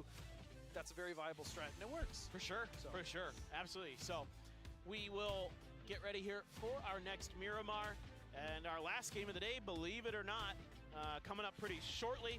Let's take a look at what happened in terms of, well, soon we're going to take a look at what happened with some of the damage numbers. Yeah, the match points, and what our leaderboard actually looks like, right? Because we did get a brief chance, but I also am curious to see, like, what teams who needed to get points, besides India, actually were able to accrue a few points here or there, whether it be kills or just good positioning in the early game. For sure. I'm a little worried for Japan. I'm not going to lie. Yeah, I mean, just... you said it. Start of the day, great. They had that really great early position on military base. They ended up getting circle center. And the one thing I've noticed as well is their playstyle hasn't really changed much over the years. It's center over anything, right? Yeah. And so that works sometimes, and while in that first game it did, I really need to see them start to win their team fights, right? I've been harping on India as well for that, but Japan, they have such good macro sense, but they need to put it together with the team fights. Agreed. I was hoping I'd see, after that first game, I had some hope because I saw them reach out with that 2-2 split up. They did, yeah. That was beautiful. That, to me, I was like, that's a good play. You have good ideas. You're making, I'll call them somewhat aggressive plays. I'm not going to call it We'll call it proactive. There you go. Yeah. That's a better word. I like that better. So, okay, you're doing that, but you're not really, like... They're not capitalizing on it. Yeah. And now they've kind of turtled. Like, they've kind of gone into their shell instead of... I don't want to see that happen. Yeah. I don't want to see them trying something out of their comfort zone and somewhat finding success as far as just putting pressure on teams. But then as soon as it doesn't work, they're right back to, hey, we just need to sit in the same compound, sit center circle, and just hope that we keep catching 9. Like, right. It's just not going to work, especially with the level of teams. And they proved last year that that's not the team they are anymore. They Right. were able to be so much more dynamic. They were able to be so much more involved and impactful in team fights, but haven't seen it so far today. They still have one game left today. They still have more games tomorrow, but they really got to tighten it up. Oh yeah, it's going to take a pretty big bounce back, I think, at this point. That's where I start to get worried. It needs, like, I don't know if they have it in them to accelerate enough. If that makes sense. And that's fair. And I hate. And that's I just wish, based on what we've seen from them in the Yes. past as well. It is just historically the way that things have gone. That's the trend. I would love to be proven wrong. If I could go down there and be a coach and just kick them in the butt, I would. I'm not allowed to do that. I mean, they're right there. Nothing's stopping you. Well, other than the fact that, well, I mean, that's true. I mean, I might make production a little angry if I just ran down to the stage and started, yelling at players, but I think they'll forgive you. they probably would. I think at this point, like, I'm almost like, it's like a tenured professor where you just can't get fired anymore. Like, no matter what I do, It's like, it's just him. It's just the bald one. Just let him do what he wants. Look, he's okay. He's been here long enough. We trust him. Yeah, I mean, as we were just looking, though, another team that I'm pretty happy with overall is Canada. They're getting in the mix. They're getting in their early game fights. They're winning most of them. They're winning most of them. Really, the trouble comes when they get one or two knocked and then the third party comes. But that's kind of been everyone's issue today. The third parties have been coming so fast because teams are really setting up for that, really setting up for the punishes, especially with how some of these circles and hardships have gone. And so that's just what they have to do, and they're making good use of their positioning, and again, they're winning the team fight. Even in that last one, they made it scrappy, right? When Philippines caught them in El Azahar, they made sure that they at least delayed them, took time, they got a knock, they at least got one trade back before eventually getting wiped. For sure. I think the Philippines played a good game there. I like their ideas where they didn't like overcommit to anything early. Like Turkey drives by them and they're like, yeah, whatever, bro. We're gonna go after that second circle shift. Like we're gonna control that edge that you were talking about, how important it is on the edge of El Azahar. And they're like, we're gonna set up for that. It was challenged by Canada. They end up winning it. They get deeper into the game. I think their deepest for placements are pretty close to, at least. Meanwhile, James trying to help out his teammates with a little help from the fan. Yeah, we do apologize. There is a small delay, but we are going to get things going here in just a moment. Thank you for sticking with us, folks. Make sure you guys are also checking your fantasy rosters, see how you're doing. I actually haven't even checked mine yet. I don't want to look. I have it's Shen. in shambles. I have Shen as well. We both. You know, I did do one thing today, though. I did pick up Needix. I had Vard. Oh, you picked up you cheeky. Cheeky. I just felt something in me. I also think I picked up Algin Bots. Really? That He's actually not wouldn't doing be a bad great. pick. He's doing okay. As long as you didn't, there's got to be something in that mouse pad of Nedex. Yeah, what do you think? What does he got? What did he smuggle in there? I don't know. He smuggled something in there, but the confidence is high. These boys are firing on all cylinders, and that's what you love to see. Fex, as well as the UK, they're doing fine as well. You know, they're doing just fine. I think you should be relatively happy with most of what's gone on for the UK today. That last game, not their best, but again, you're going to have that no matter what in PUBG Esports. It's nearly impossible to run 6 games in a row where you're like top 4 and getting 10 kills. You know what I mean? Their worst game, I think, was in 8th place. So, I mean, they're doing just fine. Top 8, if that's your worst, could be a lot worse, as we see the top 4 teams here currently. In that last game, it was 7 kills for Turkey, again, in a position where they really had no right getting 7 kills. We saw them flex out, and they were able to close out that game. 1,200 damage. Norway was really kind of the big movers with Indonesia. Again, 9 and 11 kills respectively and 2K damage. But look at the full squad time difference in that from Norway to Indonesia. 28, literally double the time for Norway, and still 11 kills for Indonesia. That's what impresses me. Dude, that's a really good point. They're playing out of their minds today. They are. They absolutely are. Love to see it. They're taking space really well. They're controlling their territory. Everything you could want in terms of PUBG Esports stuff, that's about as good as it gets. Man of the match will go to Code Marco there. 2 kills, a lot of damage actually. 5-2-4. That's a very healthy amount of damage. You'll take that. Point contribution, 30%. Yeah. Again, kills don't always tell the whole story. And with that position too, I mean, they didn't have all the angles, but when teams were in their purview, they were making sure they were punishing. And you can see that right there, obviously, with only 2 kills, but doing over 500 damage. There is Code Marco, the Eternal Fireman himself. But yeah, I think more importantly, it's just in terms of two impactful like macro decisions they made to reach out to go for points. I don't know what phase it was, 6-5, whatever. Go up that hill, come back. They still have 3 up. I think it was the phase when India had just wiped Poland. Yeah. So like 5. Yeah, it sounds 4 or about 5, right. something like whatever. that. Yeah, whatever. And then the decision to leave Shilla behind just a little bit, and then, you know, we do okay. Yeah, so everything you could want out of, you know, you're given that position, you're given the win condition, and you basically do everything you can with it. Yeah, and then even like pulling Shilla, right? They could have left him as anchor. Even with Blue coming, they could have maybe tried to go for a knock, but no. Not only did they pull him, but then they played like a 2-1 split on the bottom of that ridge. They made sure that the 2 were there for the trade. Shilla still somewhat stayed behind to make sure that there was no collateral with a nade, or he could, you know, go for that final push, maybe go for a flank if they were preoccupied with the other 2 members. So again, just really great decision making overall. That's something that I expect from Turkey, especially with the experience that they have on that roster, and they didn't fail. Yeah, absolutely. Love to see it. A lot of good stuff here, but things getting a little heavy at the top. A lot of teams kind of running away with some of these points, so you're already kind of looking towards the middle of the pack to see what they're going to do. You know, Canada's in that mix, Poland's in there, so what are we going to see from them in these next couple, you know, or well, one more game today. Yeah, and we kind of saw, again, shades of Chinese Taipei making it into the late game. That's something we criticized, or at least I criticized them earlier in the day, just not really making it and having issues with team fights, but they at least managed to get 2 up, I think, all the way up into Circle 6 before they eventually fell, so that some more placement points going their way. But look, if this is really Leo's last event, which I believe him when he says it is, I just want to see them go balls to the wall. I want to see them go all out. I know that's not their play style. I know generally players on that team from different teams like Gex and others tend to play more passive, but this is a really big opportunity to let Leo shine, set him up for those kills, and just have him go out with a bang. Agreed. That's like, you know, what you want to see just as a fan of competition. You know, when it's a player's last hurrah, you want to see them go out on a high note. You want to see them, you know, kind of leave on that that top level. Is definitely what we would prefer, but all the other players and teams want to, you know, do their best too. So it's not always given. You have to go and take it. And Germany, I don't know where we're at right now. They have been doing solid overall. They have 2 second places. They have a 12th.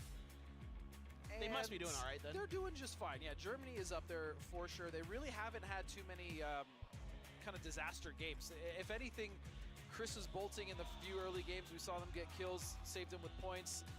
Their ability to control edge constantly has gotten them into that second place spot, not only based on placements, really it's based on kills. They're just killing everyone on the edge, and that's been working for them, so there's no reason for them to not keep doing what they're doing. If it's not broke, don't fix it. Right. What a drop-off, though. That first PNC, that team was so good.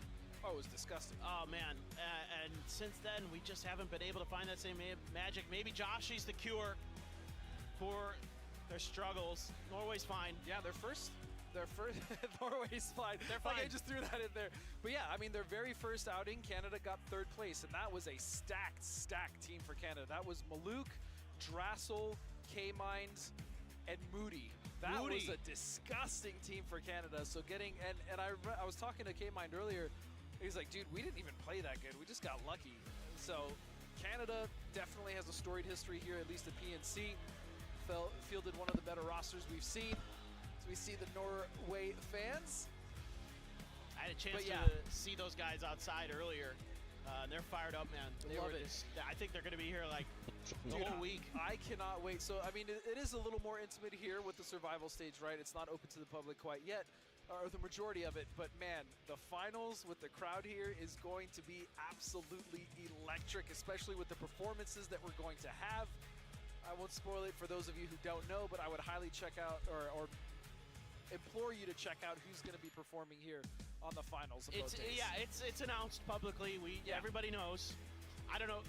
I mean, look, I live here. I'm kind of like, I'm sort of just kind of dead to the whole K-pop thing. It's not like I don't hate it. It's not the way I feel. I'm just like, yeah, it's all over the place. Used to it. Yeah. I hear it all over the place. It's in like every for me, convenience store. Let me tell you, I've never seen a K-pop crew live.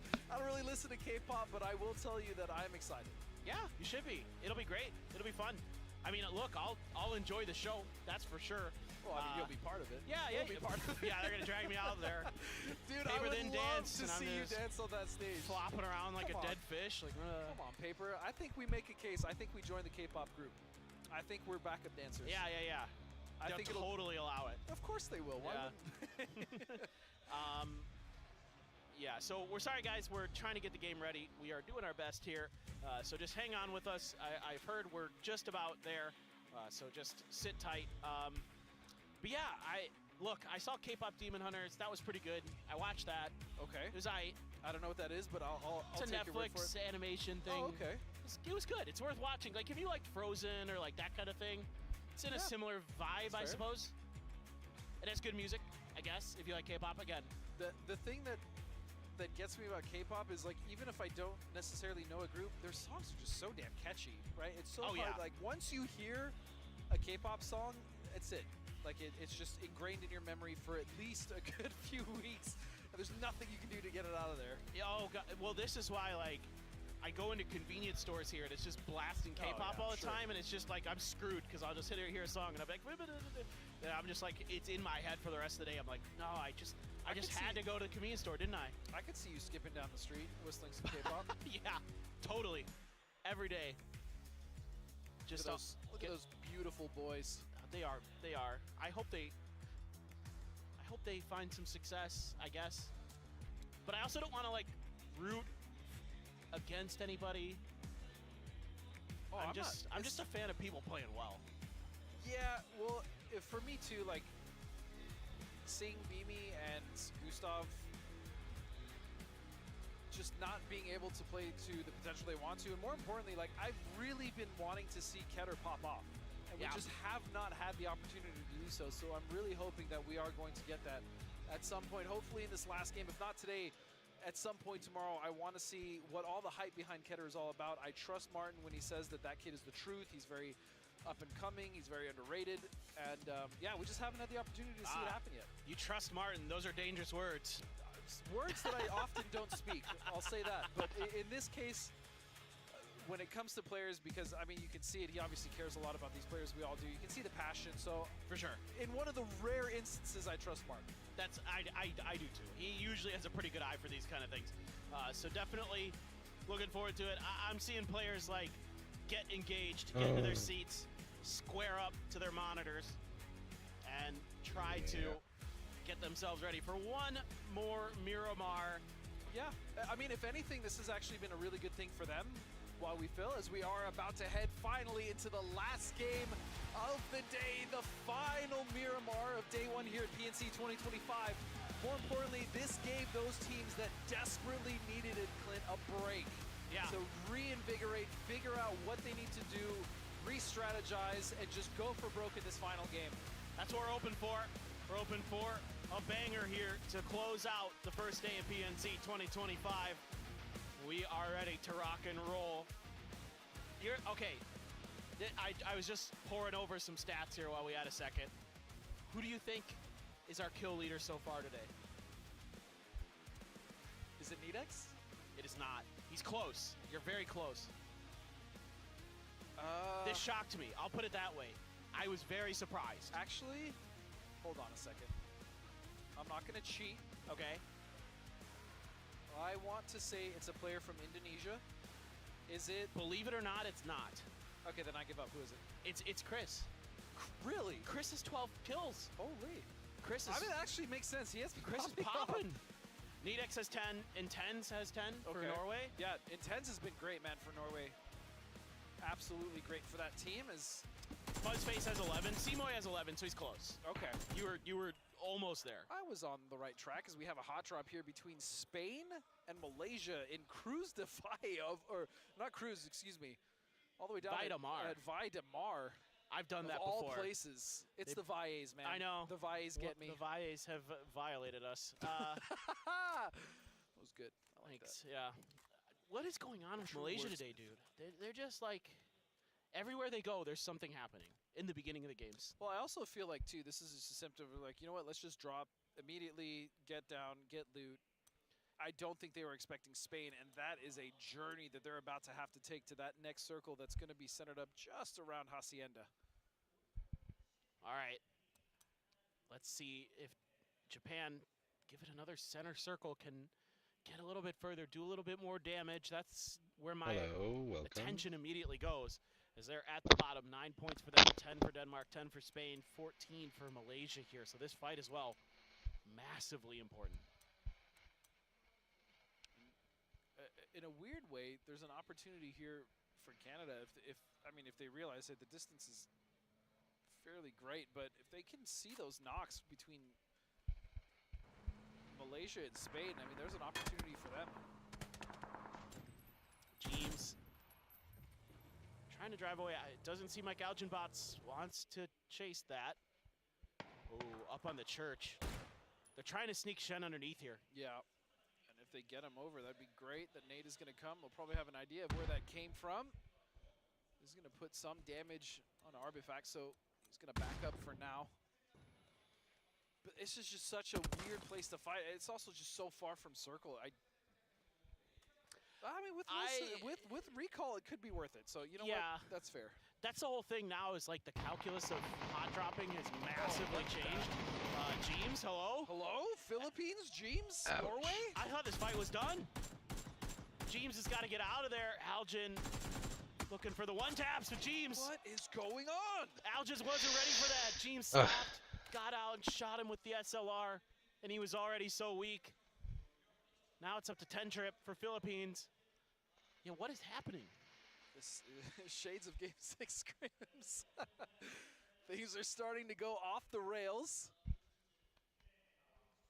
But Intense now coming to support, and that is a naked SLR. Game 6. It is always like this, seemingly. Yeah. Just, 10 trip, that was gross. Yo. He's hit some bangers today. Yeah, he really has. Honestly, every member of the Philippines at some point has hit, I mean, they're just constantly involved.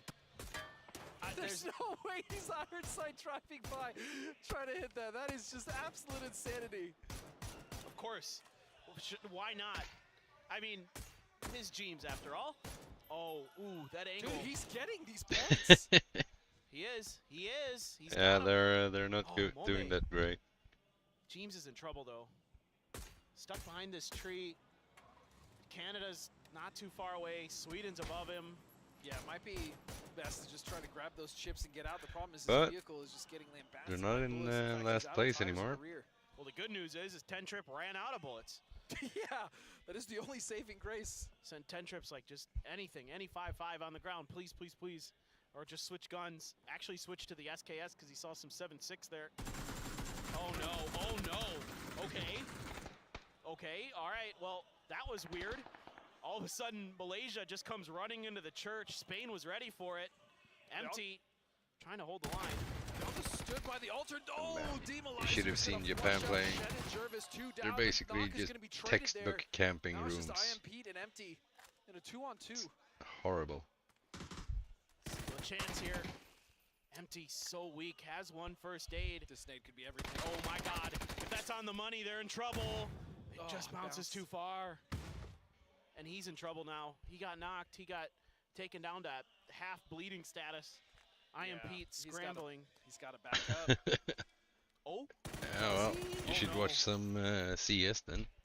What a reposition from Arbifact. Yeah, that's actually huge. The amount of time he just bought his team, that's going to be a full recovery for them because of it. Even if he goes down, he's safe from getting flushed, so that's fine. And the rest of the team should recover. Hey, he's not going to go down, though. He's going to find it beautifully done. And the struggles for Malaysia today continue as they end in 14th place for the day. That is shocking to me.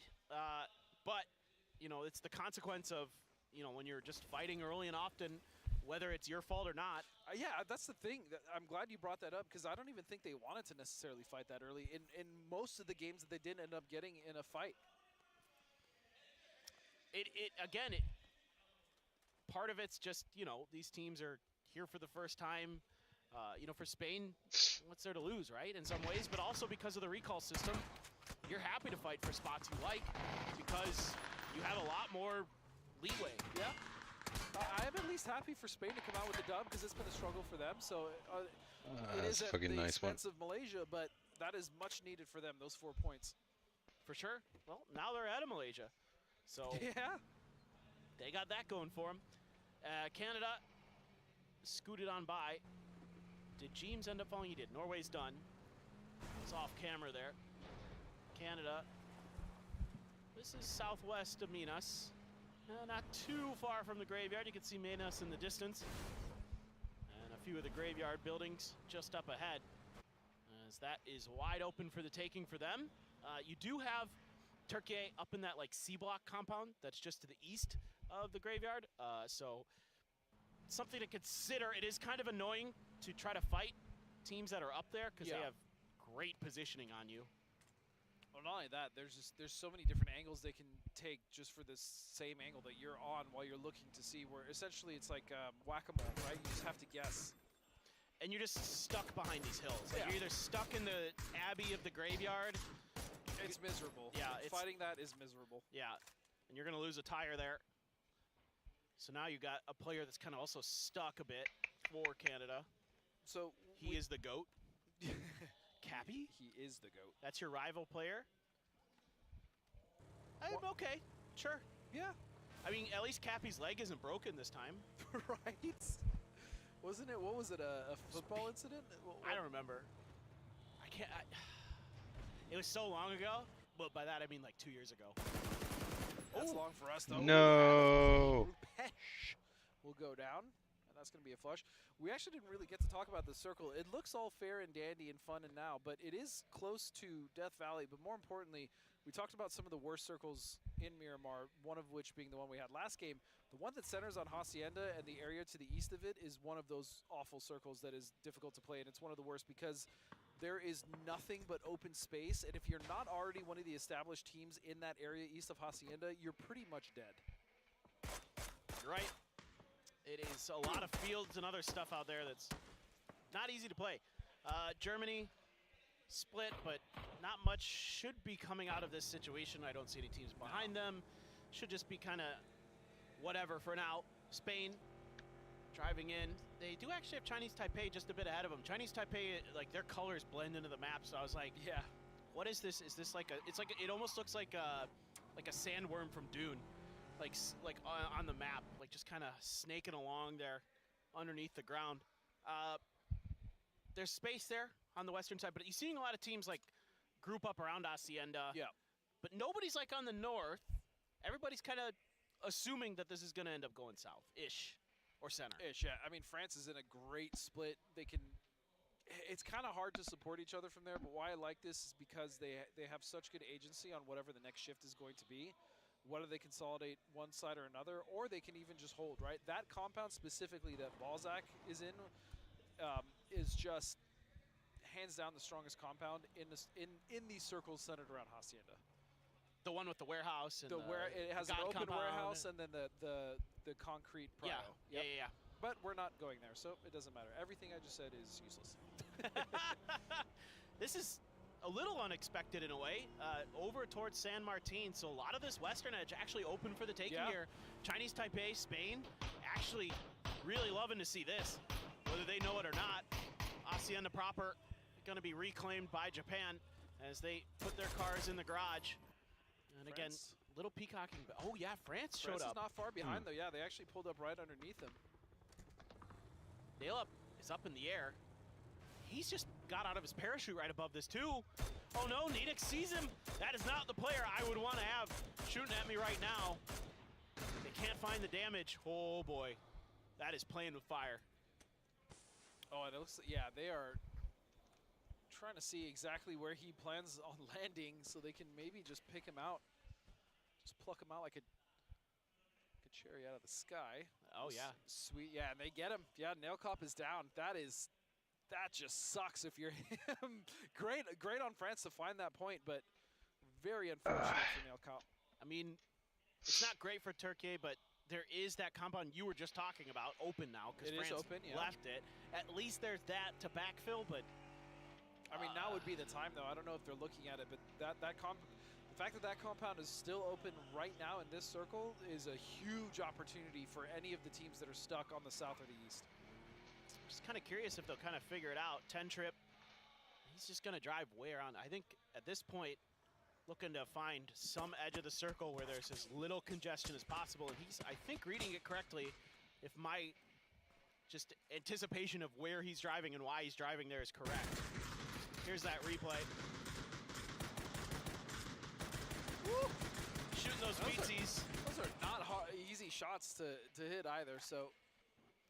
I mean, he's shooting a good 20, 30 feet in front of him. That's crazy hard. Oh, did he go for the res? He got the res. Oh! Did they actually get him? My goat. Let's go. He did. It's activated. I can see it flashing. Yeah. So he, wow, 10 trip. Not only does he clutch, stay alive, gets 2 kills, but he brings back essentially his entire team. Love it. Okay, the recall system. Man, yeah. they needed, I wish we had recalls sooner. I wish there was recalls back when when I was you were playing. Yeah. Oh my God, no. I No bet fucking you wish recalls. you did. I really do. Well, look at Mac and Dark. Sweden versus India. India there. I don't think much will come of that. At least not initially, not until India has to move, which is very likely the next circle. Just have to wait and see. Needix already got the one, looking for more. But he is way out there. Oh my God. I mean, this spot is actually safe. There's this divot here in between, but he still has to be careful, though. Going down here is less than ideal for France.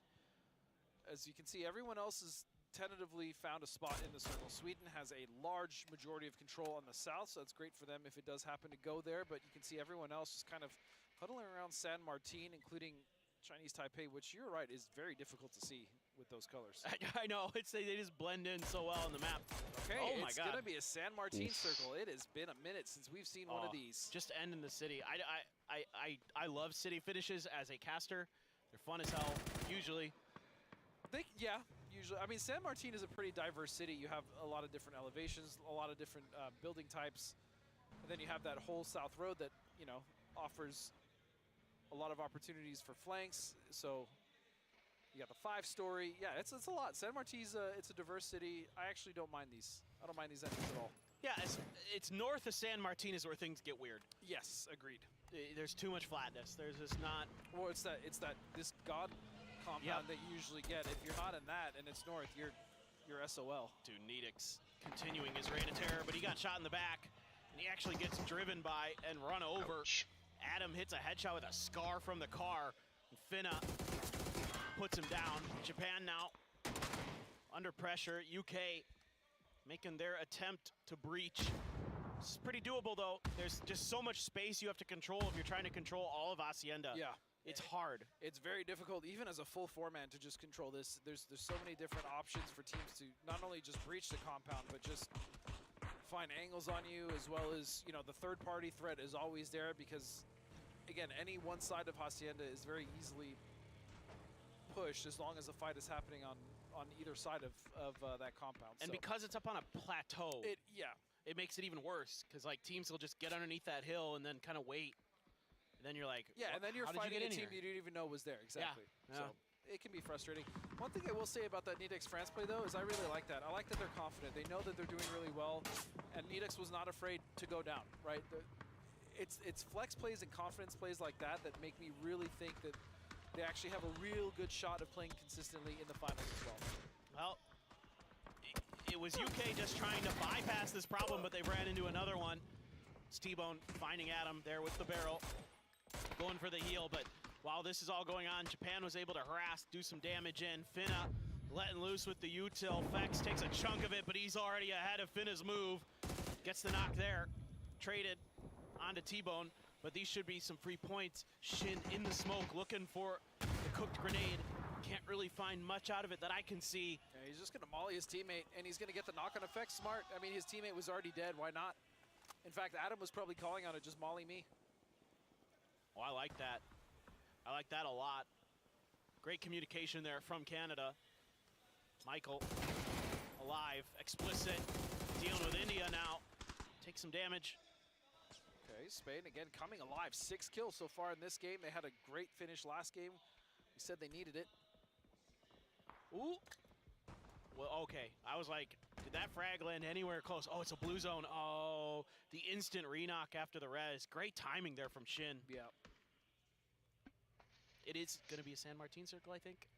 We are blessed. Hashtag blessed. Hashtag thank you, PUBG. You know we control the circles. Come on. We do. Come on, Pedro. Little do people know. I actually have like a button under my desk. It's like you know how when you like have a bank robbery? Mine's like the teller city button? circle, Yeah, yeah. city circle. Yeah. Totally. It's abnormally large, but I feel like it's a little too big, compensating for something, but you know, it's there nonetheless. As we see Muk and Japan now have to somewhat move outside of Hacienda. And where are they going to go? France also has opted to go for this southern warehouse. Oh, they're going to get kind of shredded up though. 10 trip is no joke as Denmark as well having to survive here. Beamy down, Dofi trying to get him up. Yeah, they're out. This is northeast edge of the circle. Germany is angled towards this as well. You can see them off screen. Poland holding the line for now. Beamy res. Ketter up next. Dolphy doing his best as the medic. Trying to get everybody back up and running so they can somehow, some way find a way into this. Think about how crazy this could be if Philippines end up winning this game, by the way. They get everybody back. Here comes Japan. Oh my God, they're running right into this building. There's nobody here for Poland. They're all on the other side. Yeah, but what's waiting for Poland is going to be a Panzerfaust if Muk so sees one. He's got to be careful in this building, though. It gets very claustrophobic, and the closer you are, the backblast could just knock you or a teammate. It's true. See it all the time where, okay, you killed me with the Panzer, but you killed yourself. You got me, but you also knocked 2 of your teammates. I don't know if it was worth it. And we have seen that, unfortunately. Or fortunately, you know, if you like chaos and you're a terrible person. And you prey on the downfall of others. Calling Rello out, is that what's going on? No. I would never. Yeah, me neither. Poland just chilling. Time here on Poland's side, at least for now. For now, yeah. Tentatively, I mean, but you can see Germany is just, as you've stated before, licking their lips. They're looking to see if any one of these 3 teams, because again, that is Poland, Denmark, and Japan all sitting in the same combat. This is almost looking like a European major. What's going on? Right. Well, or regional, I should say, as they all just clump in the same compound. I think there was a res for Team UK. In a recall. I'm pretty sure. That looks like one to me. Yep, they're coming down quite nude. They need to get gear as fast as possible, and I don't think Shin is going to allow that to happen. He shouldn't. Beamy in the house. Poland upstairs. Denmark wants to clear. They have to go through so much though. Here does Denmark. Shin, nice job to get one. That was so well played though. The bait and switch. One getting knocked is worth it as long as the other found something, and sure enough they did. Meanwhile, Poland still in this compound, just smoked out. Vision is absolutely zero here for all the teams. It's really just Germany waiting. Oh, this is a decent molly. It's a really nice molly. That should be a knock. Oh my goodness, it's actually Run AX from Japan. Getting out ahead of that just a little bit, throwing some util now. And that is going to be points going over to Japan. They need those so desperately, but so does Denmark. They've got Dolman. Mook, hello? There you go. Got some damage in at the very least. Beamy forced back. Marsalek trying to hold this Panzer out. Oh, it doesn't get the knock. It hit the wall. So fortunate there for Marsalek, as now it looks like Denmark getting involved. Beamy coming around the other side. Dofi as well. The last 2 members Only left 3 alive, teams gone. It's going to get hectic. Japan hanging on. Yeah. They're fighting. They've got the better angle. They've got the circle a little bit more in their favor. They need to get this res through, though. Phase 5 blue on its way. Ah, yes. Our favorite thing in PUBG for the last couple of years. Watching Beanie heal in the blue. It's a staple, okay? It is. It's a must. We must have it. Well, you can see that Germany must have ran out of patience because they have actually just come off this fight. And to be fair, most of this fight was happening on the east side of the compound, so they really didn't have vision, and pushing into that is kind of pointless. Yeah. Especially with all the chaos and smoke. So I like this decision from Germany. Just unfortunate they couldn't get points or rewarded for their proactivity. You know, they might in the long run. Sure. They just, wow, Marsalek stole it. Brex just gets that knock, and immediately Marsalek shows up with a pump shotgun. Says, thanks you very much. Michael from downtown hitting some shots on Agoni, going to take him out, and all of a sudden Japan took these fights, and they're crumbling. Marsalek out on the hill. Michael, again, looking for another. Oh, my God. Ouch. Marsalek. Okay. I'm calling a foul on that play. Yellow card on that one? Ooh, come on. Oh, looks good. No. Oh, it hits the rock. Damn. Opportunity there, but wasn't to be, as Marsalek still must move. He has smokes for now to move in, but that's going to be a spray for Michael, and no chance does Marsalek make it in. That's going to be a cleanup easy, as you like, for Michael. Great hold from him, and he has also given UK hope. You know, they've got 4 back up. Okay, we're just straight into San Martin. Yeah, it's just... Heck yeah. On the east side, too, I feel like normally when we see these San Martin circles, they kind of favor towards the hill, towards the top side of that plateau to the northwest, but this one's actually going more towards Hacienda, and I'm all for it. There's good terrain there. There's that one Sweden big and warehouse Shambles we getting currently down see from there. Not and then good. They have a lot of room to work with on the south, but unfortunately, the south is kind of busy.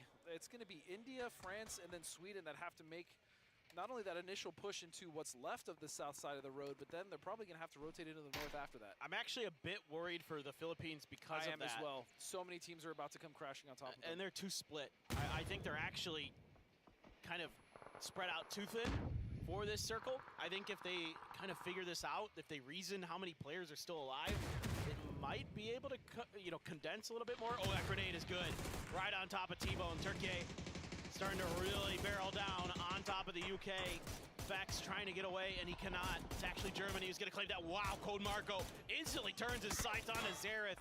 Gets the double tap onto him. Hot and spicy in the back, though. Going to send them forward. Oh, it's Chris. Oh, what a laser. Woo! Okay. He was prone, but still nonetheless impressive, and he's got a suppressor on that, so no help at all on the muzzle side of things. As it's Chris has been a hero for this team time and time again. Can he do the same now? Recall system is now disabled as we have headed into circle number 6, so we won't see any more reses. I have learned to never doubt it's Chris. I have just accepted that every once in a while he is just going to do something miraculous, and you're just going to be in awe. I mean, he's still saving his team right now, and they, you could argue, have no business being saved. Oh, That's going to be shots in the toesies, but they're still up. He got the res off in time. Micah just needs to get the first aid off, and then he's tentatively safe. There we go. All right. There we go.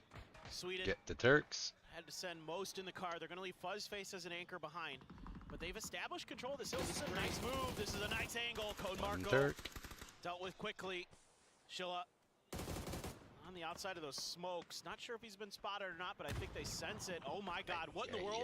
What in the world is that, Max? Max got a Lynx, and he got 2. And that is the third, fourth Lynx we've seen today, and I'm all about it. That gun is so fun to use. Just aim, click, and delete. You don't even need to get a headshot. That thing will just bury anything, as long as it's a chest. Yeah, it's so good. They're losing players down the hill, though. It's actually the Philippines who are doing the damage from their compounds inside of San Martin. So now you're trying to just get into the circle somehow, some way, but Philippines just not allowing it. Try a different direction. I don't think it's going to be too much more successful there for Balzac. Yeah, probably not. And the unfortunate thing here for India is they actually have an opportunity to cross earlier when Philippines was kind of distracted, but now that circle's posted, I mean, you have to imagine Algenbots is just going to be trained onto that angle to his west. This is working out for the Philippines. I was worried about this split, but nobody ever got the opportunity to crash them, so they chill. Yeah, there was always the threat of either Calbs or Algenbots going down, depending on which side got crashed first, but again, it just never happened, and part of it was probably because they stopped it from happening, but look at this.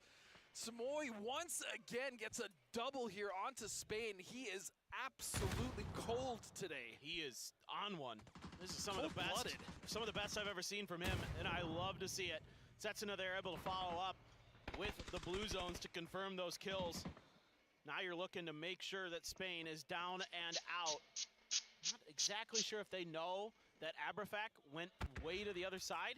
Kind of hedging the bets there a little bit for Spain. Indonesia doing a great job.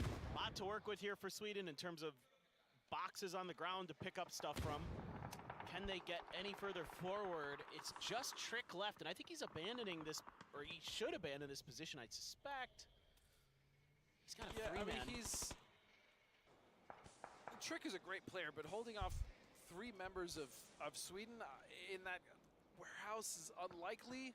Unless they don't know he's there. Yeah. One guy left for Team India. I mean, surely they have to clear this, right? There's no way they just try to move forward unless they find a window to get into the building that TD is in. Could be. All right. No, surely with this angle, no, it's too strong, and Trick almost gets the knock on a Fuzz. That nade, though, might be good if it's cooked properly. Here comes the Panzer. Is he going to go for the shot? He isn't. It's oh no, the molly. It barely doesn't hit Trick. That was so fortunate for him. Yo, I thought he was dead. So did I. Nice from 10 Trip. Again, just racking up another kill. 8 now, away of the Philippines. They might win this game. Go Sweden. Think about that. They're stuck in that fight outside of Picado with James. They lose almost everybody, and now they might win the game. Unbelievable. Sweden, now they're going to hold the line. Trick gave up his position, but I get it. You were right. It just looks so juicy, and they're just turtling. Outside of the next circle, phase 8. Center dot going to be in between Tede and some of the Filipino boys. Smokes are coming out now. Indonesia just trying to hold the line, and that extra angle that you get from Tede's position is so annoying. Yeah, it's really not something that you want to deal with at all. Speaking of annoying angles, look at the way 10 Trip is starting to flex out towards the southeast, trying to get an angle onto Sweden. I love this again. Sometimes they're a little over-aggressive, but they really do make some great decisions sometimes. Still, in that aggression. Fuzzface just hit a nasty one right over the top of the hill. Sprayed down, gets the knock onto Simoy, and that's the best player so far for today. Trick, though, able to respond in kind. Philippines looking to see if they can get involved in this fight. Oh, that might be good. Oh, it just came up short. There's like another layer to that hill. The dirt has been dug deep there. Yeah. This is an awkward finish, though, for if you're Indonesia, because you have so many places you have to look, and then you have the other 2 members that are trapped. You can see TD's trying to help his teammates, but Trick is the one to go down. Sweden's still trying to survive, as you can see. Setsuna now trying to put pressure on them as well. Nah, they're in trouble. It's all going to be on to Tede. He is still claiming some points for them. They have 8 kills, and God, they're just going nuts today. Yeah. I mean, Mome, I don't know. Good luck, my friend. You know what? He's actually safe. Yeah, he's okay for now. And the most important thing is if they lose track or if there's an opportunity for a third party, I mean, he is right there within striking distance. This is maybe doable. There's a weird world where, like, Chinese Taipei and everybody else just ends up, like, squaring up a little bit sooner than you'd expect. I would say that's not likely, but possible.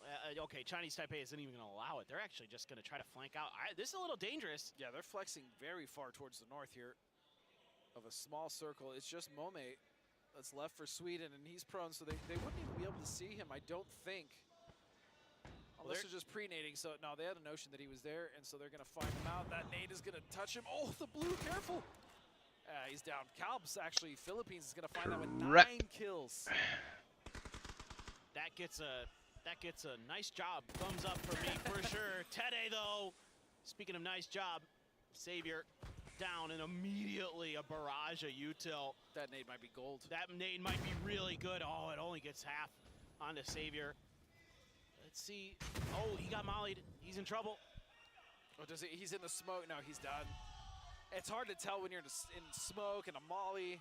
But even still, Indonesia taking 3rd place. It's now just down to Chinese Taipei versus the Philippines. 4v4. 4v4 straight up. Well, the Philippines are trying their tactic of just fan out and surround your opponents. Yeah, envelop Chinese Taipei, and they're going to find one. Algenbots with a beautiful flank is going to open up the fight, and he gets 2! He gets 2, Clint! Calb's able to follow up, and it's quick. 10 Trip gets the final, and it is the Philippines getting the win. What a game for them. It may have taken them 5 games to put it together in those early game fights. They were figuring out what their limit testing were, but they found it, and in the last game, they closed it out with 8, 9, 10 kills, I believe. That's a 20-pointer at the very least for the Philippines.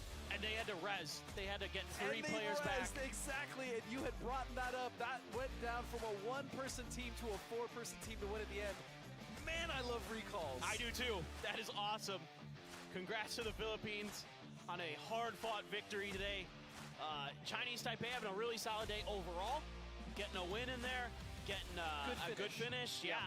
As we take a look at some of the highlights here from this match. Freaking James out there with a pump shotgun. Riding side seat. He didn't, it just dude. like, I love how the vehicle just stopped and he just kind of peeked over like, hey, what are you doing over here? Yeah. You happy to see me? Oh, that was gross. Yeah, 10 trip. Just on fire all day, as well as Empty. Empty was huge for his team. Even though his team just couldn't put it together. I mean, Malaysia struggled. Yeah. They really struggled. It is not a good first day. Malaysia's going to have to go huge tomorrow. That's all there is to it.